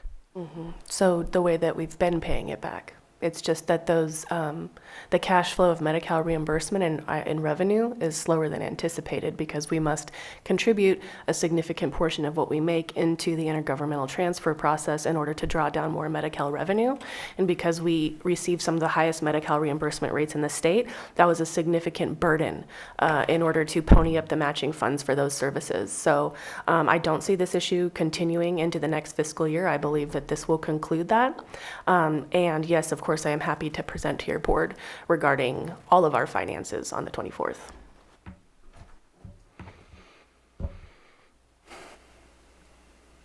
I have a question. Yes, go ahead, Vice Chair. So if it did come back in front of us, would there be an opportunity to, no, it's, okay. That's why I was here. Is that Go ahead, Stephen. Sorry. That's why I was back up at the podium. God dang. That's why I was back up at the podium is there's no other chance for it to come through because it's a resolution. Unless decide to allow one during budget hearings, which is not common. Supervisor Sabatier? I'd like to offer a solution. I'll do a 3-month extension, but we need to have a conversation. These services are great, but if they're going to start hitting us in general funds and the federal and the state government are going to keep cutting as we anticipate them to finalize and cut, we have to have a plan. And so within the next 3 months, I would like to see a Health and Human Services conversation about what are the mandated programs, what are the not mandated programs, so we can come up with a plan, not to eliminate programs, but so we can be prepared and we can know what to do. I think this is This is an impossible thing to just say no to, but to ask for 12 more months of general funds to be tied up and to not have been provided a plan when we've extended the loan, there's a level of discomfort that I have, and I think that I can find comfort if we do a 3-month extension with a deep dive conversation with our Health and Human Services about what is coming up, and by that point in time, things will have been more finalized, and either I need to stop talking the way I'm talking because they're not going to be as bad as they are, but there will be cuts that come down the pike, and we cannot keep thinking that we can do business as usual. I'm nervous about that. Stephen, or did you come back for a So my question there would be, do you want it in open session with all 3 department heads here, or talk to admin to work out what that would look like? I would say you guys could figure out what the best platform would be, but I think it needs to be a platform for a public conversation. People who are on these services and programs are probably really nervous not to know what we're planning or what we may have going for us. But I think that showing that we have a plan, at least on the shelf, may alleviate some of the issues that people are going through and their concerns. Supervisor Pyska? Yeah, Director Jones, you mentioned that you thought this would be resolved this year and that this isn't going to continue. So can you just elaborate more on that? Well, my anticipation is that we would have been able to pay off the remaining $2 million when the Medi-Cal payments resume in about late August, early September. Typically, what we see on our transfer up of intergovernmental transfer funds and what we get back is it's about $2 for every dollar. It's that the flow of it is too slow, and in order to keep it moving, you have to keep feeding the monster. Right. And so we're slowly, inch by inch, also trying to stock up our reserves while still maintaining service continuity. For example, the mobile crisis benefit, which is significant. All of our expanded services and our dramatic push to increase services is behind this, and that was an intentional choice that we made. And I do not anticipate, I think that we will have resolved our IGT cash flow issues after this and will not have any more need to go before the board. Now, I understand that the state budget was approved and a lot of the cuts that were discussed did not go through relating to healthcare. It is also true that many of the services that we provide are not being contested for payment. A lot of waivers with the government for Medi-Cal services are maybe not going to be renewed. We don't know yet, it remains to be seen. But the core behavioral health services will continue. So in the absence of state funding for programming, our most non-essential services, if we were short, would be shuttered. So those are the peer support centers, other outreach and engagement activities that are not funded through Medi-Cal would not be prioritized with our funding. Thank you. Supervisor Owen?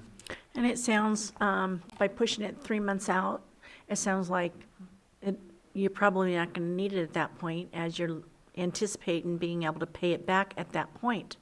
So that would get you through the crisis, is that correct? That is correct. That's a solution.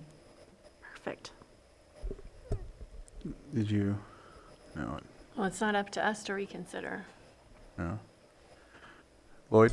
So if your board is willing to entertain a reconsideration of of the action or non-approval that took place, we have Rule 9 of Chapter 1 of the Policies and Procedures, in which any member of the board who votes in the majority on a question, so there was 3 who voted in the majority, as well as any member who was absent, that doesn't apply here, is eligible to make a motion to reconsider. And then a motion to reconsider shall be in order during the meeting at which the action to be reconsidered took place. That's the same meeting that we have here. Provided all members are in public, all members of the public are still in attendance, this item is still open for your board, hasn't been closed, during the original action, and are still present in the board chamber. So motion for reconsideration is an option available to your board. Anyone who voted in the majority may make that motion, and then we'll go from there as far as any actions that would flow from that motion. I move to reconsider. Second. So I have a motion and a second. All in favor? Aye. Aye. Aye. Any opposed? Motion carries. Lloyd? So now, with this reconsideration item, what's before your board today is a resolution. And there was a proposal to amend the resolution by revising references to quote-unquote fund number, quote-unquote 110, the fund number, to 1. That is, so if there are any other amendments your board may wish to consider for purposes of this resolution, and I'm alluding or I'm referencing this 3-month extension. If any other amendments that your board may wish to incorporate in this resolution, your board has the option to do so. And the resolution, again, can be offered as amendment with these latest round of amendments. Supervisor Sabatier? So even the resolution, I don't see a timeline within the resolution itself. Am I missing that? I see dollars, I see the date of the regular meeting it's being held, but I don't see that it said a year. But this is not an extension because this is a new resolution. So what I'm offering is, now therefore be it resolved by the Board of Supervisors of the County of Lake, State of California, that the following revisions to the fiscal year 2025 adopted budget are hereby authorized and approved. And I guess underneath that, funding loan will be repaid within 90 days. Help me correct that. Be October 1st. It would be September 17th, which would be past August. It expires the 1st of the month, right? So if you extend it by 90 days. Well, this is a brand new Okay. one. The other one's going to fall off and go where it goes. And this one will be the new one that starts as of the 17th and for 3 months. Is that appropriate language? Yes, and your board, the only suggestion here is to, again, clarify which language to plug in after that now therefore paragraph. And I guess I'm looking to county council to make sure and clarify, to make sure that is the appropriate language, that the loan repayment will be made in full within 90 days. So it could be, the language could state that the loan repayment under this resolution shall be paid within 90 days of the adoption of this resolution. Sounds good to me. And then we're going to need to change the fund numbers again to 110 to 1. Yes, that'll be part of the amendment. So that's another, those two amendments are the only ones that I think are necessary, and I will give it an approval. I offer the resolution as amended. Resolution has been offered. All right. Supervisor Owen? Aye. Supervisor Sabatier? Aye. Supervisor Rasmussen? Aye. Supervisor Pyska? Yes. And Supervisor Crandall? Aye. Resolution is passed. Thank You very much. Thank you, Lee. Next, we'll move on to 7.3, consideration and discussion of the Public Defender Oversight Committee membership, and B, consideration of appointment of committee members. And Mr. Buenaventura?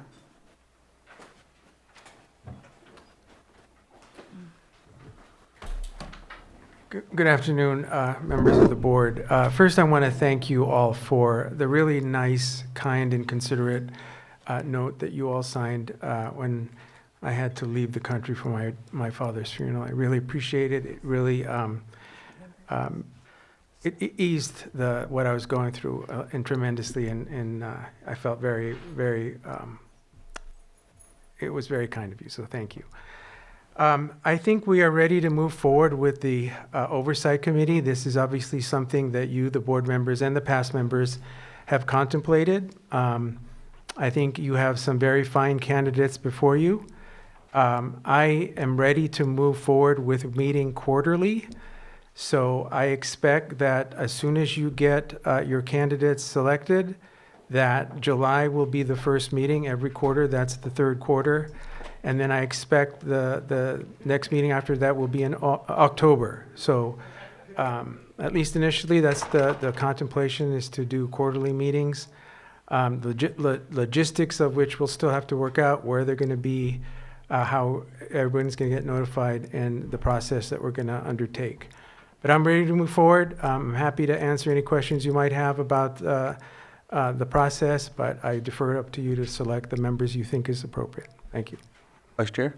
Yeah, I have a few concerns in researching this. The one, recommended action regarding removing the CAO and adding the chief public defender would make him a voting member of the oversight committee that's providing oversight for the public defender's office. So I think, to me, that's concerning to have the chief public defender as a voting member of oversight for their own committee. So I would propose on that part, I would like to give a solution to move forward partially, in that the board here we can go ahead and appoint our 2 public members. We already have 2 supervisors appointed. We can go ahead and consider an appointment of the attorney position. Then the last member, aside from the CAO, would be the court non-voting member. And then that committee, because these bylaws also should be updated. These were from '05 when we operated under a different model.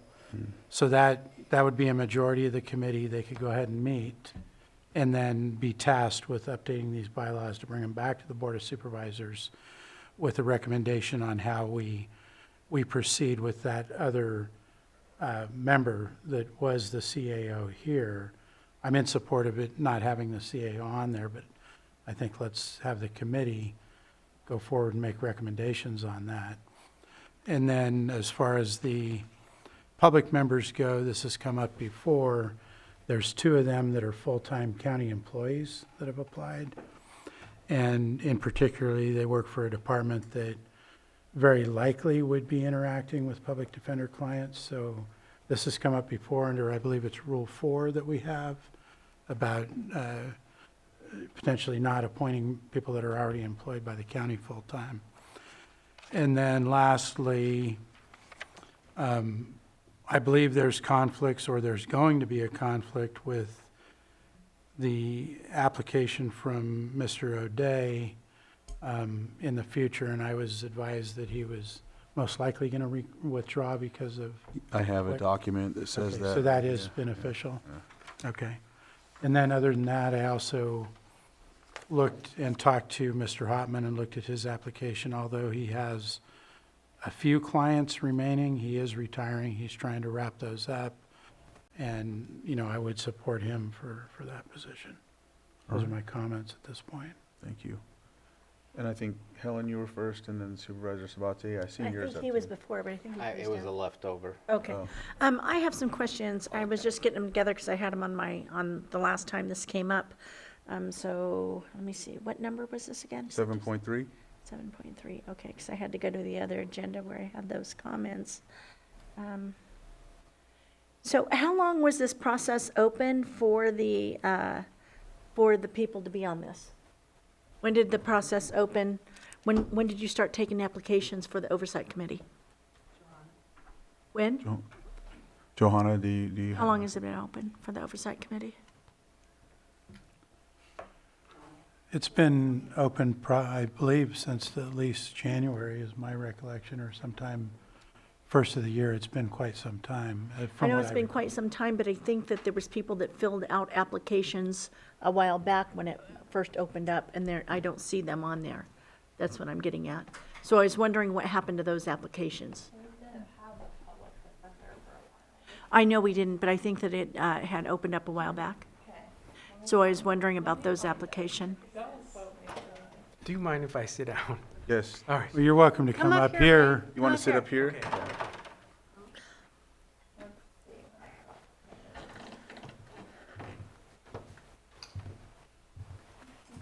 How many are on the committee?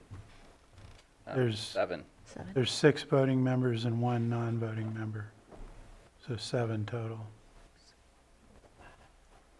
Two members of the community, 1 I attorney. believe we started taking applications in 2023, but we didn't have a public defender at the time, which kind of stalled forming. So what happened to those applications? Well, just from my recollection also, and when we have committees that don't follow through or that don't end up getting seated, the reason I know is because I have 3 town halls. This happens all the time. They end up opening it up again, and then folks would be expected to reapply. Reapply, so yeah. they don't save those applications and bring them forward. From what I understand, a lot of times that's happened, and I've had to have them either refill out or something like that. That's from what I remember. Yeah, I'm on just mine. curious. I don't know if it's Because somebody asked me. Well, okay, so it's hard for us in the clerk's office to know if someone would still be interested. So when we have applications from so long ago, we encourage people to reapply when we re-put out that the board is open. Okay. So then that we can know they're still interested, because we could get applications and put them on and the person says, oh, I'm not interested anymore. It's been 2 years, I've moved, or et cetera. So, okay. But we can always, like, if someone didn't get their application on, we can always continue it and or they can reapply and we can put it back on the agenda. It's never an issue to not have everybody like put their application in. Okay, and is there any applications, how many were turned in total for it? Was there any that were pulled out that we do not see? That, for whether it be vetting or if they were somehow chosen not to be put on? Let me check in Laserfish, one moment. While you're checking, Supervisor Sabatier, did you want to? I'm wondering, is it possible to, because I get the whole, I don't know that I want to see CAO spending time on this. I'd rather see somebody, or at least your designee, somebody who has a little bit more experience and understanding of the public defenders, maybe the court system. Is that something that county council can be asked to be a part of? Is that legit as far as a request, so that it doesn't have a conflict of interest? Lloyd? So my office can certainly take that under review. That seems, for purposes of this board item, that seems to speak to the composition of the committee. So direction can certainly be provided to from your board to staff to determine the appropriate composition of this committee, of this oversight board moving forward, and that may be done in conjunction with the anticipated amendment or revisions to the bylaws, which more often than not they would include the composition of the members of this board. I had Vice Chair. actually thought about that same idea, but it also seems to me that it might be not the best idea to have county council, since they are the attorney for the county and they have to represent, potentially any issues down the road with any of our advisory committees. So that's why I kind of abandoned that thought after looking at it. But I think that, it would be good work for the committee that we can appoint to bring us back ideas on who could replace the CAO. What about a volunteer that volunteers at county council? Just thinking out loud. I believe we have 2 supervisors already. Chair Yes. Crandall, I believe you're one of the Yes. supervisors. Who's the second? Me. Okay. I don't think we need to change that, so I think that's already on our thing. I am very interested with a little condition for Mitchell Hopman. As soon as he has depleted his caseload and has proven that he no longer has a caseload, I think he would be a good addition to that. And I also wanted to speak highly on Mary Wilson. She has been very adamant since probably 2023, if not a little later, to be on this. And I think that her expertise, knowledge, and life pursuits are perfect for this type of board. I'll leave the rest open for other suggestions. Vice Chair? I did want to suggest Mark Bice was an applicant that I thought would be a good candidate for this. He's got experience. He's a professor at one of the local colleges. He's been on the grand jury. I believe he's currently in law school. Okay. So I think he's one that I would like to see on there too. So there would And be, I have no concern about Mary. so there's two public, so it would be Mark Correct. and then, okay. All right. I'm in agreement with both of those and Mitchell. I didn't know. if you- I would still like to know how many applications there were total and what applications we didn't get to see. That's what I'd like to see. Okay. Okay, so the press release was sent March 5th, and we were accepting applications until, we've been accepting applications since March, but the ones that we received from 2003, we didn't include on this agenda because it's been 2 years, and we sent out the press release for people to apply now that it's up and running and such. Mm-hmm. But we can continue if there are people interested. Okay, and how many was this all of them that we received? Okay, so there was none, so they weren't vetted? No, we don't vet them. Okay, that's what I was checking. Yeah. Thank you. Just not the ones from 2023. Thank you. Okay.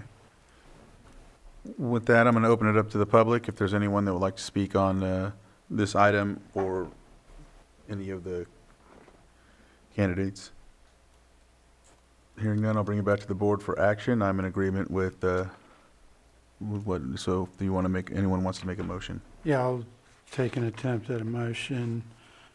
I'll move that we appoint Mark Bice and Mary Wilson as the two committee members from the public. I'll move that we appoint Mitch Hotman on condition of him wrapping up his clients. And then that we don't take action on the, or we don't take action on the replacing the CAO with the chief public defender at this time until such time that the committee brings back recommendations on bylaw updates. Board. So as far as the, thank you, Mr. Chair, the motion appointment language that can stay in place as far as the appointments of Mark Bice, Mary Wilson as for the two members of the general public, and Mitchell Hopman as the one of the attorney appointments under the condition to wrap up the caseload that may be in conflict with the functions of the membership appointment under this by the oversight board. So that would be the motion for appointments, and then I could follow that out after your board takes action to the appointment. That's so moved for the. Second. So I have a motion and a second. All in favor? Aye. Any opposed? Motion carries 500. Thank Go you. ahead. As far as the second form or recommendation, your board could direct staff to, along with this oversight board, in coordination with the oversight board, to revise the bylaws, to present to the board revisions to the bylaws that may include changes to the compositions in particular, the one county administrative officer position membership for this oversight board. So I'm good with providing direction to staff on that. All right. So just direction right there. That can be by consensus. Consensus, I think we have it. Sounds like we have. All right. With that should, oh, go ahead, Supervisor. Just one question. Are these public meetings? So you're asking me? I'm asking whoever can answer. Are these public meetings, or is there confidential statements that will be made during these public defender oversight meetings? That's the concern that I had, yes. The confidentiality of it, but also, I'm sorry. Yeah. Some of the things that cross my mind are things like, is this a sort of closed meeting, not open to the public? Is it a televised meeting? Is it a meeting that's covered by the Brown Act? And so these are, and is it a meeting that I should facilitate, or am I just a participant, meaning I'm a presenter? So all those things, I think the committee is going to have to hash out. And that's why I think it's time that we all get together, or at least the committee gets together and decides how we're going to proceed. Good answer. Under the current bylaws, I believe they are public meetings. It says they shall be held in compliance with the Brown Act. Yeah. in the bylaws, so. I would suspect it's general information and numbers, not specific Right. court cases and Right. things like that. Correct. Okay. All right. We're good, I think, or, all right. Thank you. If Go ahead. I could just, and again, this is just Yes. a suggestion, and I defer to you, obviously, as the board members, but perhaps one consideration you could have is you could include me still, but as a non-voting member. And so I'm just throwing that out there, something to consider, and, because I would very much like to be part of the discussion. And if I'm just left to be a presenter, maybe my input is not going to be, I'm not going to be as present if I wasn't a member. That's just a suggestion. Thank you. All right. Okay. Yeah, Thank and you, everybody. I think certainly that's going to be part of the discussions on the bylaw updates as Right. well. All right. Thank you, sir. All right. Okay. All right. Next is our 7.8. We have consideration of change order number 1 to the construction contract with Weeks Drilling and Pump Company for the Spring Valley Test wells in the amount of $133,400 for a total contract amount of $280,400, and authorize the administrator to sign the contracts. Robin Foray, the Special District's Administrator. Good afternoon, Board. I'm Robin Boray, your Special District Administrator. This item before you was continued from last week, and thank you to the Clerk's Office for adding some additional information to the report. The original contract was to drill down to 300 feet for a total of $147,000. Due to what the engineers and the well drillers discovered when they were drilling, we pushed forward and drilled down to about 560 feet. And that is, hence the change order amount is for the additional drilling, the additional reaming, the lining of the well, the screening, all of that additional footage. During the drilling, they first hit a smaller aquifer towards the top within the 300 feet. And then they drilled through some rock that continued to produce more water.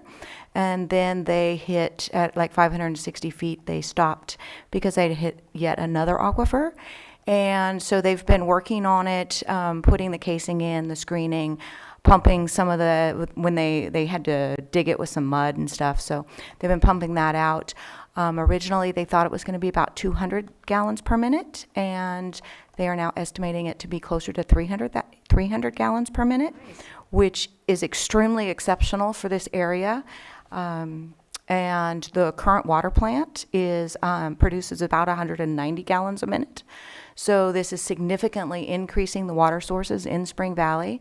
And we have a grant for this project that's fully funded.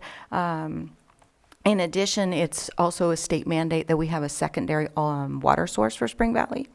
So this is a huge win for Spring Valley, and we are very excited about being able to get a well that will produce more than the water plant and a secondary water source. And so we are asking for approval of the change order. In addition, we will be going out to bid to retrofit the well, which, put the pump in and all of that stuff. They're pumping the rest of the mud and stuff out of the well right now, and then we'll calculate what the actual gallons per minute they expect to be, so that then they can retrofit it correctly, and they'll be testing the water. Currently, they expect by the sight, smell, color of the water for it to be a high quality water, and so that's the item before you, is to approve the change order, and then the retrofit will come back after we solicit bids for that. All right, thank you. Any comments on this? No, I just want to say awesome. Thank you. We're so excited about this. Yes.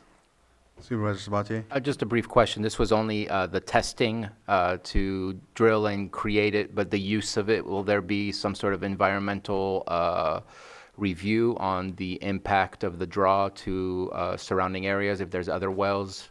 Just Due to the nature of what it is, it's an exempt from any CEQA, and it's on our existing property. And the test well, everybody calls it a test well, but everybody hopes it's a production well, because you don't know what you're going to get when you drill a test well. So it will be they're going to use the exact same hole and the same lining and everything that they're putting in now. All right, I'm going to open it up to the public for anyone that would like to speak on this item. Is there anyone on Zoom? All right, I'll bring it back to the board for action. Mr. Chair, I'll move to award change order number 1 to the construction contract with Weeks Drilling and Pump Company for the Spring Valley test wells in the amount of $133,400 and authorize the administrator of special districts to sign the contract. I'll second that. Lloyd? Mr. Chair, just for added clarification, it would also, that would also include the approval of said change order, not just the award. So moved as modified. And still second. All right, I have a motion and a second. All in favor? Aye. Any opposed? That motion carries. Thank you very much for that, Thanks, Robin. Robin. All right, next we will move on to our 7.6. Consideration of a letter of support for the County of Lakes Safe Streets and Roads for all planning and demonstration grant application. Public Works Director Glenn March.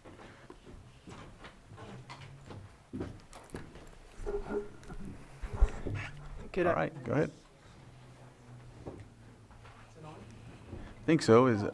Oh, yeah, you have to press the button. Okay. Good afternoon, Chair Crandall and members of the board. My name is Glenn March. I'm the Public Works Director here. I'd like to introduce David Bingham, who has been with the county for 18 years. He was recently promoted to Capital Project Manager, and he will be, David and I will be working together on completing the SS4A grant. So the SS4A grant is a safety grant, which is a US DOT safety grant. So when we think about buckets of money for roads, we think of highway bridge program funds, state transportation improvement program funds, our HUDA and our SB1 funds, but safety project funds are two large buckets of money. So currently, we are eligible for California Highway Safety Improvement Program funds, and we have those funds funding 2 projects right now. We are not eligible for our the federal Safe Streets and Roads for All funds. So David is going to get into that and tell you about our LSRP and what we're up to working with Lake APC. Good afternoon. So back in 2022, the county established a local roads safety plan, the LRSP. It's basically a safety action plan, and it was mostly in order to be able to continue to qualify for these highway safety improvement funds. We were mandated that we needed to have one in place in order to get any further applications for that funding. So that was established. We got additional HSEP funding through that. The SS4A grant, there are 2 kinds. There's the implementation the planning and demonstration grants, and then the implementation grants. So we're going to be applying with your permission for the implementation, the planning and demonstration, not the implementation. So we are not eligible to apply for the implementation grants until we have a safety action plan that meets this grant program eligibility requirements. So the Lake APC has recently been awarded a grant through the SS4A to update our LRSP as well as the city of Lakeport and city of Clear Lake to a level that is an eligible safety action plan through the SS4A grant program. So our grant application that we would like to submit would further develop and inform that local road safety plan to provide some safety analysis, corridor studies of high-risk road areas where we've got fatalities and serious injuries in the county, as well as There was a demonstration project that we would like to establish in the Lucerne area to kind of change some of the traffic patterns that will further inform the LRSP updates. And we will be identifying future projects to list within the LRSP as the Safe Streets and Roads for All grant program.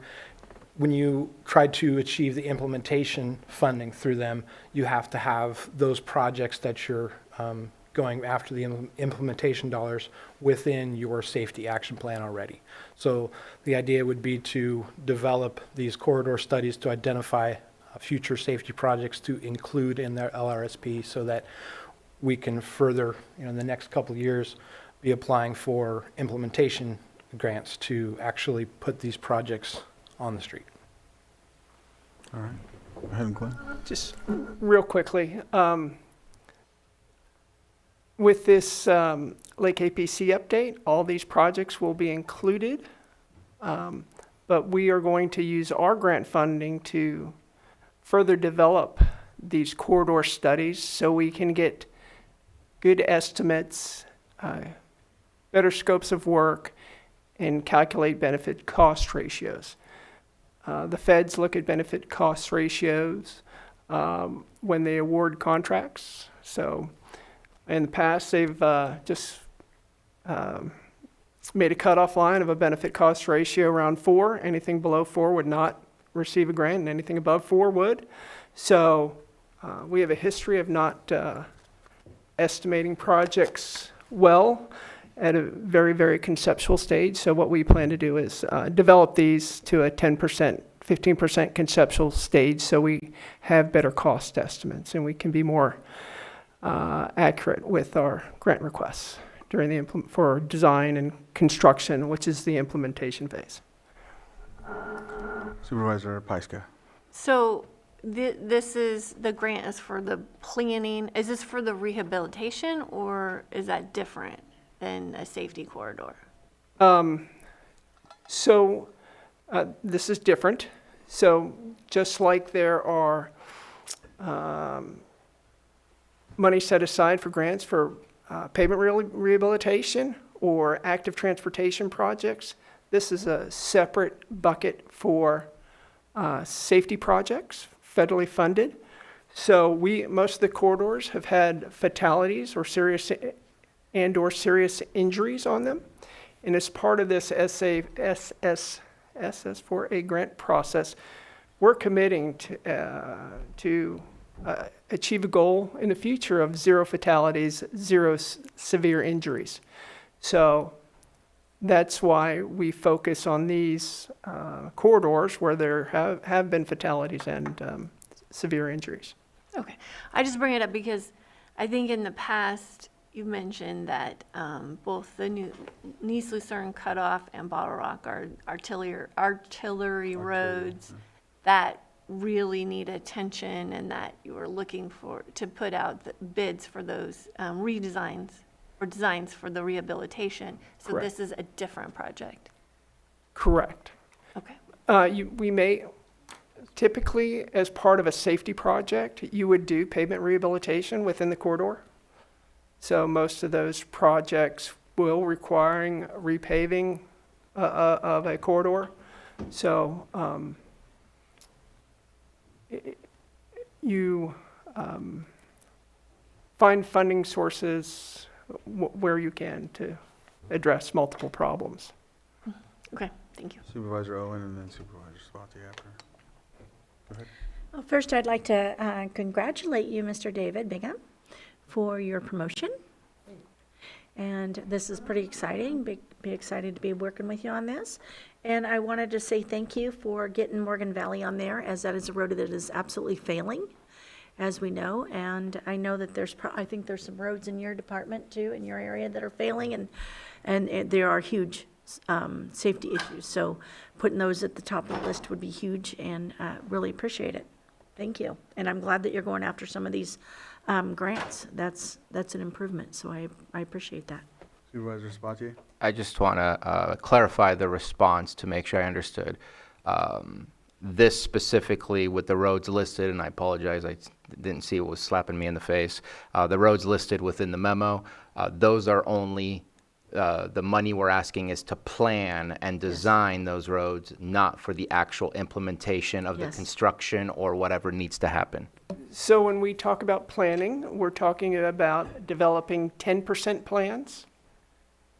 So an implementation grant, which we are currently not eligible for these safety projects, they take the project through design and construction. So. We're at the our- beginning. We're doing 0 to 10. Yes, 0 to 10. That's just what I needed the clarification for. Thank you. I have one more question, adding on to that. So I know that our original date for planning on Morgan Valley, where the road is slipping down the canyon, was May. So what are we looking at to get this planning done to be able to get the road fixed? So there's, currently I'm working with a geotechnical consultant who's gone out to the Morgan Valley last week to give us a geotechnical report on Morgan Valley. So hopefully within the next month, we'll have that geotechnical report and we'll have some temporary solutions to address that. And we also have a grant to construct a permanent solution. Okay. But no time frame. No time frame. All right, with that, we'll open it up to the public. Is there anyone on Zoom? I know that.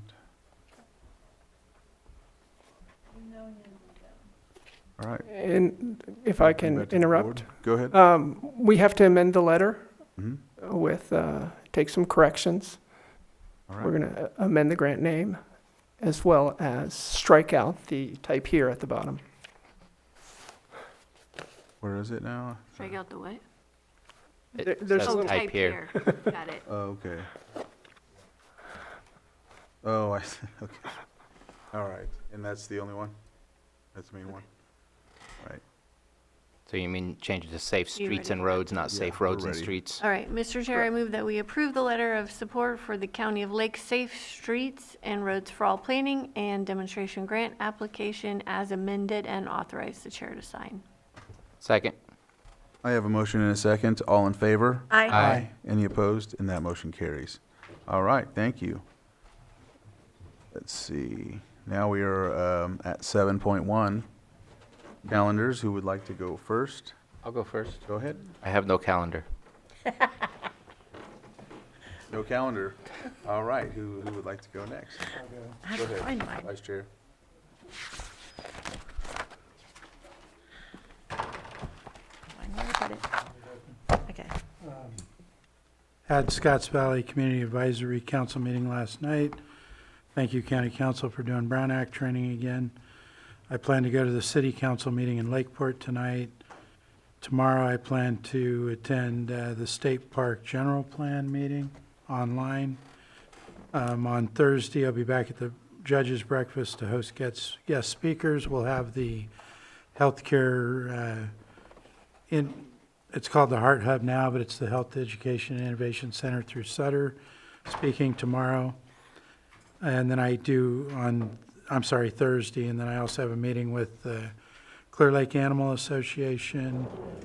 Next Monday, standing meeting with the Lakeport Mayor. And then I just wanted to bring attention to the board and the public that there's currently a provision in the Senate Energy Committee as part of the budget reconciliation that proposes to sell 250 million acres of federal land in the western United States, with 16 million of those acres being in the state of California and many thousands of acres being in our county. And my review of the map, although it's not precise, I'm thinking we've got 75, 80,000 acres in Lake County that may be up for sale if this were to pass through the Senate and get into part of the budget. And they're going to want to move quickly on that if it does get into the budget. Hopefully, it doesn't. I've talked to our admin staff about checking with our consultants on it, and I've also talked to our congressman's office about my concerns with that. Is That's that- the end of my report. Is that Mendocino? Yeah, that's part of the Mendocino National Forest and many thousands of acres of Bureau of Land Management land in our county, Okay. I both didn't know National that. Forest Thank you. and BLM. Thank you. Yeah. All right. Thank you for bringing that up. Tomorrow, I have a meeting with the Lime Foundation in the morning. The Clear Lake State Park General Plan is happening tomorrow. Are you going to Yeah. go to that? Yeah. Okay, good, because I don't know that I can, because I also have a NACO meeting. I've got a meeting in Kelseyville. Oh, you're coming to that, right? Okay, good. Which one is The it? one at 3 o'clock, the saw shop?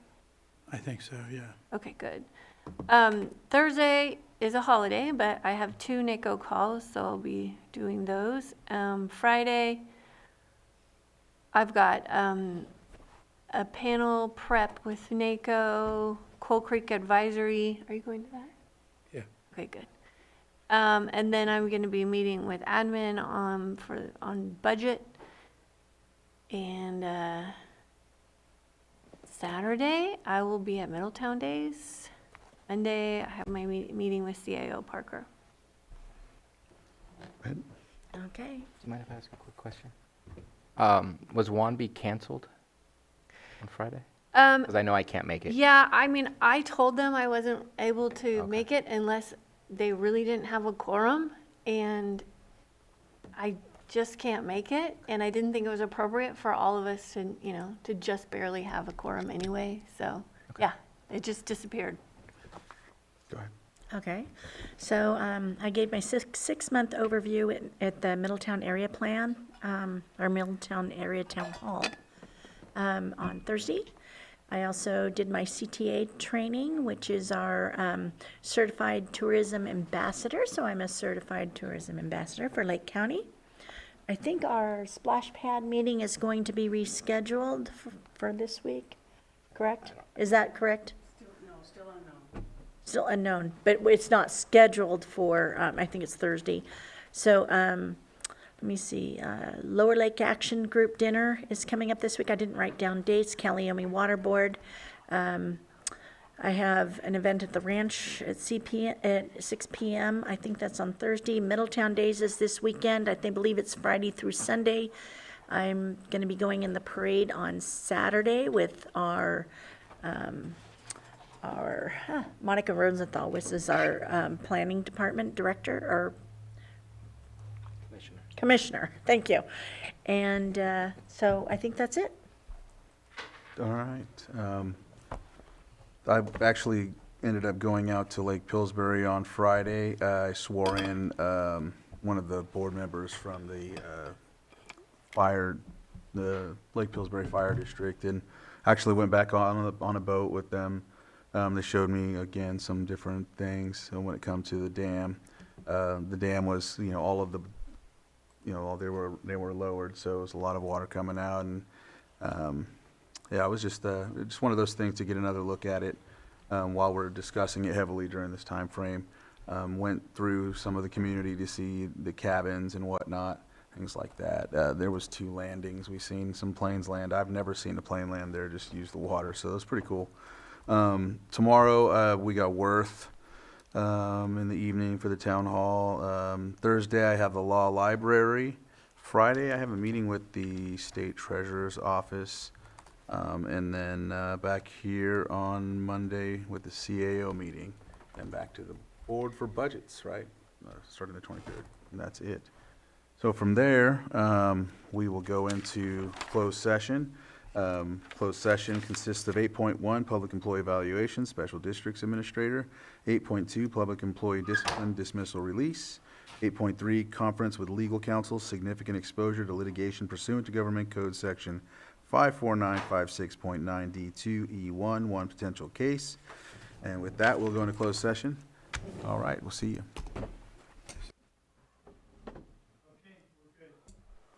All right. All right, welcome back. We're coming out of closed session, and Vice Chair, was there any action to be taken out of closed session?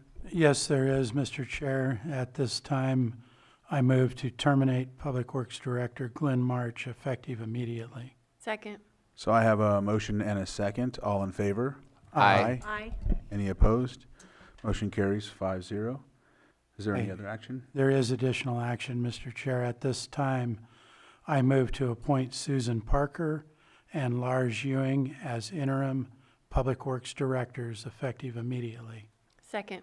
So I have a motion and a second. All in favor? Aye. Any opposed? Motion carries 5-0. With that, it concludes our agenda for the day. We will go ahead and adjourn. Thank you. Thank you.